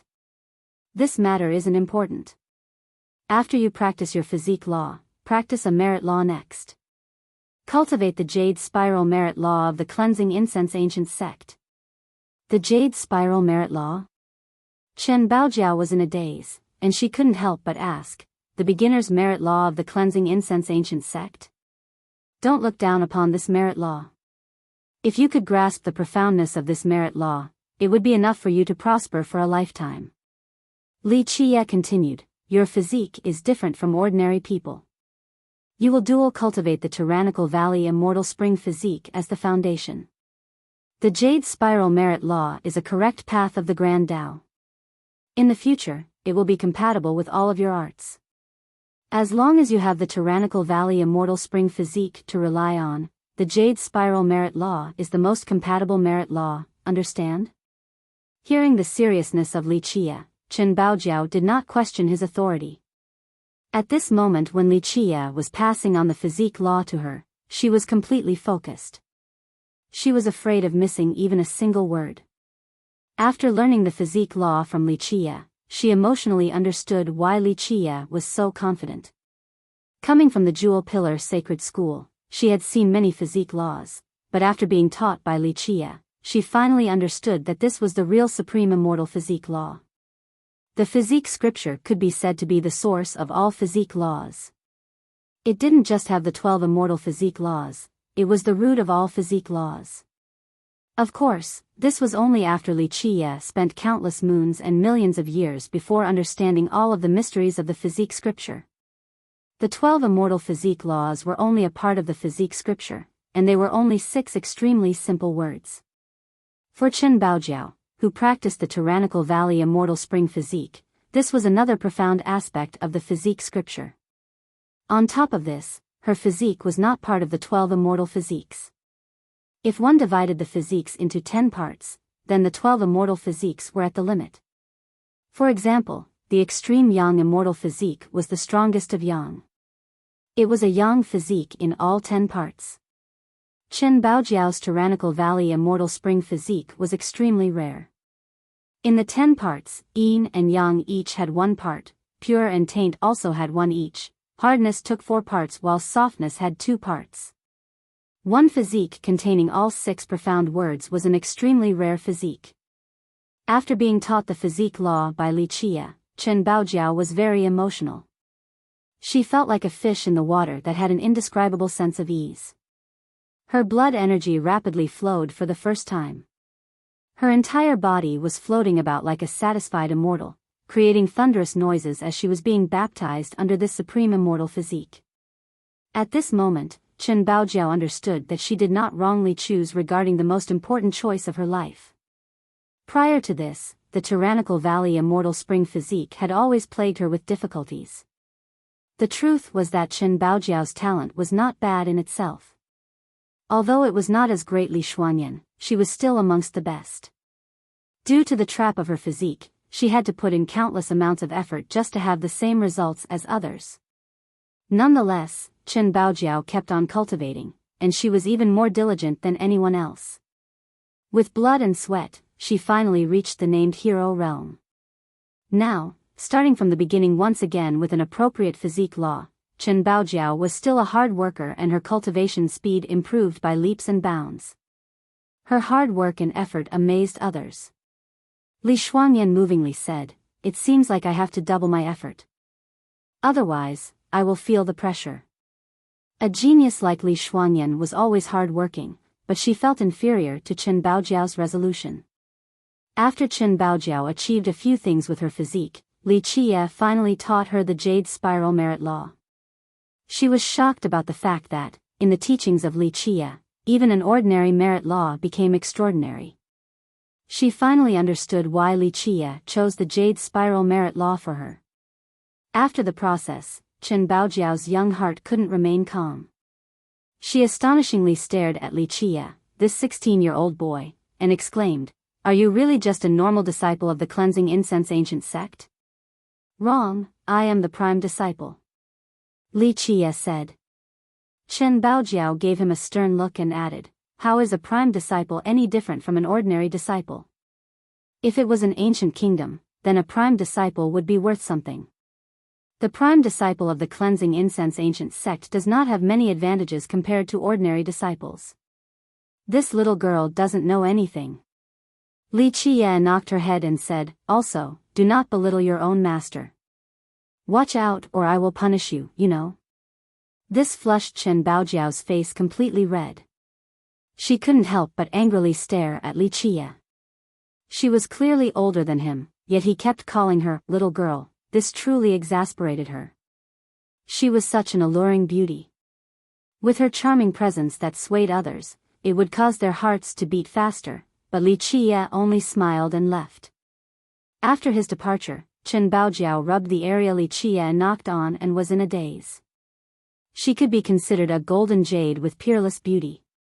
No matter where she was, she would be the moon surrounded by countless geniuses. She was high up above, but today, she was only Li Qie's maid. However, she did not completely hate this feeling nor this status. It was as if by being next to Li Qie as his maid, she was able to be free and be without worries. At this moment, she understood why a heaven's proud daughter like Li Xuanyan was also willing to be a sword maid. After Li Qie's cultivation at the cleansing incense ancient sect in the end of the evil-infested ridge, more than 1 year had passed. Suddenly, there was a monumental event happening in the Grand Middle Territory. Within the Grand Middle Territory, there was suddenly an evil energy that pierced the sky with bright lights. Inside the lights were countless ancient coffins that sung sad, sorrowful tunes. In the far horizon, many coffins were flying by as immortal citizens were worshipping, and there were mourning wise sages amongst this extremely majestic scene. It was as if an immortal monarch had just passed away, or a godly king had his final burial. Anyone that saw this scene for the first time would be stunned, but for people who had seen this before, they were not too surprised. This sudden change garnered the attention from many, and many old monsters even came into being. At this moment, in the azure mysterious ancient kingdom, an archaic character opened his eyes. He was extremely excited. Inside the war god temple, an old man that was buried in dust finally moved and emotionally opened his eyes. He couldn't help but to stand up and alert numerous disciples along with royal nobles and heavenly kings. Even as far as the desolate wasteland, in the divine sword's sacred ground, a man with boundless killing intent, who was sleeping inside the coffin, suddenly sat up. His eyes pierced the sky and emotionally whispered, "In this life, someone is reincarnating?" At this very second, in the eastern 100 cities at the Heavenly Tao Academy in the southern barren earth's strange bamboo mountain, many old monsters that stood up from their coffins. Some were sighing, some were excited, and some were indifferent and cold. These were the old monsters in the legends, and they were immortals that were buried underground for countless years. Unless it was a sect-destroying matter, these immortal monsters would not appear. However, because of the sudden change today, they were all alerted. An old, undying man looked at the strange variation in the sky, and he couldn't help but murmur, "In this life, could there be a miracle? Someone will actually be able to be reborn?" Another old immortal with covetousness in their eyes muttered, "Or, this could be immortality. The underworld boat will soon appear." The next day, a message swept across the entire Grand Middle Territory like a storm. Then, it spread across the entire northern Grand Sea, southern barren earth, eastern 100 cities, and western desolate wasteland. After a long time, the entire world knew of this news. Inside the grand sects and powerful nations of the Grand Middle Territory, even the sect masters and lords of the immortal emperor lineages were all stimulated. The old monsters near death especially couldn't sit still. They suddenly stood up and rousingly said, "The underworld boat is coming, we need to hurry and leave." The underworld boat was coming into being. This news exploded in the Grand Middle Territory to all the corners. In a short month, every cultivators were talking about the underworld boat. There was a saying in the mortal emperor world, "The coming of the underworld boat signals a rebirth. The path to the heavenly road will appear, and the godly stones will open." The underworld boat was an extremely mysterious existence. In the mortal emperor world, all of the cultivators were curious about it and had no choice but to talk about the ancient heavenly corpse burial ground as well. As a cultivator in the mortal emperor world, some of them will never get to see the underworld boat, but they only had one opportunity to enter the ancient heavenly corpse burial ground. The ancient heavenly corpse burial ground, in the old legends, was one of the 12 burial grounds in this world. In the mortal emperor world, the ancient heavenly corpse burial ground had a different meaning. The 12 burial grounds buried only the intents of death. Countless people and cultivators in this world hoped to be buried inside the ancient heavenly corpse burial ground when they died. Dying cultivators who had exhausted their lifespans all wished to be taken under this ideal burial ground.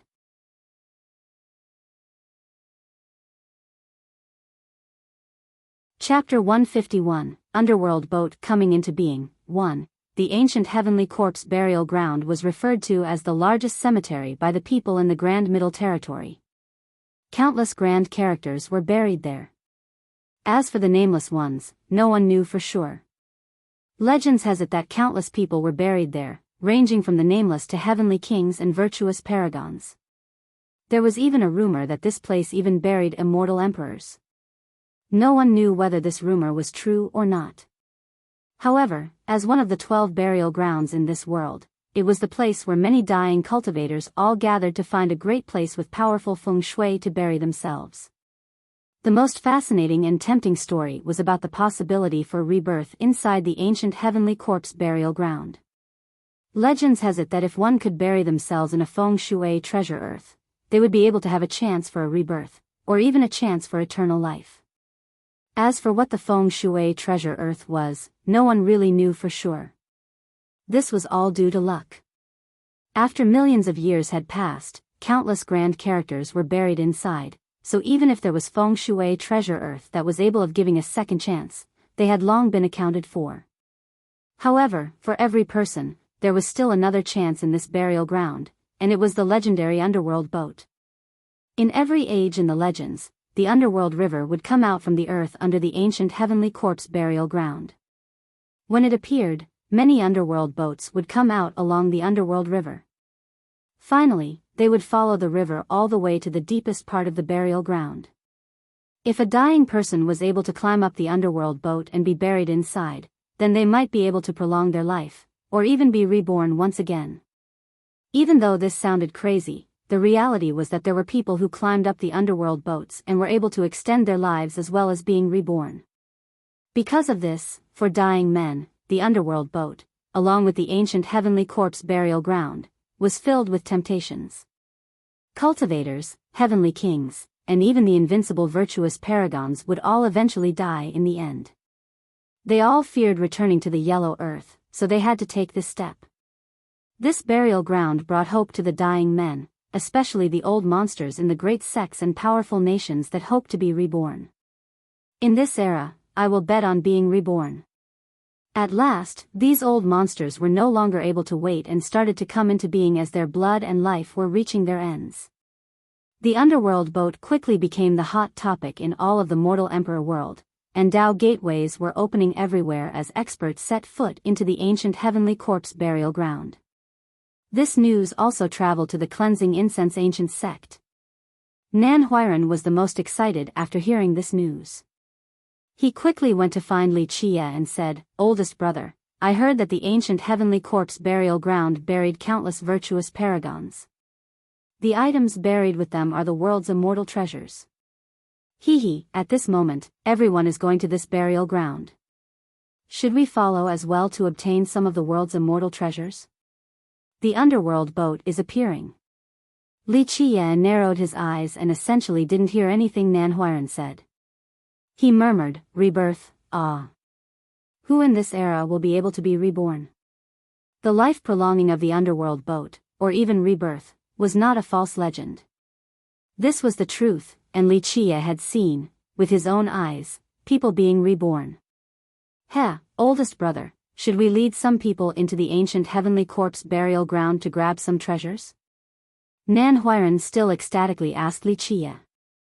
At this time, Li Chia glanced at Nan Huiran and said, "Grabbing some treasures? With just you? Any random corpse would be able to tear you into pieces. With Big Brother by my side, I have no fear anywhere," Nan Huiran cheekily said. He had blind confidence regarding Li Chia.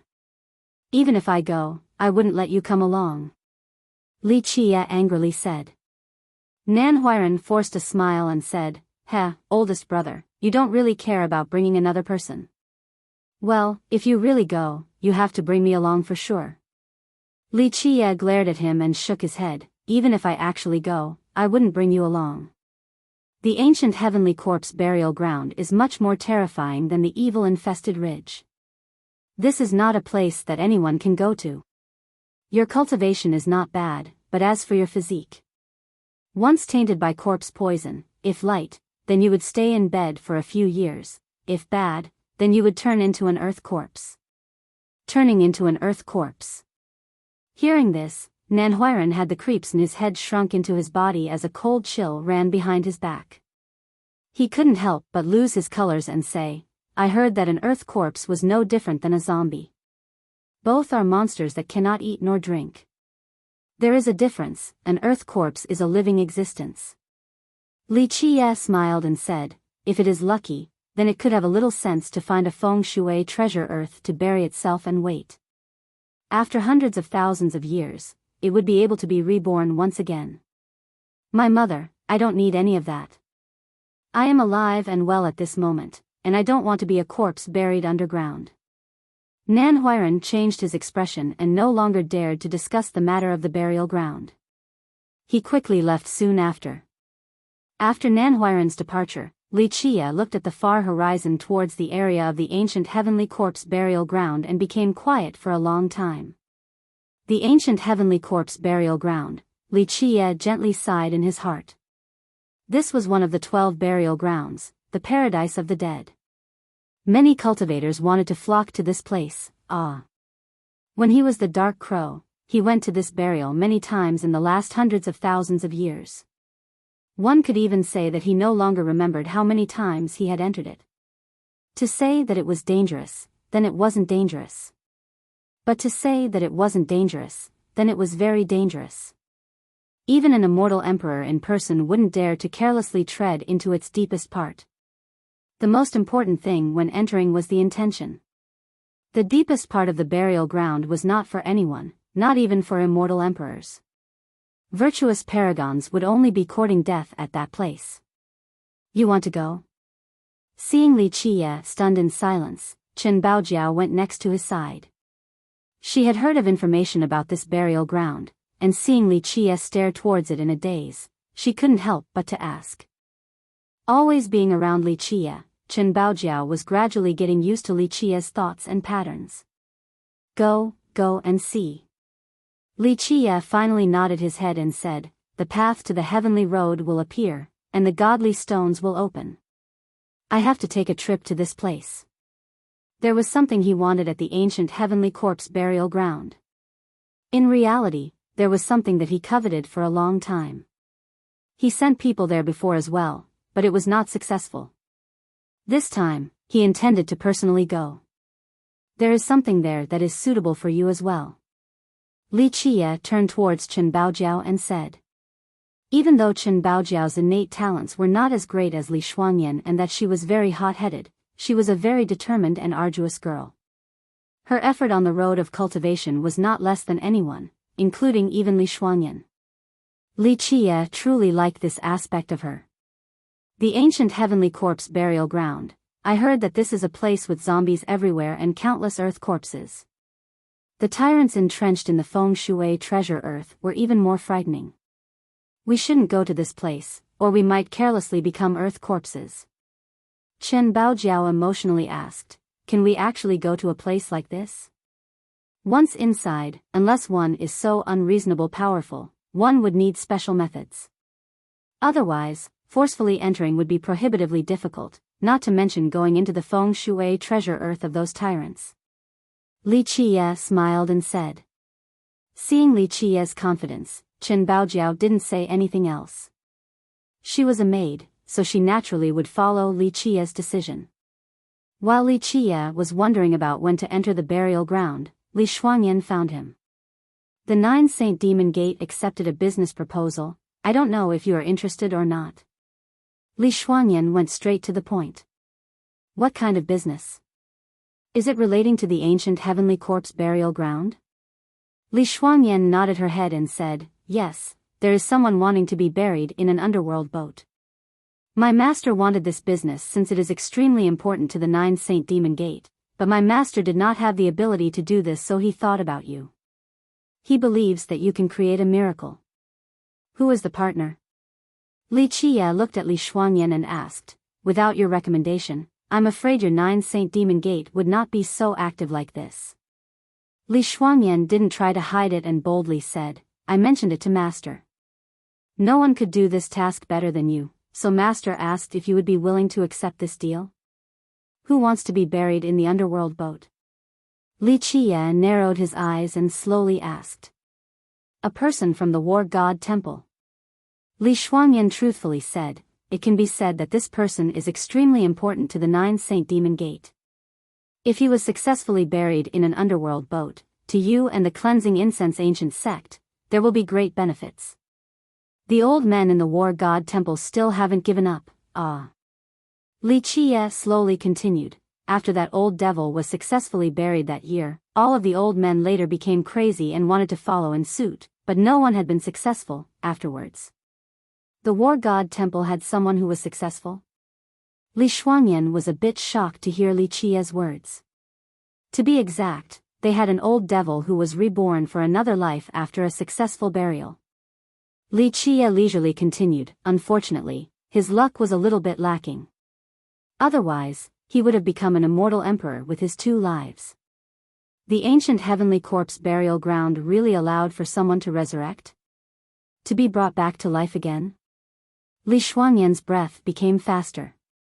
Even though she had heard many legends about this burial ground, she always thought that resurrection was only a legend, or an exaggeration.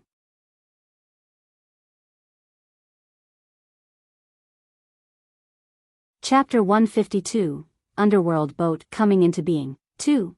It is not a resurrection. Li Qie gently shook his head and replied, the old devil still had a single breath of life. He had used countless immortal medicines to increase his lifespan. As long as it was something that could increase his longevity, he had tasted it. He temporarily survived for a very long time. In the end, longevity medicines and immortal grass were no longer effective to him, but he still didn't give up. He buried himself under the ancient heavenly corpse burial ground and was eventually successful in rebirthing into another life. What does it mean to rebirth for another life? Li Shuangyan asked. Li Qie replied, it is living again, living as if he was born one more time. His blood energy will be at its youngest, and the same applies for his lifespan. However, the Tao foundation, merit laws, and memories will remain the same. It was as if you were born with the memories of the former life. One could truly live again for another generation. Hearing this unimaginable thing, Li Shuangyan lost her colors. The two words, heaven-defying, were not enough to paint this picture. This was an extreme rebellion against the heaven's will, going against the heaven's Tao. The heaven would not allow for such a thing. It is possible, but the chance is extremely small, so small to the point of being negligible. One could say that living again was a fortunate thing, but also a tragedy. Li Qie slowly said. Li Shuangyan was in a daze for a short time. For a heaven-defying character, what was the true meaning behind living another life? This meant that in their former life, if they weren't able to accept the heaven's will, then in the next life, they would be able to shoulder the heaven's will by living again with all of the memories, along with their peerless foundation, from before. At this moment, Li Shuangyan finally understood why all of these old monsters near death rushed in droves to the ancient heavenly corpse burial ground. Will you accept this business? Finally, Li Shuangyan asked. She didn't inquire why Li Qie knew all of these things. I want to meet your master. Li Shuangyan immediately went to arrange this for Li Qie without question. The next day, Li Shuangyan opened the Tao gateway near the Tao platform for Li Qie to directly arrive at the 9 Saint Demon Gate. They went inside the gateway and ported to the 9 Saint Demon Gate. This time, the first elder of the 9 Saint Demon Gate personally greeted Li Qie. However, the trip was very low-key, and he only wanted to meet the Demon King, not anyone else. Demon King Luan Ri, the Demon King of Old Ox Country and sect master of the 9 Saint Demon Gate. He was even a renowned royal expert in the Grand Middle Territory. Amongst cultivators of the same generation, he could be considered the most talented as well as the most promising. During the difficult Tao era, Demon King Luan Ri stepped into the enlightened being realm at a very young age. This was an extremely great achievement. To this day, no one knows what his exact cultivation was. Demon King Luan Ri also personally came to greet Li Qie. After stepping inside the chamber, he heard an invigorating laughter. The king quickly stepped forward to meet Li Qie, and he smilingly said, I have waited a long time for young noble Li's second coming. Demon King Luan Ri appeared to be around 40 years old with a stalwart physique, but he still exuded an air of elegance. He was not a classless man. Rumors has it that the Demon King was a demonic tiger who successfully cultivated, but there was not a trace of a ferocious beast on his body. He was more like a mortal king than a demon king. He stepped forward with the presence of a flying dragon and a striding tiger. His behavior and image were without flaws, carrying a majestic momentum, but when he greeted Li Qie, it also had a sense of a charm and likable affinity. They went into the grand chamber. Since it was a guest of honor, Demon King Luan Ri was not reserved or tried to do something flashy. Sitting together was enough to show his respect towards Li Qie. After everyone left, only the two remained in the chamber. Li Qie went straight to the point and asked, I heard that Demon King wants to bury people from the War God Temple? I don't have this capability. Demon King Luan Ri shook his head with a wry smile, and he said, the ancient heavenly corpse burial ground is a ferocious area throughout the ages. Hundreds of thousands of years till now, countless virtuous paragons, countless invincible characters of generations were buried there. All of them want to go on the underworld boat to prolong their life or even rebirth, but not many are successful. My little capability, compared to the great immortal sages, is insignificant. But you still want to take this deal. Li Qie calmly said. Demon King Luan Ri bursted out in laughter while looking at Li Qie. As his eyes flashed a brilliance, he said, I don't dare to perform this deal, but I believe young noble Li is capable of doing so. How does Demon King know that I can enter? A gut feeling. Demon King Luan Ri frankly said, my intuition is telling me that young noble Li can do it, and my intuition is rarely wrong. It is a fortunate thing that you are not a woman. Li Qie gently shook his head. Demon King Luan Ri didn't find this comment off-putting and laughed heartily instead. After a while, Demon King Luan Ri said formally, the War God Temple tried to find many people to do this matter, but I accepted it right away. I'm curious, what did the 9 Saint Demon Gate bet that made the War God Temple leave this matter for you all? The War God Temple itself is not confident regarding this matter. As for other people, they essentially have no hope. Li Qie smiled and said. The War God Temple was a crazily powerful existence. In the legends, it was built during the Desolate Era. Countless immortal sages of the human race came from this place. It was not an exaggeration to say that the War God Temple was a big reason for the human race's prowess. Their status within the Grand Middle Territory and even the entire mortal emperor world was supreme. In the Grand Middle Territory, even a powerful existence such as the Azure Mysterious Ancient Kingdom would be dreadful of the War God Temple. Even the War God Temple was not certain of successfully climbing up the underworld boat. How could outsiders like them be able to do it?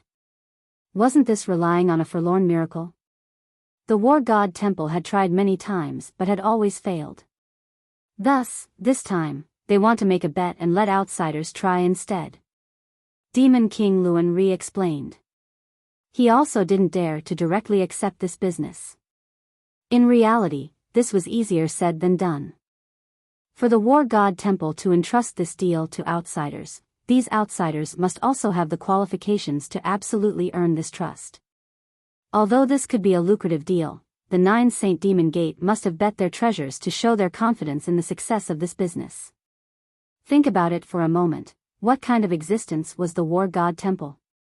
In order to seize this deal, the 9 Saint Demon Gate most likely used a heaven-frightening treasure as leverage, and it could even be an immortal emperor's item. After War God Mu, the War God Temple still wants these old monsters to live again. Li Qie smirked. He also didn't ask how Demon King Luan Ri obtained this deal. Young Noble Li also knows about War God Mu's matter? Demon King Luan Ri was surprised. War God Mu was one of the most powerful existences in the War God Temple. During that era, he was an untouchable giant. War God Mu had lived again because of the ancient heavenly corpse burial ground. This was why the War God Temple always yearned for a second miracle, but they had never been successful. Li Qie responded with just a smile. How could he not know about the rebirth of War God Mu? Even though Li Qie did not answer, Demon King Luan Ri's mind was shaken. He knew he had found the right person. Young Noble Li, this grand character is extremely important to both the War God Temple and my 9 Saint Demon Gate. The current elder of the War God Temple's outer sect is a disciple separated by a generation of this grand character. If this business is successful, there would be a special significance towards the 9 Saint Demon Gate and the Cleansing Incense Ancient Sect. Demon King Luan Ri said in a serious manner. It seems like the War God Temple has supported you quite a bit. Li Qie smilingly replied. The Demon King did not lie. He solemnly nodded his head and said, when I was young, the outer sect's elder recognized my talents and opened my eyes. Because of his support, I was able to obtain the pure Jade Saint Physique Law from the War God Temple. As a Saint Physique, Li Shuangyan's Physique Law from the War God Temple was a priceless treasure. To be able to trade this Physique Law from the War God Temple, the 9 Saint Demon Gate did not only use a supreme treasure, but it was also because Demon King Luan Ri earned the trust of the War God Temple. Not anyone was able to do such a trade. What is the agreement between Demon King and the War God Temple? Li Qie inquired. Demon King Luan Ri wryly smiled and shook his head. The exact details are not yet decided. I was waiting for a response from young Noble Li. This business. My 9 Saint Demon Gate will not receive anything good. All of the benefits will be given to young Noble Li. And you win the support of the War God Temple. Li Qie smiled, he knew the intricacies within. Demon King Luan Ri forced a laughter and said, young Noble Li understands that I and the Heavenly God Sect's mortal king are old friends. If the Heavenly God Sect climbs the ladder of the Azure Mysterious Ancient Kingdom, even my 9 Saint Demon Gate would feel pressured. Of course, when he said old friends, he meant enemies. During the last generation, the Mortal King and the Demon King were the most outstanding talents of the Grand Middle Territory and were well-matched rivals. What is the situation of this grand character from the War God Temple? Li Qie asked. Demon King Luan Ri responded, I heard that this ancestor's blood force had halted for a long time, and his lifespan doesn't have much left. He cannot come into being, and the War God Temple needs to bury him directly on an underworld boat. Halting your blood force, in plain words, meant to cease all blood and vital breath in order to enter a dormant hibernation, just like a dead person sealed underground. However, halting one's blood force was extremely costly, so not everyone would be able to afford it. Only grand experts from the great sects and powerful nations would have the resources and strength to halt their blood force.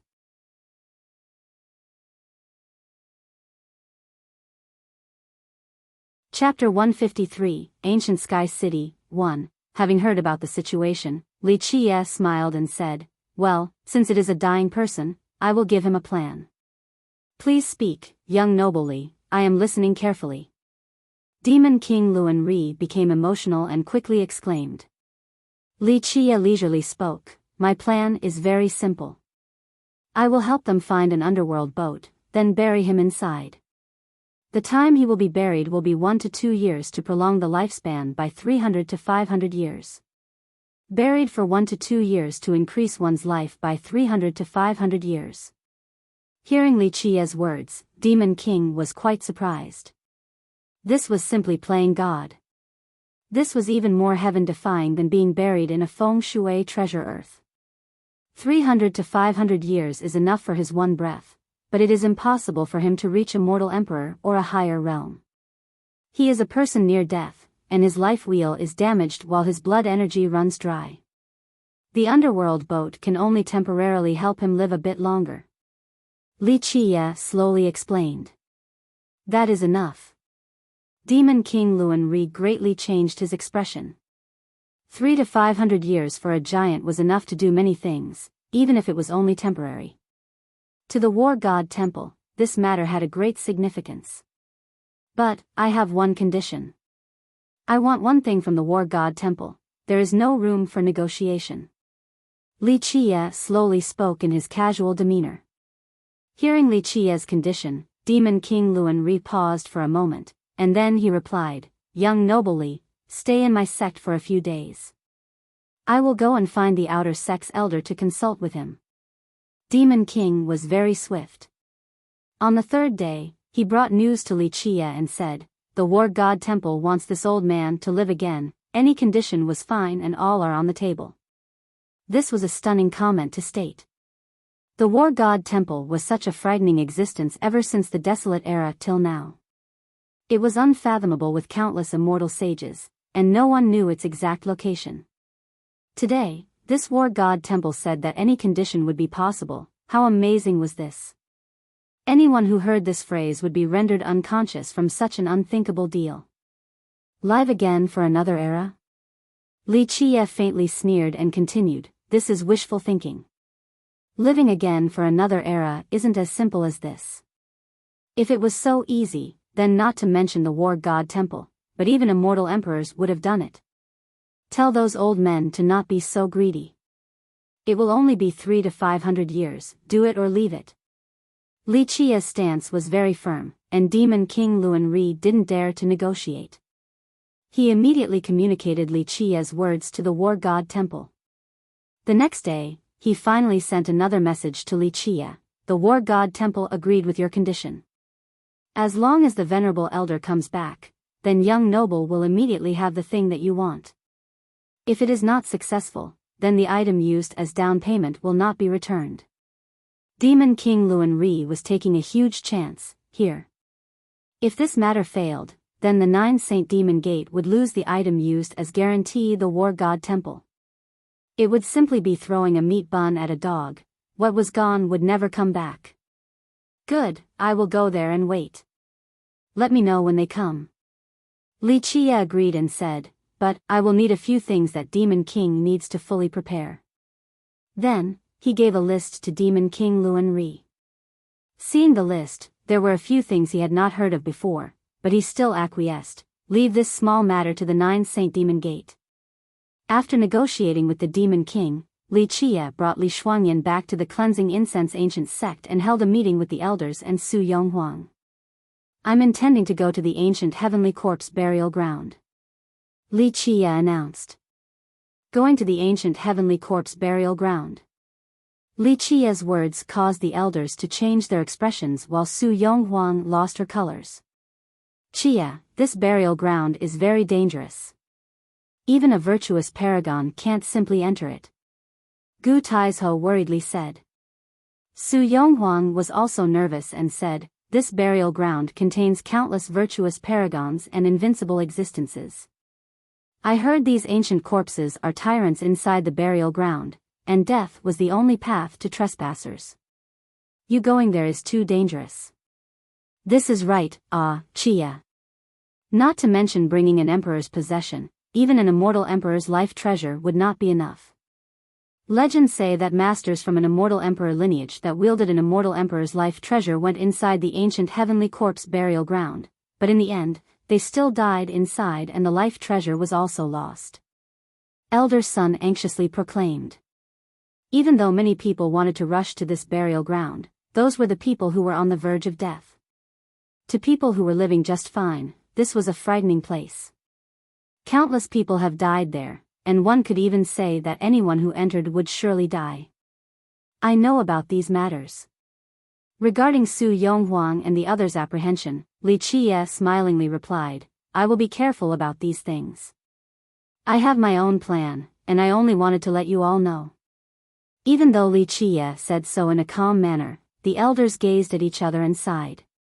They knew that Li Chia would never change his decision, so they stopped trying to convince him. Elder Tu will go with you. In the end, Su Yonghuang was still worried for Li Chia and told Tu Buyu to go with him. Li Chia didn't reject this. And so, this matter was settled. Regarding this trip to the burial ground, after Li Chia's careful consideration, he decided to bring Niufan. As for Li Shuangyan and Chen Baojiao, it was needless to say, they would absolutely be going with him. Outside of these people, Li Chia also brought along Chu Daili, Su Pei, Zhang Yu, and Luo Fenghua. These disciples were the ones he focused on training, and he needed them to uphold an entire direction by themselves in the future. Thus, Li Chia would bring them along to experience the world. Of course, the little brat, Nan Huiran, also shamelessly wanted to go, so Li Chia, in the end, promised to take him. The ancient heavenly corpse burial ground? Hearing about this, Niufan was in a daze and had a strange expression. After a while, he regained his sanity and lamented, this is a very ancient place. There is an ancestor of ours that was buried inside. Whether he was successful or not in prolonging his life, no one knew. Did you all ever go to show your respect after your ancestor was buried inside? Li Chia smilingly said. Nianfen wryly smiled and shook his head. The truth is that we don't know where the ancestor was buried. This respectful rite was never brought up. People pay respects to the graves inside the burial ground? Chen Baojiao was surprised about this matter. Honoring the deceased relatives or sect elders was normal, but she had never heard about people paying their respects in the ancient heavenly corpse burial ground. It was because it was an essentially impossible matter. In principle, it is possible. Li Chia smilingly replied, in reality, it is not so simple to do. Many situations do not permit such a thing. Chen Baojiao was not stupid. It was hard to imagine honoring the elders inside this burial ground. One had to be aware that it was a place made from mountains of corpses and oceans of graves. It was filled with a corpse aura, so no one dared to go inside. Even though both of these locations were inside the Grand Middle Territory, the cleansing incense ancient sect was very far from the ancient heavenly corpse burial ground. Separated by millions of miles and more than half of the Grand Middle Territory, it was impossible to fly this distance. The group of Li Chia have to go through Dao gateways. With such a large distance, the amount of refined crystals required would be frightening. It was too much of a burden for a falling sect like the cleansing incense ancient sect, but with the complete funding from the 9 Saint Demon Gate, Li Chia did not need to worry about the refined crystals. Due to the existence of the ancient heavenly corpse burial ground, the western area of the Grand Middle Territory was primarily wilderness. It existed like a forbidden evil ground that spanned through the heaven and earth. Even though it turned people pale, there was an ancient city right outside, Ancient Sky City. Ancient Sky City could be considered the oldest city in the Grand Middle Territory. It existed in an old era, and it was unknown when it was constructed. Ancient Sky City was also called Corpse City. Outside of people wanting to go to the burial ground, only the dying would come to this city, and it was their last stop. Due to this, the price of coffins in this place was very hot. Even a coffin made out of 4 wooden planks and a few nails would still be worth some money. As for the expensive ones, they would be made from godly wood. All types of coffins were available. As long as a particular material could be used to make a coffin, one would be able to find it at Ancient Sky City. There was a joke amongst cultivators that, if a dying person wanted a coffin perfectly crafted for their own hearts, it was best to go to Ancient Sky City. Even though it was called Corpse City, it did not have a lifeless atmosphere, nor was it desolate and abandoned. On the contrary, Ancient Sky City was bustling and vibrant. Countless cultivators inside Ancient Sky City came from all corners of the world. Even people from different races could be found here, such as heavenly devils and stone golems. It was one of the largest cities in the Grand Middle Territory. It was always crowded to the point where it was also known as the city that never sleeps. Entering Ancient Sky City, one would immediately be met with lively and noisy commotions of the street vendors. In front of the eyes were countless towering pavilions and grand avenues. In the sky, there were many godly temples and ancient chambers hovering above. On the street filled with dragon carriages and water stallions amidst the large crowd, cultivators and mortals were able to go together. In fact, the staggering amount of people easily caused people to perspire.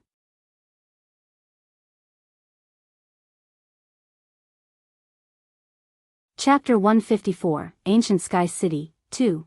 It could be said that mortals were used to the monstrous and multicolored cultivators, so they did not wonder at the strange sights, nor did they avoid them.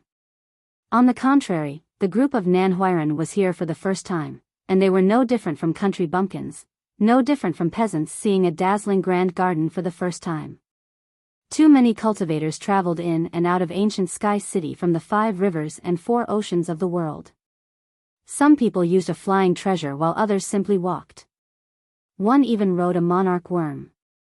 In the horizon, one could see countless explosions and bright lights coming into the city and the structures high above. On the streets were cultivators riding centipedes and earth dragons. From beginning to end, giant buildings with ancient architectures floated above. In the far distance, tall pavilions pierced the clouds. Thus, the group of Li Chia, who were riding the snail, were not too eye-catching and no one was surprised at the sight. However, the most attracting things about the group were Li Shuangyan and Chen Baojiao next to Li Chia. 2 supreme beauties. No matter where they went, their remarkable dazzles would be the center of all gazes. Li Shuangyan was like the cold apricot in the middle of the falling snow, causing other people to stop in their tracks for another glance. As for Chen Baojiao, she was a city-toppling temptress, rendering others to drool and lose their minds. The waves of pedestrians continued inside the city next to the restaurants and inns and numerous street vendors. Once inside, anyone would be submerged by the incessant advertising chants. Immortal Monarch's Flower, 1 mobile godly platform, and a flying immortal platform. Only exchanging true treasures or heavenly sovereigns' true treasures for virtuous paragons' magical seals. Ferocious Ocean Flying Ship, a mobile fortress created by an ancient saint with 36 layers of protection and 8 layers of offense. Trading for 7/7 transformation murderous fate pill. 6 runes treasure medal with 3 incantation runes, 2 murderous runes, and 1 saint cleansing rune. This is a rare treasure medal. Only selling it for Heavenly King ranked refined crystal, price is negotiable. Inside Ancient Sky City, outside of the grand sects and powerful nations, along with the immortal emperor's lineages in the auction houses, many cultivators were exchanging items for money or other items. As the saying stated, one shouldn't show their wealth. The good stuff shown here were either sold by people with absolute strength, or they had a powerful backing, or they were scammers. Many hawkers were shouting to find buyers. Many cultivators displayed their items on the street while others did not say anything and only waited for the right buyers. Of course, this place was filled with dragons mixed together with snakes. There were too many crooks here, but they could only fool the inexperienced ones. Finger bone of a heavenly king, an invincible heavenly king in the legends, the 11th finger of heavenly king Phaeton that swept through the Grand Middle Territory and used his heavenly king cultivation to challenge virtuous paragons. His 11th finger was refined by the heaven and earth, and it continued to exist in the world even after he had passed away. Quickly now, come take a look at the finger bone of a heavenly king here, it's at a very good price. Sup, a street vendor loudly shouted. Because it was their first time visiting ancient Sky City, they stopped riding the snail and were just walking on the streets. Li Qie and Li Shuangyan were fine, but the group of disciples' faces were written with the words, "First time here," so anyone who saw them immediately knew that they were country bumpkins. After just setting foot on the street, the group of Nanhuiren was enthusiastically led by the street vendors to their corners and showed them the treasures. "O great immortal emperor sirs, look, this heavenly king fingerbone. This lowly one risked my life to bring it out of the ancient heavenly corpse burial ground. This is the 11th finger of heavenly king Phaeton, the finger of the heaven and earth.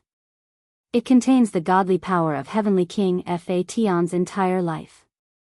This one finger bone alone is not weaker than a heavenly king's life treasure." This street vendor carefully opened his jewel container for Nanhuiren to see. As the box was opening, the royal aura exploded and the street vendor quickly closed the container. A heavenly king's finger bone. The royal aura's appearance shook Nanhuiren and Luo Fenghua's group. "What is the price?" The brat, Nanhuiren, became greed, and couldn't help but ask. "Great one, we'll make it easy, how about 300 heavenly king refined crystals?"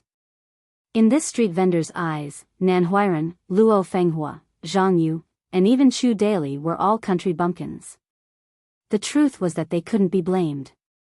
The cleansing incense ancient sect had fallen for a long time and never got the chance to see the world. Heavenly king refined crystals. Needless to say, Nanhuiren and Luo Fenghua sank their heads like turtles. They essentially couldn't afford it at all.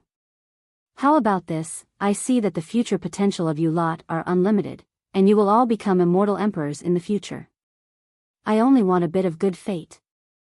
I'm throwing away my hard-earned saving here, how about 1,000 destiny refined crystals?" The vendor was very good at reading expressions, so he quickly changed his tone. In a short amount of time, the group of Nanhuiren and Chu Daily looked at each other, then at Su Pei. As for Zhang Yu and Luo Fenghua, they only became official disciples recently and were poor, but Nanhuiren and Chu Daily were able to afford it. 11th finger? Finger of the heaven and earth? Li Qie, who was watching the funny scene, came forward and smilingly said, "Speaking of the finger of the heaven and earth, I have seen it. It is of a tiger amber color and has bloody spurs on the finger. This finger can rip out the sky with an unstoppable sharpness. Let me see your heaven and earth finger. If it is good, then even heavenly king refined jades will be worth it." The moment Li Qie finished his words, the street vendor's expression instantly changed. He immediately closed his shop and left. As someone who had been here for a long time, his eyes were very sharp. He instantly figured out that Li Qie was knowledgeable and would only bring further embarrassment if he kept on trying to deceive them. This sudden event widened the eyes of Nanhuiren's group and caused their jaws to drop.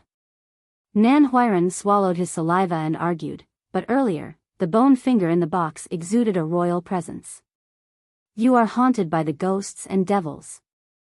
Li Qie angrily slapped Nanhuiren's head and scolded him, "How long has this city existed in this world? In this city, the most ancient trade is scamming.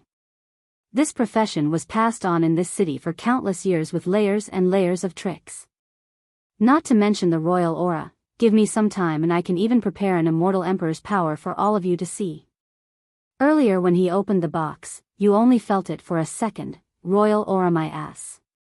Being slapped by Li Qie, Nanhuiren calmed down and scratched his head in a silly manner, so this was actually the case.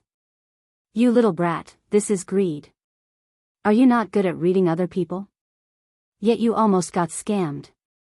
You should just commit suicide by jumping off a floor to lessen your shame. Li Qie jokingly scolded him. Nan Huiran bursted out in laughter while the group of Chu Daily Riley smiled. This was not their fault. This was their first time to a place like ancient Sky City. Fate Palace, a complete ancient fate palace of a heavenly sovereign's corpse, never opened before. Come test your treasures and merit laws. There was still a bit left to go on the street when the group of the brat, Nan Huiran, was stopped yet again by street vendors to their stalls. There was a wooden coffin with a corpse inside. The head of the corpse was very complete, and it emitted godly fiery sparks as if there was a treasure inside. A fate palace can still exist like this? A dead cultivator's collapsed fate palace. Seeing this scene, Chu Daily exclaimed.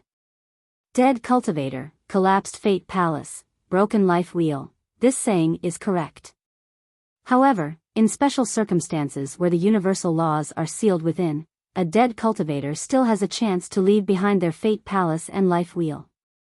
There was an immortal emperor who left behind his fate palace for future generations. This is a corpse I dug out from the ancient heavenly corpse burial ground. From my speculations, he was a heavenly sovereign when he was still alive. His fate palace is beautifully preserved and is unopened by us. Whether there are any good stuff or not, we don't know, so we are not selling it at a high price. This fate palace is more of a gamble. I don't know if you all are interested in this gamble or not. Compared to the hawker from earlier, this vendor was not only a cultivator, but he was seemingly even more professional. What do you think, oldest brother? Su Pei looked at Li Qie and whispered. This time, the group of Nan Huiran was also smarter, and they all stared at Li Qie. Li Qie approvingly nodded his head and said, This Dao friend is not wrong. Under certain conditions, even when they die, the fate palace and life will have a certain chance of being preserved. However, such cases are very rare. If the fate palace was completely intact, then it would contain its cultivator's entire Dao power throughout his life. If an immortal emperor actually left behind his fate palace for his descendants, then this would be too frightening. Even an immortal emperor's true treasure would not necessarily be able to match it. Right, this Dao brother truly knows his stuff. My pleasure, my pleasure. I am a businessman, and I will absolutely not trick you guys. This is absolutely a heavenly sovereign corpse that I dug out from the ancient heavenly corpse burial ground. Ah. The vendor had a comfortable stance as he smilingly replied. The group of Nan Huiran, at this moment, was very tempted. A heavenly sovereign's fate palace, even if it was empty, it would still be very amazing, ah. Suddenly, they all looked at each other. Whether this corpse of yours is from the burial ground or not, I will find out after one poke. Li Qie smiled and said. Then, he unsheathed Li Shuangyan's sword. Seeing Li Qie's sword in his hand, the vendor immediately changed his expression and stopped Li Qie. He quickly said, Dao friend, this is an ancient corpse. If you keep on lying there, do you believe that I will cut off his head and turn it into a pot or not? Li Qie swung the 6 Dao sword horizontally, shooting out a black and white-colored ray. The vendor's expression sank heavily, and he immediately bowed and said, My offense, my offense. Dao friend is a wise person, a wise person. We shall go. After his words came out, the ancient corpse inside the coffin immediately stood up as well. Ah, Su Pei screamed in fear. A corpse suddenly standing up also frightened the group of Nan Huiran, making them take a few steps back as well. When their wits returned, the vendor, along with the ancient corpse, had already fled. At this moment, they understood that it was not a corpse but a living person.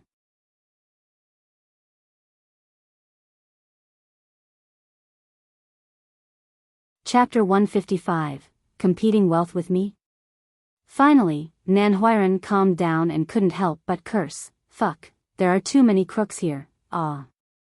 Ancient Sky City has existed for such a long time and is one of the biggest cities in the Grand Middle Territory. It is not surprising to have so many crooks.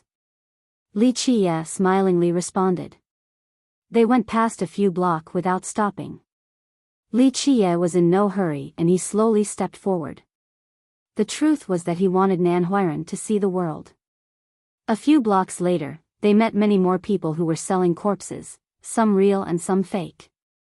Not everyone was a scammer. In a corner of the street, a grandpa cultivator was sitting with a skull presented in front of him. It emitted a cold air so many people gathered to see. The group of Nan Huiran also came to join in the fun. Dao friend, how do you want to sell this skull? A cultivator who knew his stuff asked after seeing the skull. One person, who couldn't handle the expensive price, responded instead, he's only exchanging for a life wheel, an ancient saint life wheel. Plus, he only wants it from the heavenly devil race. I have an ancient saint's true treasure, trade or no? A cultivator asked. The seller did not say anything, it was a clear refusal. However, from his aura, no one dared to have any strange thoughts. At this moment, the group of Nan Huiran looked at Li Qie. He nodded his head and said, an ancient saint's skull, carrying saintly power. He turned around after speaking. It's the real deal? The group of Nan Huiran quickly chased after Li Qie. Nan Huiran was afraid of being cheated, so he was very paranoid. It's the real deal. Li Qie nodded his head and said, a dying ancient saint poured all of his blood energy into the skull to maintain the saintly power. This thing was not any weaker than an ancient saint's true treasure.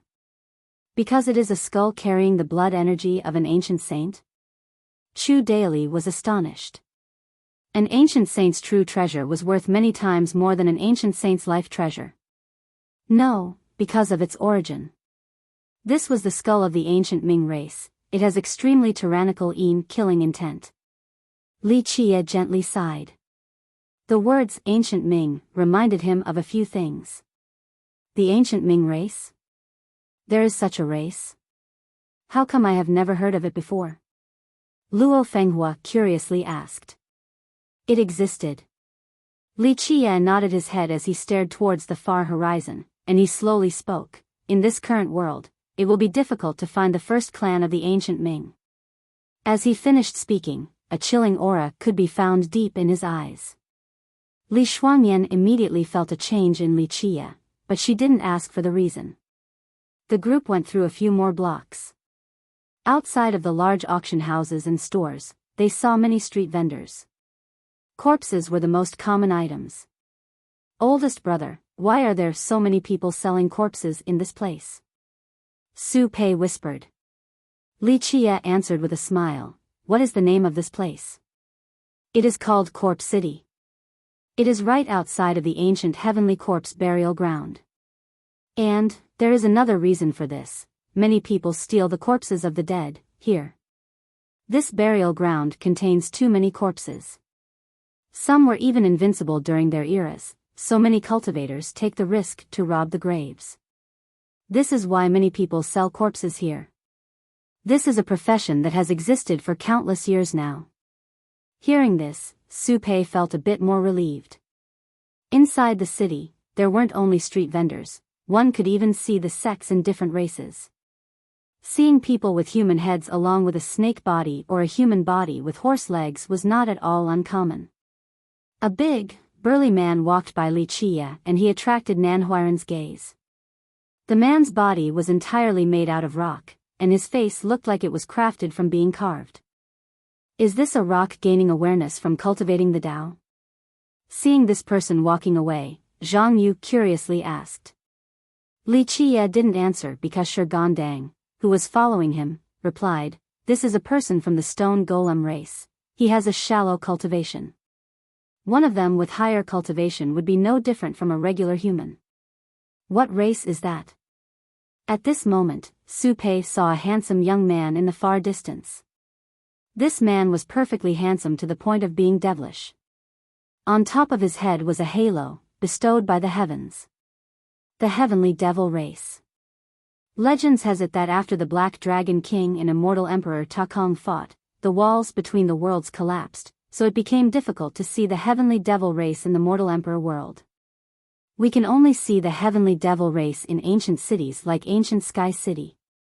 Niu Fen reminisced with some emotions. Oh, the group of Nanhuiren opened their eyes wide. Luo Fenghua couldn't believe it and said, I always thought that the heavenly devil race were giants with horns on their heads and eyes as big as lanterns. The heavenly devil race is so good looking like this? The heavenly devil race is not only one tribe, it has many side branches. Li Chia said. Walking in this old city really broadened the horizons of Nanhuiren's group. They have seen many new things today.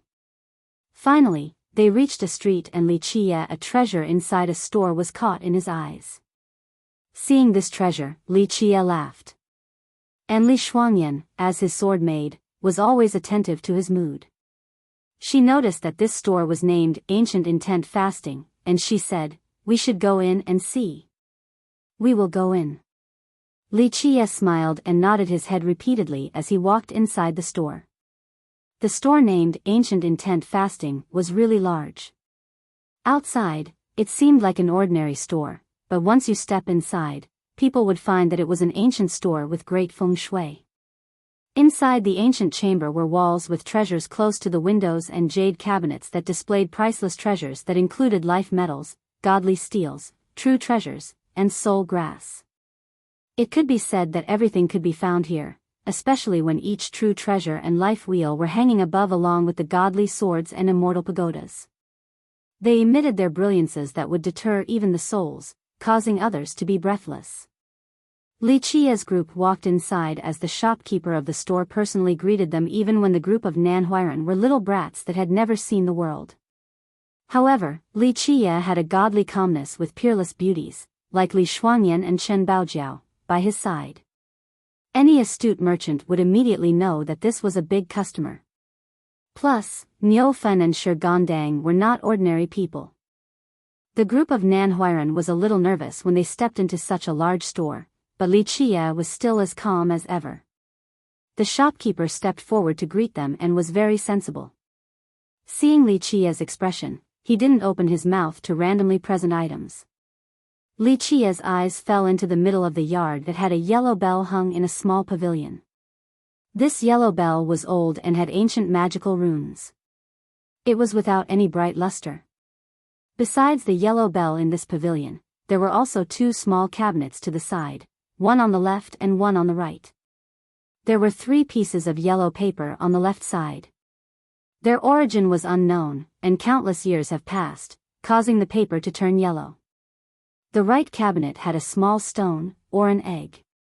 It was unclear whether it was a stone or an egg. It was around the size of a fist, it looked like a stone, but also an egg. The group of Nanhuiren was also confused and wondered why 3 uninteresting items was placed in such a place.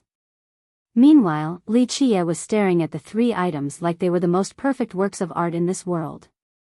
As Li Chia was observing these 2 things in an enjoyable manner, the shopkeeper was very smart and only stood silently to the side without saying a distracting word. Good item, casted by the early people, it originated from all existences. Good bell, a truly good bell, it's a priceless treasure. After appreciating it for a moment, Li Chia praisingly said. Seeing Li Chia's happy state, the shopkeeper was also happy and opened his mouth. Sir, you are really extraordinary. My store has numerous items, but Sir was the first one to be so attentive towards it. These 3 things are the defining treasures of our ancient intent fasting, and they are not for sale. Jiao Heng passing on the 9 writings, 1 stone extracted from the earth. Not for sale is a normal matter. If it was me, I wouldn't sell it either. Li Chia smilingly replied. Li Chia's words stunned the shopkeeper. His face greatly changed as he said, Sir is indeed a wise man, revealing the truth with just 1 phrase. Wonderful, wonderful, my ancient intent fasting had been in this city for countless years, but there weren't many customers that knew the real origins of these 3 things. Li Chia only nonchalantly smiled at the praises from the shopkeeper and didn't reply. The group of Nanhuiren glanced at each other. They couldn't see how these 3 things were precious, not even Li Shuangyan could discern the value. The 3 items before them were too ordinary. One was a yellow bell, another was the 3 tattered pieces of paper, and the last was just a stone. Nan Huairan thought that he had great vision, but he couldn't see through the 3 items, and Li Qie didn't say anything either. He could only ask the shopkeeper, "Sir shopkeeper, my oldest brother's vision for immortal items is godly. We junior sights are weak and can't appreciate these 3 precious treasures. If you want to ask about the origins of these 3 items, then just say it straight. There is no need to go around in a circle." Li Qie smiled and slapped the back of Nan Huairan's head. Nan Huairan embarrassingly smirked. In fact, at this moment, Niufen wanted to know what these 3 things were even more than Nan Huairan.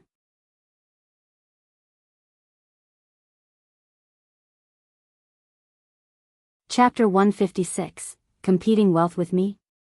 2. Li Qie's words were only understood by the shopkeeper, and Nan Huairan didn't see through the treasures. The shopkeeper knew that Li Qie had great knowledge, and he pointed at the 3 yellow papers to explain. The 3 yellow papers were given to my ancestors by immortal Emperor Jiao Heng. If it was an ordinary day, he would be too lazy to explain even if someone asked him. However, with Li Qie here giving him a feeling of having a sentimental peer, he had a favorable opinion of Nan Huairan as well. Immortal Emperor Jiao Heng. Hearing this, not to mention Shi Gandang, but even Niufen was astonished and had to take a deep breath. Nan Huairan was startled and said, "This is the first immortal emperor of the human race, an undefeated immortal emperor throughout his entire life. Immortal Emperor Jiao Heng, there were too many legends about him. Even though he was not the first one to shoulder the heaven's will, he was the first immortal emperor of the human race. He was undefeated throughout his life, it didn't matter who his opponents were. Heavenly devils, ancient Mings, they were all defeated by him. A life of invincibility, untouched by all. One had to know that with the heaven's will, an immortal emperor could be considered invincible after reigning over the universe, but before becoming an immortal emperor, none of them dared claiming to be invincible. Even immortal Emperor Min Ren had lost countless times when he was younger. The truth was that immortal emperors at a young age had many opponents and they all lost many times. This was not a shameful matter. The Grand Tao was tortuous and difficult, victory and defeat were the norm. Yet immortal Emperor Jiao Heng remained unbeaten throughout his life. This was his wonderful and illustrious legend. The shopkeeper's words frightened the group of brats. They didn't know that the ancient intent fasting had such an ancient and amazing origin like this. The immortal emperor was indebted to my ancestors, so he gave us 9 pieces of paper. If my ancestors had any needs, as long as they wrote it on the piece of paper, they would become satisfied. In that era, as long as my ancestors had this one paper, there was no place that they couldn't go and nothing that they couldn't have. My ancestors used a total of 6 pieces of paper, and 3 remained here at the ancient intent fasting to be our defining treasure. Referring to the glory of his ancestors, the shopkeeper was quite proud. This is an emperor's possession, ah. The group of Chu Daily was shocked. The 3 ordinary yellow papers were emperor's possessions, how could they not be surprised? It is called an emperor's possession, but it is even better than an emperor's possession. Li Qie smiled and said. The shopkeeper was also very glad, and he said, "Sir always know his stuff. These papers have a special significance to the ancient intent fasting. They are not only simple emperor's possessions." Li Qie simply laughed. The group of Nan Huairan couldn't see through the origins of the other 2 items, the yellow bell and the stone, but the shopkeeper didn't speak about them. Even though Nan Huairan was curious, he didn't ask. After appreciating the 3 items, Li Qie slowly walked around the store. There were many treasures in this store, ranging from life treasures to fate pills, and mysterious weapons to strange medicinal grass and trees. The many new things caused the group of Nan Huairan to be dazzled. The shopkeeper hurriedly followed Li Qie around inside. He didn't introduce anything to Li Qie, and he simply let him enjoy his stroll. If it was an ordinary customer, then he wouldn't be personally accompanying them. Let alone the group of Nan Huairan, even Li Shuangyan and Chen Baojiao were surprised at the amount of precious treasures here. To be able to open such a store was indicative of how secretly powerful the ancient intent fasting was. Is this a dragon? There were many true treasure weapons overhead and many were still locked inside the chests. Each of the treasures were floating in a random manner. One was a golden dragon, swimming like fish in the water. It leisurely swam around non-stop. This little dragon around 3 feet long had a bright, golden light no different from a true dragon. After watching this golden dragon for a long time, Luo Fenghua couldn't help but ask. Indeed, it is a roaming dragon, a foreign Dao mysterious treasure. The shopkeeper replied. Foreign Dao mysterious treasures were not part of longevity treasures, true treasures, nor life treasures. It was very special. Its power was also great, and it was not easily crafted. It was basically even more precious than life treasures and true treasures. Is the roaming dragon for sale? Luo Fenghua really liked this foreign Dao mysterious treasure, so he couldn't help but ask. The shopkeeper nodded his head and said, "In my shop, outside of the 3 defining treasures, everything else is for sale." The roaming dragon was not created by cultivators. It was a golden dragon that died and sank into the ocean. Its dragon muscles combined together with the primordial metal under the sea, and it was groomed by the essence of the grand ocean before finally being refined by the heaven and earth to turn into this golden dragon. The roaming dragon costs 7,850,000 ancient saint refined jades.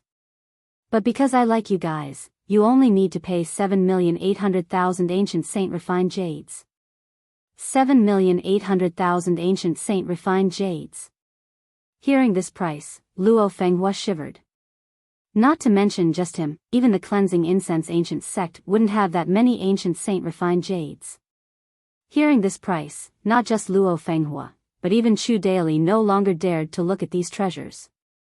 They were too luxurious. The group of Nan Huiran followed Li Qia around a full circle. Even though the treasures were very eye-catching, they only looked and didn't dare to ask for the prices. All of the items here were the finest. Normal things would not be sold in this place. And while Li Qia went all the way around, he did not speak and only had a smirk on his face. At the very best, he would only occasionally nod his head.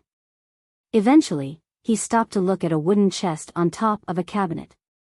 This wooden chest did not appear to be precious. It had 4 items inside. One was a tattered old piece of clothing, another was a long closed box, the other 2 were made from brass castings, one was a small hammer while the other was a gong, truly odd. The moment he paused his steps, Li Shuangyan's gaze condensed and carefully judged the items in this wooden chest. She understood that Li Qia wanted the items inside it. After following him for so long, she clearly knew that items valued by Li Qia were absolutely not simple. How much are the items in this chest? After carefully observing the items inside and confirming that he was not wrong, he then asked the shopkeeper. "Good sir, these items do not belong to my store. It is from an old friend wanting to sell it here. The price is 8 million royal noble refined jades." The shopkeeper hurriedly replied.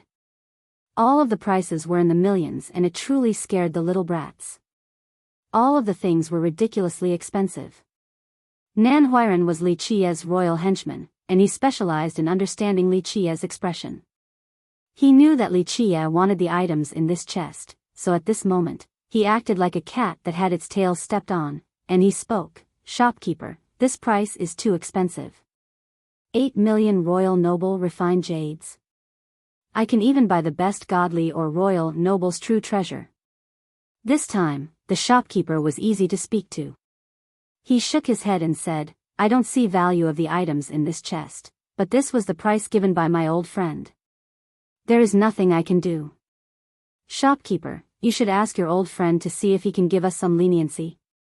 My oldest brother rarely likes any items." Nan Huiran naturally would bargain for Li Qia without him having to say anything. It was his duty to obtain the best benefits for Li Qia. This, the shopkeeper pondered for a moment. It is only 8 million royal noble refined jades. Shopkeeper, I want this item. At this time, an arrogant voice appeared. A person stepped inside the store with a hearty laughter. Nan Huiran's group looked at the person who had just arrived. This person was the oldest disciple of the Nine Saint Demon Gate, Leng Qingfeng. In the evil-infested ridge, Leng Qingfeng followed Heavenly Prince Qingxian inside, but he was lucky and went to ask for the Emperor weapon of the Nine Saint Demon Gate. Although he didn't get the Emperor weapon, he was able to avoid a disaster. Although he came in with a smile on his face, but from the perspective of Nan Huiran's group, it was as fake as it could get. Leng Qingfeng brightly smiled and greeted Li Shuangyan, and he said, "Little sister, I heard the sect master say that you arrived at ancient Sky City. I didn't think I would meet you so soon." Li Shuangyan gently nodded her head at Leng Qingfeng and didn't say anything. Her attitude caused Leng Qingfeng to be offended, so he coldly looked at Li Qia and sneered, "The cleansing incense ancient sect has truly fallen. You can't even take out 8 million refined jades. Carrying so little money yet you still dared to visit ancient Sky City's #1 shop, the ancient intent fasting." Li Shuangyan wanted to retort, but Li Qia waved his hand and cheerfully smiled at Leng Qingfeng as he spoke. "So, you really want to buy them? It's only 8 million refined jades, only a small sum." Leng Qingfeng was not happy about Li Shuangyan's attitude towards Li Qia. In reality, Leng Qingfeng had always liked Li Shuangyan, but as the oldest disciple of the Nine Saint Demon Gate, he was her competitor. Plus, Leng Qingfeng always thought highly of himself and believed that he was a good match for Li Shuangyan, so normally, he was always reserved. With Li Shuangyan now traveling with Li Qia, his heart had a bad taste. "Shopkeeper, I want this item, wrap it up." Leng Qingfeng stared at Li Qia with one eye and coldly continued, "You can't even take out 8 million, you're truly poor as dirt. How can you give the dowry to marry my little sister in the future?"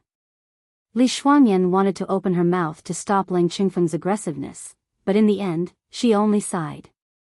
As disciples of the same sect, she didn't want them to hate each other, but she understood Li Qia. This was Leng Qingfeng courting a rebuttal. The shopkeeper then looked at Li Qia. If Li Qia said that he didn't want it, only then would he sell the item. "Shopkeeper, no matter who was here first, I will add 2 million more. In short, I want this chest, today." Seeing the shopkeeper looking at Li Qia, Leng Qingfeng, with a stout presence, said towards the shopkeeper. Leng Qingfeng's attitude caused Li Shuangyan to shake her head. This was too much. And the group of Nan Huiran were glaring at each other, but they didn't have a solution. 10 million royal noble refined jades was a number high up in the sky for them. "You think you are so great with your money." Nan Huiran was annoyed since Leng Qingfeng caused them to lose face. This was even harder to swallow than a fly with the anger in their stomachs. "Brat, you said it correctly. If you are so capable, then buy it. As long as I can't afford it, I will pass it on." Leng Qingfeng presumptuously glanced at Nan Huiran, then back to Li Qia as he coldly sneered, "However, I'm afraid that even if you sell the entire cleansing incense ancient sect, you wouldn't be able to have so much money."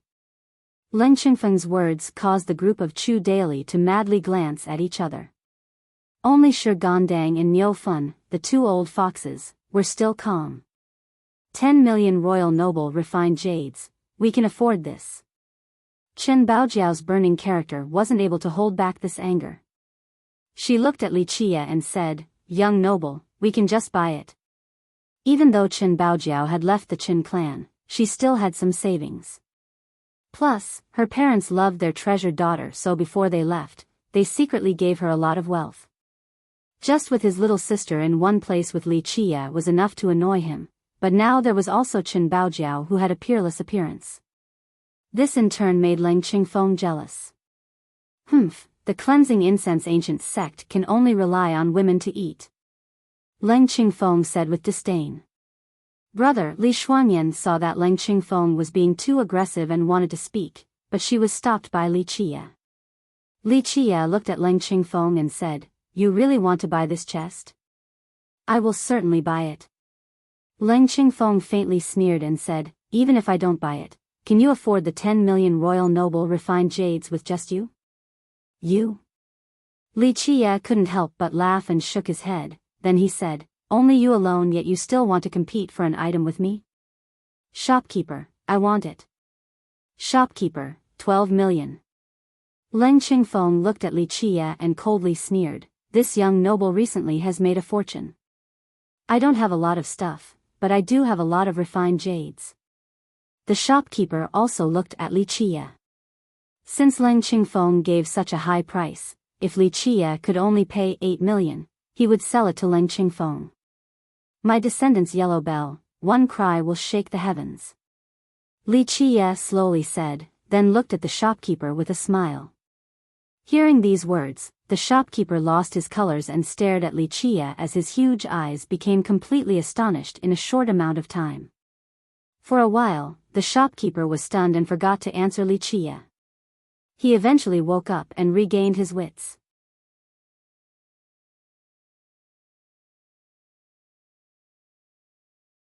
Chapter 157, Early People's 9 Languages. 1. The shopkeeper returned to his senses and immediately looked at Li Qie. Then he said, "If young noble wants it, then this chest will be given to young noble." "Shopkeeper, no matter how much money he spends, I will use enlightened being refined jades to buy this item." Seeing the sudden change in the shopkeeper's attitude, Leng Qingfeng's expression sank, and he coldly spoke. The shopkeeper shook his head and said, "Dear customer, this is embarrassing, but we are no longer selling this chest. My small shop will give you an item, instead, to show goodwill." Leng Qingfeng's expression immediately changed. He was at a loss for words after hearing the shopkeeper's answer. The shopkeeper then continued with a deeper tone, "Dear customer, at this moment, our little shop is closed. Please leave, please forgive us for the bad hosting." Leng Qingfeng was absolutely livid and glared, but the shopkeeper was very calm and seemed to not feel the wrath of Leng Qingfeng. Finally, Leng Qingfeng took a deep breath and brushed his clothes, then left. Even though Leng Qingfeng was aggressive, he understood the basic truth that there were dragons mixing with serpents in ancient Sky City. To be a merchant at the ancient intent fasting, their status might be frightening. Otherwise, it would have long been robbed. What is so good about having money? As Leng Qingfeng was leaving, Nan Huairan exclaimed, "Compared to our biggest brother, your money isn't even worth a fart." Leng Qingfeng was shaking in anger from Nan Huairan's words. His face became pale and ugly, yet he still eventually left. "You brat, such poisonous words." Li Qie shook his head and smiled. His scolding was more like a compliment. Oldest brother, I am just not used to his newly rich attitude. Nothing good about having dirty money." Nan Huairan smiled and said. At this moment, the shopkeeper quickly packed the item himself and gave it to Li Qie, and he said, "This lowly person had eyes but couldn't see empty tie, and I didn't know how great your knowledge was. Please be happy and accept this small gift." The shopkeeper, being so polite, along with his respectful tone, surprised not only the group of Nan Huairan, but also the group of Li Shuangyan. Li Qie's one phrase had completely changed the shopkeeper's attitude. This was really unbelievable. "Shopkeeper, each of my oldest brother's phrases is worth tens of millions." The group of Chu Daily didn't say much, but Nan Huairan, as a hound, licked his tongue and couldn't help but say, "Hey, shopkeeper, I will also say, my descendant's yellow bell, one cry will shake the heavens." "Will shopkeeper give me an item as well?" Li Qie slapped his neck and smilingly scolded, "Little brat, what do you know about my descendant's yellow bell? One cry will shake the heavens. This is a secret of the ancient early people." Oldest brother knows, I don't know," Nan Huairan cheekily said. But he immediately shut up after Li Qie glared at him. He certainly knew what could be said and what couldn't. "Will master come inside the hall? This lowly one wants to learn from master," the shopkeeper very respectfully inquired. "It is fine." Li Qie nodded his head and brought Li Shuangyan's group into the inner hall of the ancient intent fasting. The shopkeeper told the workers to close the shop. There will be no more business today. After sitting down in the inner hall, the shopkeeper was very welcoming and quickly gave Li Shuangyan's group a treasure jewel, and he said, This is the highest-ranked jade seal of the ancient intent fasting. If you all do business here, everything is only 70%. The shopkeeper's enthusiasm surprised everyone. One had to know that the ancient intent fasting was a high-end shop. Everything was worth millions of refined jades. 70% of the price was very frightening. At this moment, they realized that Li Qia's words were worth 10,000 gold. Truly a mouth made of gold and words made from jade. My little shop has some puzzling matters and need advice from master. The shopkeeper sat down and rubbed his hands together while seriously speaking to Li Qia. If shopkeeper wants the early people's 9 languages, then just go ahead and say it. In my opinion, shopkeeper is someone who can be in charge. Li Qia smiled and said. The shopkeeper was in distraught. Early people's 9 languages, these words were too shocking to him. Other people didn't know, but his clan knew how valuable these things were. Wise master, the shopkeeper quickly bowed his head and said, I don't know the title of master. Li Qia smiled and replied, the cleansing incense ancient sect's disciple, Li Qia. Is shopkeeper the grand administrator of the Gu clan's first branch or not? I don't dare. The shopkeeper was moved, and he quickly replied, this lowly one was assisted by fellow clan members and barely qualified to be the clan master. This makes me a bit surprised. Li Qia said with a smile, the clan master of the Gu clan personally attending the shop, truly not an easy matter.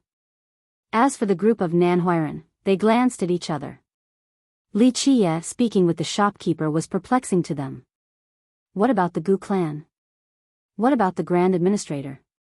They essentially couldn't understand. The Gu clan's laws, I am very well aware of. Li Qia comfortably continued, I also know the Gu clan's yellow bell. Clan master, the Gu clan is an ancient shop, and I'm also aware of the Gu clan's reputation and business. The early people's 9 languages. Master, please name a price. Shopkeeper Gu was truly a businessman. He didn't waste time, so he immediately asked. I don't want too much, how about this? Li Qia smiled and said, just your 3 sheets of paper, what does shopkeeper think about this? The shopkeeper changed his expression. The truth was that not only the shopkeeper, but the group of Nanhuiran was also alarmed. One had to know that the 3 ancient pieces of paper were emperor's possessions. Li Qia shook his head and said, shopkeeper, to the Gu clan, I have given a fair price. Otherwise, I would have already taken the 3 papers and the rock. Shopkeeper should know the importance of the thing that your Gu clan requires. I don't dare to hide it from master. Shopkeeper pondered for a moment, then he finally said, we need some guarantees. Because this matter is too important, just words aren't enough. Li Qia stared at the shopkeeper, then he laughed and said, right, your Gu clan has been in the business for tens of millions of years, and your reputation is gold-plated. I can still trust the Gu clan's honor. Take out a brush and paper, I will write a sentence for you all, then you can go back and discuss. I have quite a lot of trust in your Gu clan. My gratitude to master for trusting the Gu clan. The shopkeeper paid his respect and left, then he brought a brush and paper to Li Qia. Li Qia held the brush and thought for a moment before dancing with his brush in one go. He then gave it to the shopkeeper and said, go, don't let me wait for too long, my patience is limited. The shopkeeper ordered the workers to take care of Li Qia's group, then he quickly left without a trace of neglect. After shopkeeper Gu left, Li Shuangyan's group was full of questions and looked at Li Qia. Even now, Nanhuiran didn't dare to ask. What is the early people's 9 languages? Finally, it was Chen Baojiao who opened her mouth. She couldn't contain her curiosity. Li Qia looked at her and shook his head. This isn't something that you all should know. This is a matter relating to an ancient era. Hearing Li Qia's answer, Chen Baojiao stopped her inquiry. If Li Qia wanted to say it, then she didn't need to ask as he would have told her. The yellow bell is the key. The normally quiet Tu Buyu asked. He normally was very reserved and attentive, and he was a lot more trustworthy than Nanhuiran. Good eyes. Li Qie praised Tu Buyu.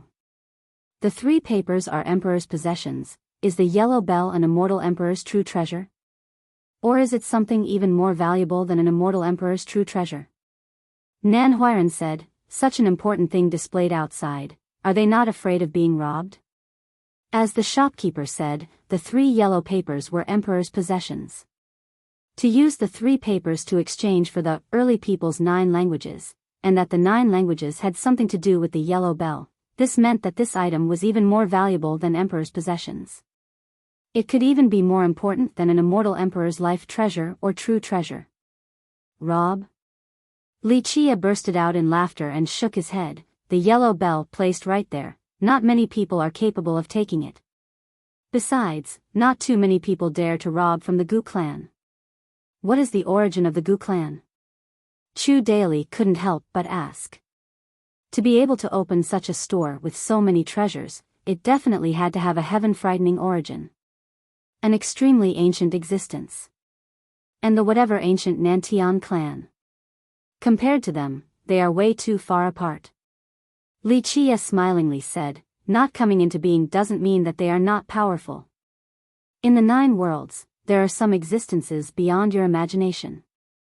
In this world, the strongest existences are not immortal emperors' lineages. There are stronger existences than immortal emperors' lineages? Luo Fenghua emotionally asked.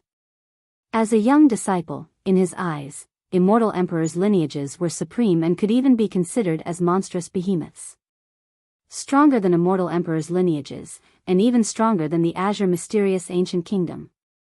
They do exist, and there are ones stronger than the Eternal River School as well.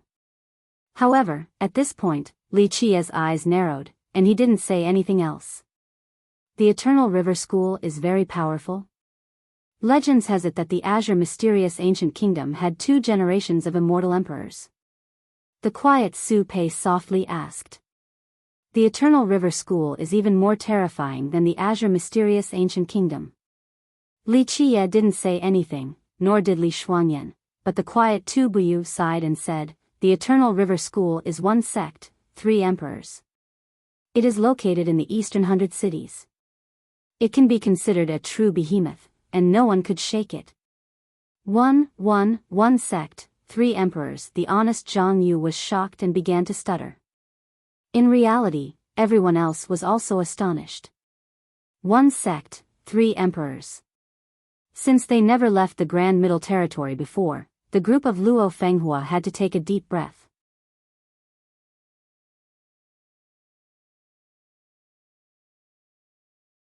Chapter 158, Early People's 9 Languages, 2. The Azure mysterious ancient kingdom with 2 generations of immortal emperors was already a colossus in their eyes.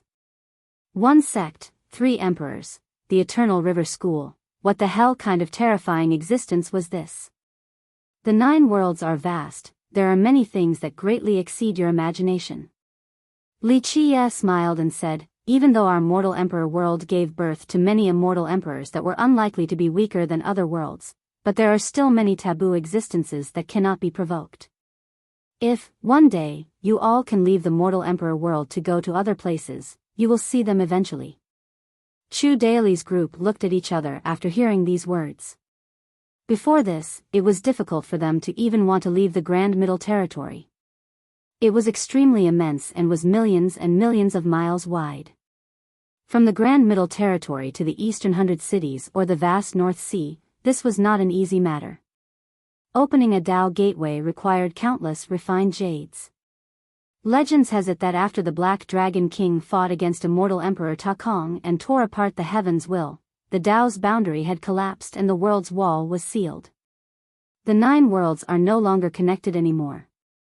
Chu Daily softly said at this time. Right, the 9 worlds had not been connected for around 30,000 years now. Niufen took a long sigh and said, the fight that year between the Black Dragon King and immortal Emperor Ta Kong was too overbearing, even the heavens' will was shattered. I regret not being born that year to witness the great battle between the Black Dragon King and immortal Emperor Ta Kong. Is the Black Dragon King that amazing?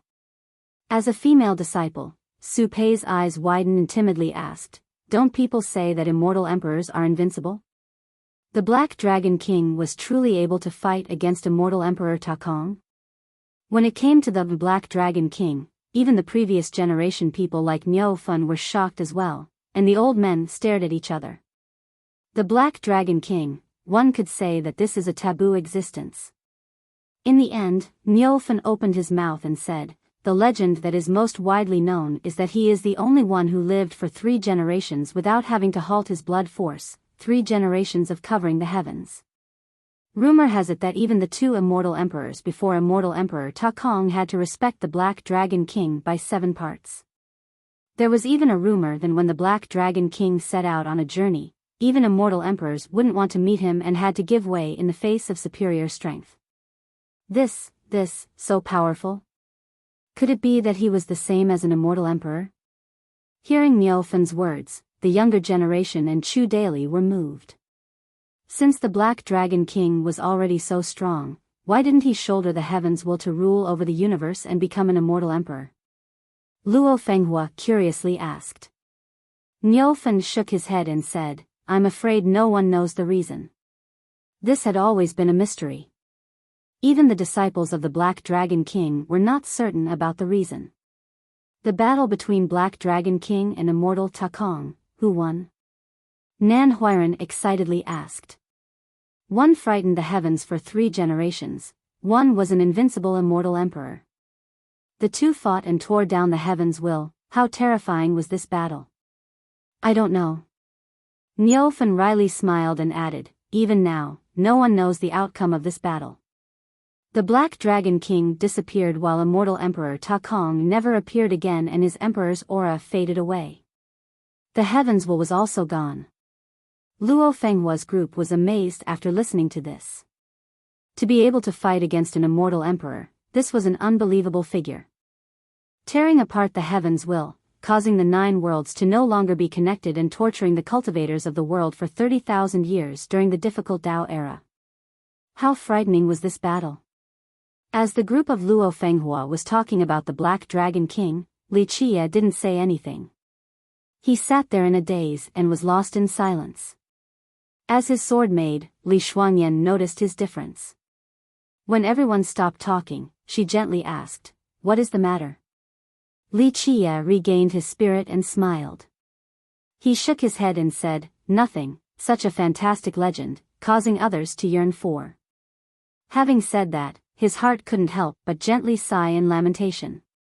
He naturally knew the reason why little Blackie took action. Such a peerless confrontation, it is a shame to not be born in that era to witness the heavenly fight with my own eyes. Chu Daily emotionally said. The group of Luo Fenghua was also silent for a long time. An unknown amount of time later, shopkeeper Gu came back. He bowed towards Li Qie and formally said, "Supreme Master, after being examined by the elders of the clan, these are definitely genuine words. The Gu clan's elders have agreed with Master's condition. Master, give us the early people's 9 languages and we will trade for it with the 3 papers. The Gu clan's business is quite straightforward." Li Qie nodded approvingly and added, "I will give you the early people's 9 languages now. If there are some unclear parts, then you can come find me at the Cleansing Incense Ancient Sect at any time." Finished speaking, Li Qie began to write with his brush. The group of Li Shuangyan knew that this was important and stood to the side. They didn't dare to observe next to him. After writing the early people's 9 languages, he immediately sealed it and gave it to shopkeeper Gu. Shopkeeper Gu, at this point, had already well prepared the 3 papers for Li Qie. They were stored carefully in a treasure box, and he respectfully handed it to Li Qie. "I hope there will be more chances in the future to work with Master." After solemnly putting away the early people's 9 languages, shopkeeper Gu said. Li Qie leisurely spoke with a smile, "Yes, there will be many times in the future where I will deal business with your Gu clan." With that, Li Qie didn't linger for long and went along with the group of Li Shuangyan. At the time of leaving, Luo Fenghua kept on looking at the roaming dragon floating on top of his head. He truly liked this foreign Dao mysterious treasure. Unfortunately, he did not have the ability to afford it. At this moment, shopkeeper Gu reached out with one hand and caught the roaming dragon. He handed it to the reluctant to leave Luo Fenghua and said, "If little friend likes it, then I will give it to you." Luo Fenghua couldn't believe his ears and was shocked. He couldn't help but to rub his eyes as he looked at the roaming dragon before him. "Hurry up and thank shopkeeper Gu for his generosity." Li Qiye nodded his head and said with a smile. Luo Fenghua regained his spirits and carefully put the roaming dragon away. Then, he excitedly thanked the shopkeeper and bowed to Li Qiye and said, "Thank you, oldest brother." Luo Fenghua was a young and talented disciple, and he was also a smart person. He knew that shopkeeper Gu giving such a precious item to him was to show his feelings towards oldest brother. Otherwise, with his status, the shopkeeper wouldn't care about a little cultivator like himself. Seeing this scene, Nanhuiren started to drool and couldn't help but to be thick-skinned as he smilingly asked, "Senior Gu, you can't be impartial like this, ah." Nanhuiren hadn't finished his words before Li Qiye had already slapped his neck again and smilingly scolded, "Little brat, don't be greedy. Today, shopkeeper Gu has already bled a lot. If you are so thick-skinned like this, I won't bring you next time." Nanhuiren wryly smiled a few times and didn't dare to open his mouth again. He knew better than anyone to not question Li Qiye. "We should go to the courtyard, master has already informed the disciples." After leaving the ancient intent fasting, Li Shuangyan noticed that it was getting late, so she told Li Qiye. "Right, first we need a place to stay." Li Qiye nodded and took them to the 9 Saint Demon Gate's courtyard. Even though the 9 Saint Demon Gate couldn't compare to Immortal Emperor's lineages, it was established during the era of Immortal Emperor Min Ren and had stood strong all the way till now. Its foundation was deep and was rich with treasures. In an expensive place like ancient Sky City, the 9 Saint Demon Gate still had some business. The property of the 9 Saint Demon Gate at ancient Sky City was a small courtyard. On the exterior, it was very small, but after entering, one would find a different heavenly grotto. With gardens around, one could see the pavilion as common as the trees in a forest. It could be described as simply beautiful. Without a doubt, this small courtyard had been refined into a heavenly grotto that was able to contain thousands of people. Earlier, the Demon King had already ordered them, so after the group of Li Qiye entered, the 9 Saint Demon Gate disciples immediately arranged daily living quarters for them. Seeing such a beautiful heavenly grotto inside ancient Sky City left the group of Nanhuiren with envy. At this moment, they understood the gap between the 9 Saint Demon Gate and the cleansing incense ancient sect. "This place is worth a lot, ah." Nanhuiren's eyes almost fell down to the floor. This brat, after following Li Qiye, had become more greedy. Legends has it that our cleansing incense ancient sect also had a large property inside ancient Sky City. The quiet Tu Buyu added after sighing, "Unfortunately, after our decline, we couldn't afford it and had to sell it in the end." Tu Buyu's words caused the group of brats to become dejected. Their decline was an undeniable fact. "Even though we don't have any property right now, one of these days, we will buy back the cleansing incense ancient sect's property." Nanhuiren was motivated. A lively person like Luo Fenghua also sharply nodded and said, "That's right, one day we will rise." Even though Chu Daily didn't say anything, he also clenched his fists tightly. Seeing the unity of the small brats, Li Qiye smiled in silence. After everyone was settled, as the handmaidens, Li Shuangyan and Chen Baojiao had to stay next to Li Qiye's side. Entering his room, Li Qiye took out the treasure box and took out the 3 papers. He meticulously looked at them. Finally, he said with feelings, "Immortal writ, a fully justified reputation, only the fortunate could obtain them. Aren't these Emperor's papers?" After hearing Li Qiye's words, Chen Baojiao, who was not as calm as Li Shuangyan, asked, "Emperor's papers?" Li Qiye looked at her and laughed, then he shook his head. "These are of course not Emperor's papers. Otherwise, how could they be traded for the early peoples in 9 languages? The Gu clan's name is gold-plated with matchless credence. This time, it can't be considered me taking advantage of them. If I wanted to scheme against them, then I'm afraid that they would have also handed the rock over as well to be able to trade for the early people's 9 languages. You mean, these 3 sheets of yellow papers are even more valuable than Emperor's possessions? The ancient intent fasting does not know the value of these papers? Li Shuangyan was surprised.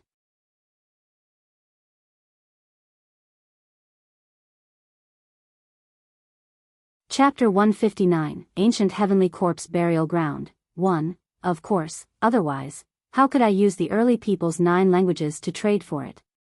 Just an emperor's possession wasn't enough to trade for the early people's 9 languages. Li Qiye said with a smile.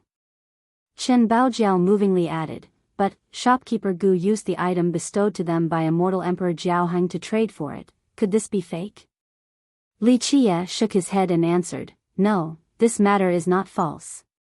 This is really the item bestowed by immortal Emperor Jiaoheng, but it is not an emperor's possession. Instead, it is an immortal writ. What is an immortal writ? Li Shuangyan continued to question. The 3 yellow papers in front of her sight, she couldn't see how they were more precious than emperor's possessions.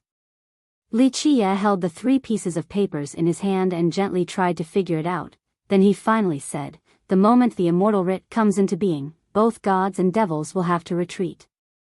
The immortal writ came from the high heaven. Hearing this, Li Shuangyan and Chen Baojiao glanced at each other. No wonder why these 3 pieces of paper were even more precious than emperor's possessions. Immortal writ, this name was so majestic sounding. The reality is that the descendants of the Gu clan misunderstood the intent of their ancestors. Li Qiye smiled and went on. Immortal Emperor Jiaoheng truly owed a debt to the Gu clan, so he bestowed the 9 immortal writs to them. During that era, the Gu clan ancestors had used 6 of them. One could say that the moment the immortal writ came into being, nothing was impossible. Their future generation viewed these papers as proud objects. They thought that because immortal Emperor Jiaoheng gave it to them, that Jiaoheng would be able to satisfy all of their wishes during his era. Unfortunately, the Gu clan ancestors died too early and didn't make the immortal writs matter clear. Otherwise, these last 3 pieces of papers would have been used already. When he was the Dark Crow, he had seen the immortal writs once during the ancient era. Unfortunately, he was in a rush back then and immortal Emperor Jiaoheng took them instead. Thus, he didn't obtain the 9 sheets. Happily smiling, Li Qiye put away the immortal writs. These 3 yellow pieces of papers in other people's eyes were not worth money, but Li Qiye knew that these 3 immortal writs will be lifesavers. Staying in the 9 Saint Demon Gates courtyard, these disciples here under the Demon King's command used the highest style of hospitality to treat Li Qiye's group. The next day during their stay, Li Shuangyan received news from her master. She found Li Qiye and spoke, the elders from the War God Temple won't arrive so early. They sent news that they will only come right before the underworld boat's appearance. Li Qiye laughed and said, those old men of the War God Temple have been trying to keep up appearances recently, showing a self-important maneuver. Truly rotten and smelly old men. Li Shuangyan could only smile and not comment about such things. The 9 Saint Demon Gate couldn't do anything about such a thing. Even if it was only an action to show superiority by the War God Temple, in the end, the 9 Saint Demon Gates still had to rely on the War God Temple in the future. Come, we will go first. Those old men say that they will come later. Li Qiye called for the group of Nanhuiren and smilingly said, we already remained idle and had enough fun. Instead of basking in the sun here, it is better to go to the ancient heavenly corpse burial ground to rob some treasures. Rob some treasures in the ancient heavenly corpse burial ground. Hearing this, the group became excited. Greedy brat Nanhuiren's mouth was watering and cheerfully exclaimed, hey, oldest brother, I still need a suitable weapon here. The group of Chu Daily didn't dare to ask Li Qiye for treasures unlike the brat, Nanhuiren, but they were still excited hearing about going into the burial ground for treasures. Even if they couldn't get anything, it would still be a great learning experience. Even if we find treasures, the first one wouldn't be yours. Li Qiye angrily slapped his head and said. No problem, I can wait, all the way to the last turn. Nan Huiran didn't mind and cheekily said while stalking Li Chia. Li Chia smiled and shook his head. He wasn't going to mistreat his followers. Only with our group? The silent Tu Buyu was worried, and he said, the ancient heavenly corpse burial ground is an ominous place. We are only going to find treasures, not to fight. Our group is more than enough. Li Chia laughed and ordered Li Shuangyan to take out a chest. Li Shuangyan was carrying the chest given by shopkeeper Gu. Inside was an old set of clothing, an unopened box, and a small copper mallet along with a small gong. After cleansing himself and burning incenses, Li Chia put on the old clothing and wore the unopened box on his back with the mallet in one hand and the gong in the other. Seeing Li Chia suddenly dress in this manner, even Li Shuangyan had her mouth wide opened, let alone the group of Nan Huiran. You look like a merchant from a village like this. Chen Baojiao, next to his side, commented on his appearance. She wanted to smile with her country-toppling beauty, but she quickly covered her mouth and contained her laughter. Still, she carried a happy expression. Hearing Chen Baojiao, the rest of them stared at Li Chia and felt that he did really look like a merchant from a rural village. People who didn't know the real situation would actually consider him to be a rural merchant. They wanted to laugh at Li Chia's style, but they didn't dare to. Even people from the previous generation, like Shi Gandang, had to hold on to his laughter. Well, brother, your style really does look like a rural merchant. Nan Huiran burst out in laughter. Transaction. Li Chia, carrying a serious expression, slowly said, we will be going to the ancient heavenly corpse burial ground to trade with the dead this one time. Trading with the dead? Hearing these words, everyone got the creeps. Trading with the dead, this matter sounded so ridiculous. Oldest brother, the dead can still do business? The easily scared Su Pei couldn't help but turn pale. Li Chia smiled and said, it depends on who the dead is, and who is doing the business. A smart person will be able to do business while the foolish will be able to find their death. Come, we're going to the burial ground. Today, I will open your eyes to see what is called doing business with the dead. Hearing such a creepy and absurd matter, the brats were both afraid yet excited at the same time. They had never seen trading with the dead before, this ridiculous matter. Do business with the dead. Even Neofen murmured. Ancient Sky City was built very close to the burial ground. Even when the distance was so near and the burial ground had countless corpses and the dead, yet from the start of time, no one had ever seen or heard an earth corpse leaving the burial ground to enter Ancient Sky City. This was a matter that no one understood. Standing outside of the burial ground, the group of Nan Huiran's eyes and mouths were opened wide. From the beginning, they thought that this burial ground was a place where the white bones were as vast as the ocean. In their imaginations, the ancient heavenly corpse burial ground must have been a desolate barren land with corpse energy encompassing even the sky. However, this burial ground in front of their eyes had green hills and clear water. Looking around, they saw rolling mountain ranges with some as big as a resting ox and some valleys that resembled a sleeping dragon. In this heaven and earth location, mist was everywhere, covering the pillaring trees that towered the sky and spring waterfalls high above. Without seeing a few coffins, other people would have thought that this was an immortal scenery. Even though the scenery ahead was filled with undulating mountain ranges and tall trees, along with waterfalls high above, one could see quite a few coffins up ahead. When powerful cultivators activated their heavenly gazes, they could see many unbelievable places. There was a coffin hanging on a cliff. Some coffins were made from copper, some made from stone, and some were even made from gold. There was one placed on top of a solitary peak with a majestic aura. It was as if this coffin was lying on the high heaven. There were also some coffins floating on top of a tranquil lake. Sometimes, there were poisonous serpents swimming by, creating a creepy image. This is the ancient heavenly corpse burial ground? Chu Daily couldn't believe that this place was the burial ground feared by others. He originally thought that there would be mountains and rivers of bones and corpses. Don't people say that there are earth corpses everywhere? How come we don't see any earth corpses? Luo Fenghua asked with surprise. Look at that group of cultivators over there. At this moment, Shi Gandang pointed at a group of cultivators who just went inside the burial ground. Li Qia's group looked over and there was a group of cultivators jumping into the rolling mountains. They seemed to have a purpose as they looked at the entrance to a valley. There might be a treasure inside, so they rushed straight in with one breath. But the moment they rushed into the valley, suddenly, inside the thicket and the caves, many shadows appeared. They were all corpses with different clothing, coming from different places and sections. Countless corpses quickly rushed in to kill this group of cultivators. Kill! The disciples of this sect were ready to fight, so they roared and immediately began the battle. The corpses did not speak nor roar. They silently fought the cultivators.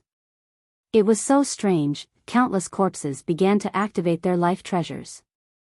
Some had godly swords, others with Yin flags, and some with ferocious spears. Each life treasure and true treasure carried an evil aura and began to strike against the cultivators at this place. The sound of the universal laws resonated. These corpses were not only able to use weapons, but they were also able to activate merit laws as well. One cultivator was slain by a blade that contained revolving flames like the bellows of a fire dragon. This is the Scarlet Flame Gates Dragon Inflammation Blade Law. Seeing this scene, Shi Gandang said with surprise, "This earth corpse must be an elder-level character."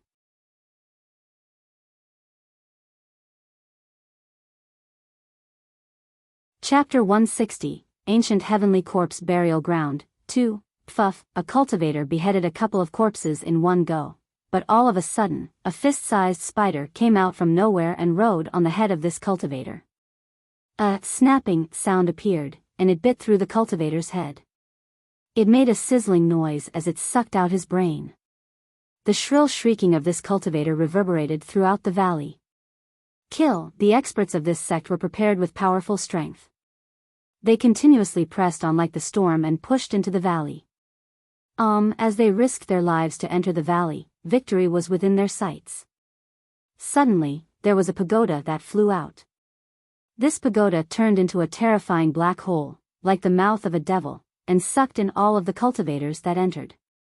The screams resonated everywhere, and the cultivators were devoured and turned into sea of blood. Then, the pagoda flew out of the valley and all of the earth corpses disappeared without a trace. In a short amount of time, the valley regained its tranquility. If there was no blood on the ground, no one would be able to imagine that a bitter battle had just occurred here. As the cold breeze blew over, Nanhuiran's group of brats shivered. This was their first time seeing corpses use weapons and activating merit laws. They always thought that earth corpses were like zombies or puppets. In that valley, at the very least, there is an earth corpse with a heavenly sovereign cultivation presiding inside. Shi Gandang looked over the valley and sighed, then he continued, "I wonder what treasure or spirit pills and medicinal grass are inside." At this moment, the young ones finally became aware of how powerful earth corpses were, and how frightening the ancient heavenly corpse burial ground was. This was only the entrance, yet a group of powerful monks was completely wiped out for underestimating the enemy. Think about it, how horrifying would the earth corpses deep inside the burial ground be? So scared right now? Li Qia looked at the pale group of brats and smilingly asked. Nanhuiran nervously swallowed his saliva and garnered his courage, then he laughed and said, "With oldest brother here, what are we afraid of? See devils, slay devils, see gods, slay gods." Saying this made him feel more courageous, and his heart's beating finally calmed down. Less sucking up. Li Qia slapped his head again as the brat was laughing out loud. "Oldest brother, we will be dealing with those earth corpses?" Su Pei was a timid girl in a frightened state. If Li Qia wasn't here, her legs would have went weak. "No, earth corpses don't do business.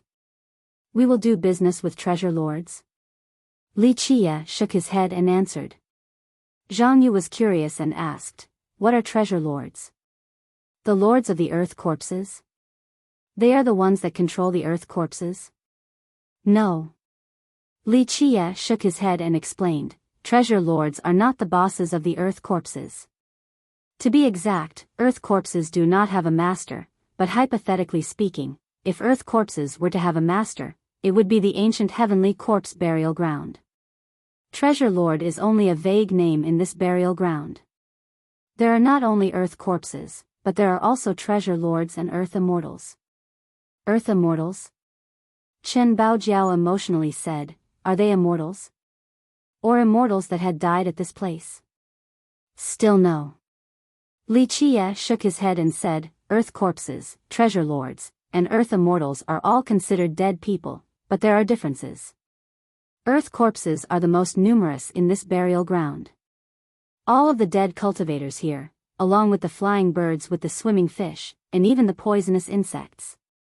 Once penetrated by the corpse energy, they would be considered as Earth corpses. Earth corpses do not have their own awareness or intelligence and are basically corpses. They, however, do have a sense of territorial ownership, and anyone who enters the burial ground will be attacked. What about Treasure Lords and Earth Immortals? At this moment, all of the brats were very curious. This was the first time they had heard of these titles. Treasure Lords are the dead hidden in the Feng Shui treasure earth, or rather, the powerful cultivators with only a breath left hiding in the Feng Shui treasure earth. Of course, when they buried themselves in this burial ground, they would become earth corpses and puppets of the ancient heavenly corpse burial ground as well. Li Qie continued, to be buried in the Feng Shui treasure earth, they were extremely powerful grand characters when they were alive. They could even be virtuous paragons, characters who swept the 8 directions. Not everyone could be buried in the treasure earth, only the powerful ones had this privilege. Buried in the Feng Shui treasure earth can really allow for a rebirth? Li Shuangyan asked because all dying experts wish to be reborn again in this burial ground. Reviving again to live a new life is not so easy. Li Qie smiled and explained, it is quite difficult to be reborn, but if someone had died, then after being buried in a Feng Shui treasure earth, they would be able to breathe as if they have been resurrected. Of course, this is only one breath. The longer the burial time, the longer the breath would be. As time passes, some blood energy will be restored. One has to be buried for tens of millions of years to be able to raise some living essences, like 8 to 10 years of lifespan. However, if one was still alive when buried, then the situation is a bit more optimistic. So it is indeed a chance at rebirth. Chen Baojiao movingly said. Li Qie nodded his head in agreement, and he continued, with regards to principle, yes. However, the chance is less likely than you being able to find an immortal emperor's true treasure while walking down a street. Being buried in the Feng Shui treasure earth, one would have to be there for millions, or even tens of millions of years before accumulating a bit of life. 8 to 10 years of lifespan would already be very heaven-defying. Being buried here was not an eternal thing either. There could be a heaven-defying master who comes to dig them out and steal their treasures. Or someone else might like their Feng Shui treasure earth and take it for themselves. This was why treasure lords wanting to rebirth was difficult beyond imagination. This means that treasure lords wanting to bury themselves needs to have powerful strength, or a offensive or defensive formation, to use to stop future generations from digging their Feng Shui treasure earth. Li Shuangyan murmured. Correct. Also, if people actually try to dig up a Feng Shui treasure earth, the treasure lord inside will be forced to come out and kill the enemy. But unless it is the last possible choice, they will not easily climb out to fight because this would shove their effort for millions of years down the drain. Li Qie nodded his head in agreement. Hearing this, the little brats were frightened. Being dead for so long yet they could still climb out to fight. Buried for millions of years just to get some lifespan back, why didn't they use longevity medicines to prolong their life when they were alive? Su Pei made an innocent statement. You think they haven't taken them when they were alive? Li Qie smilingly said, to a few grand characters, they were already afraid of death when they were living and had tasted all of the possible things that could prolong their life.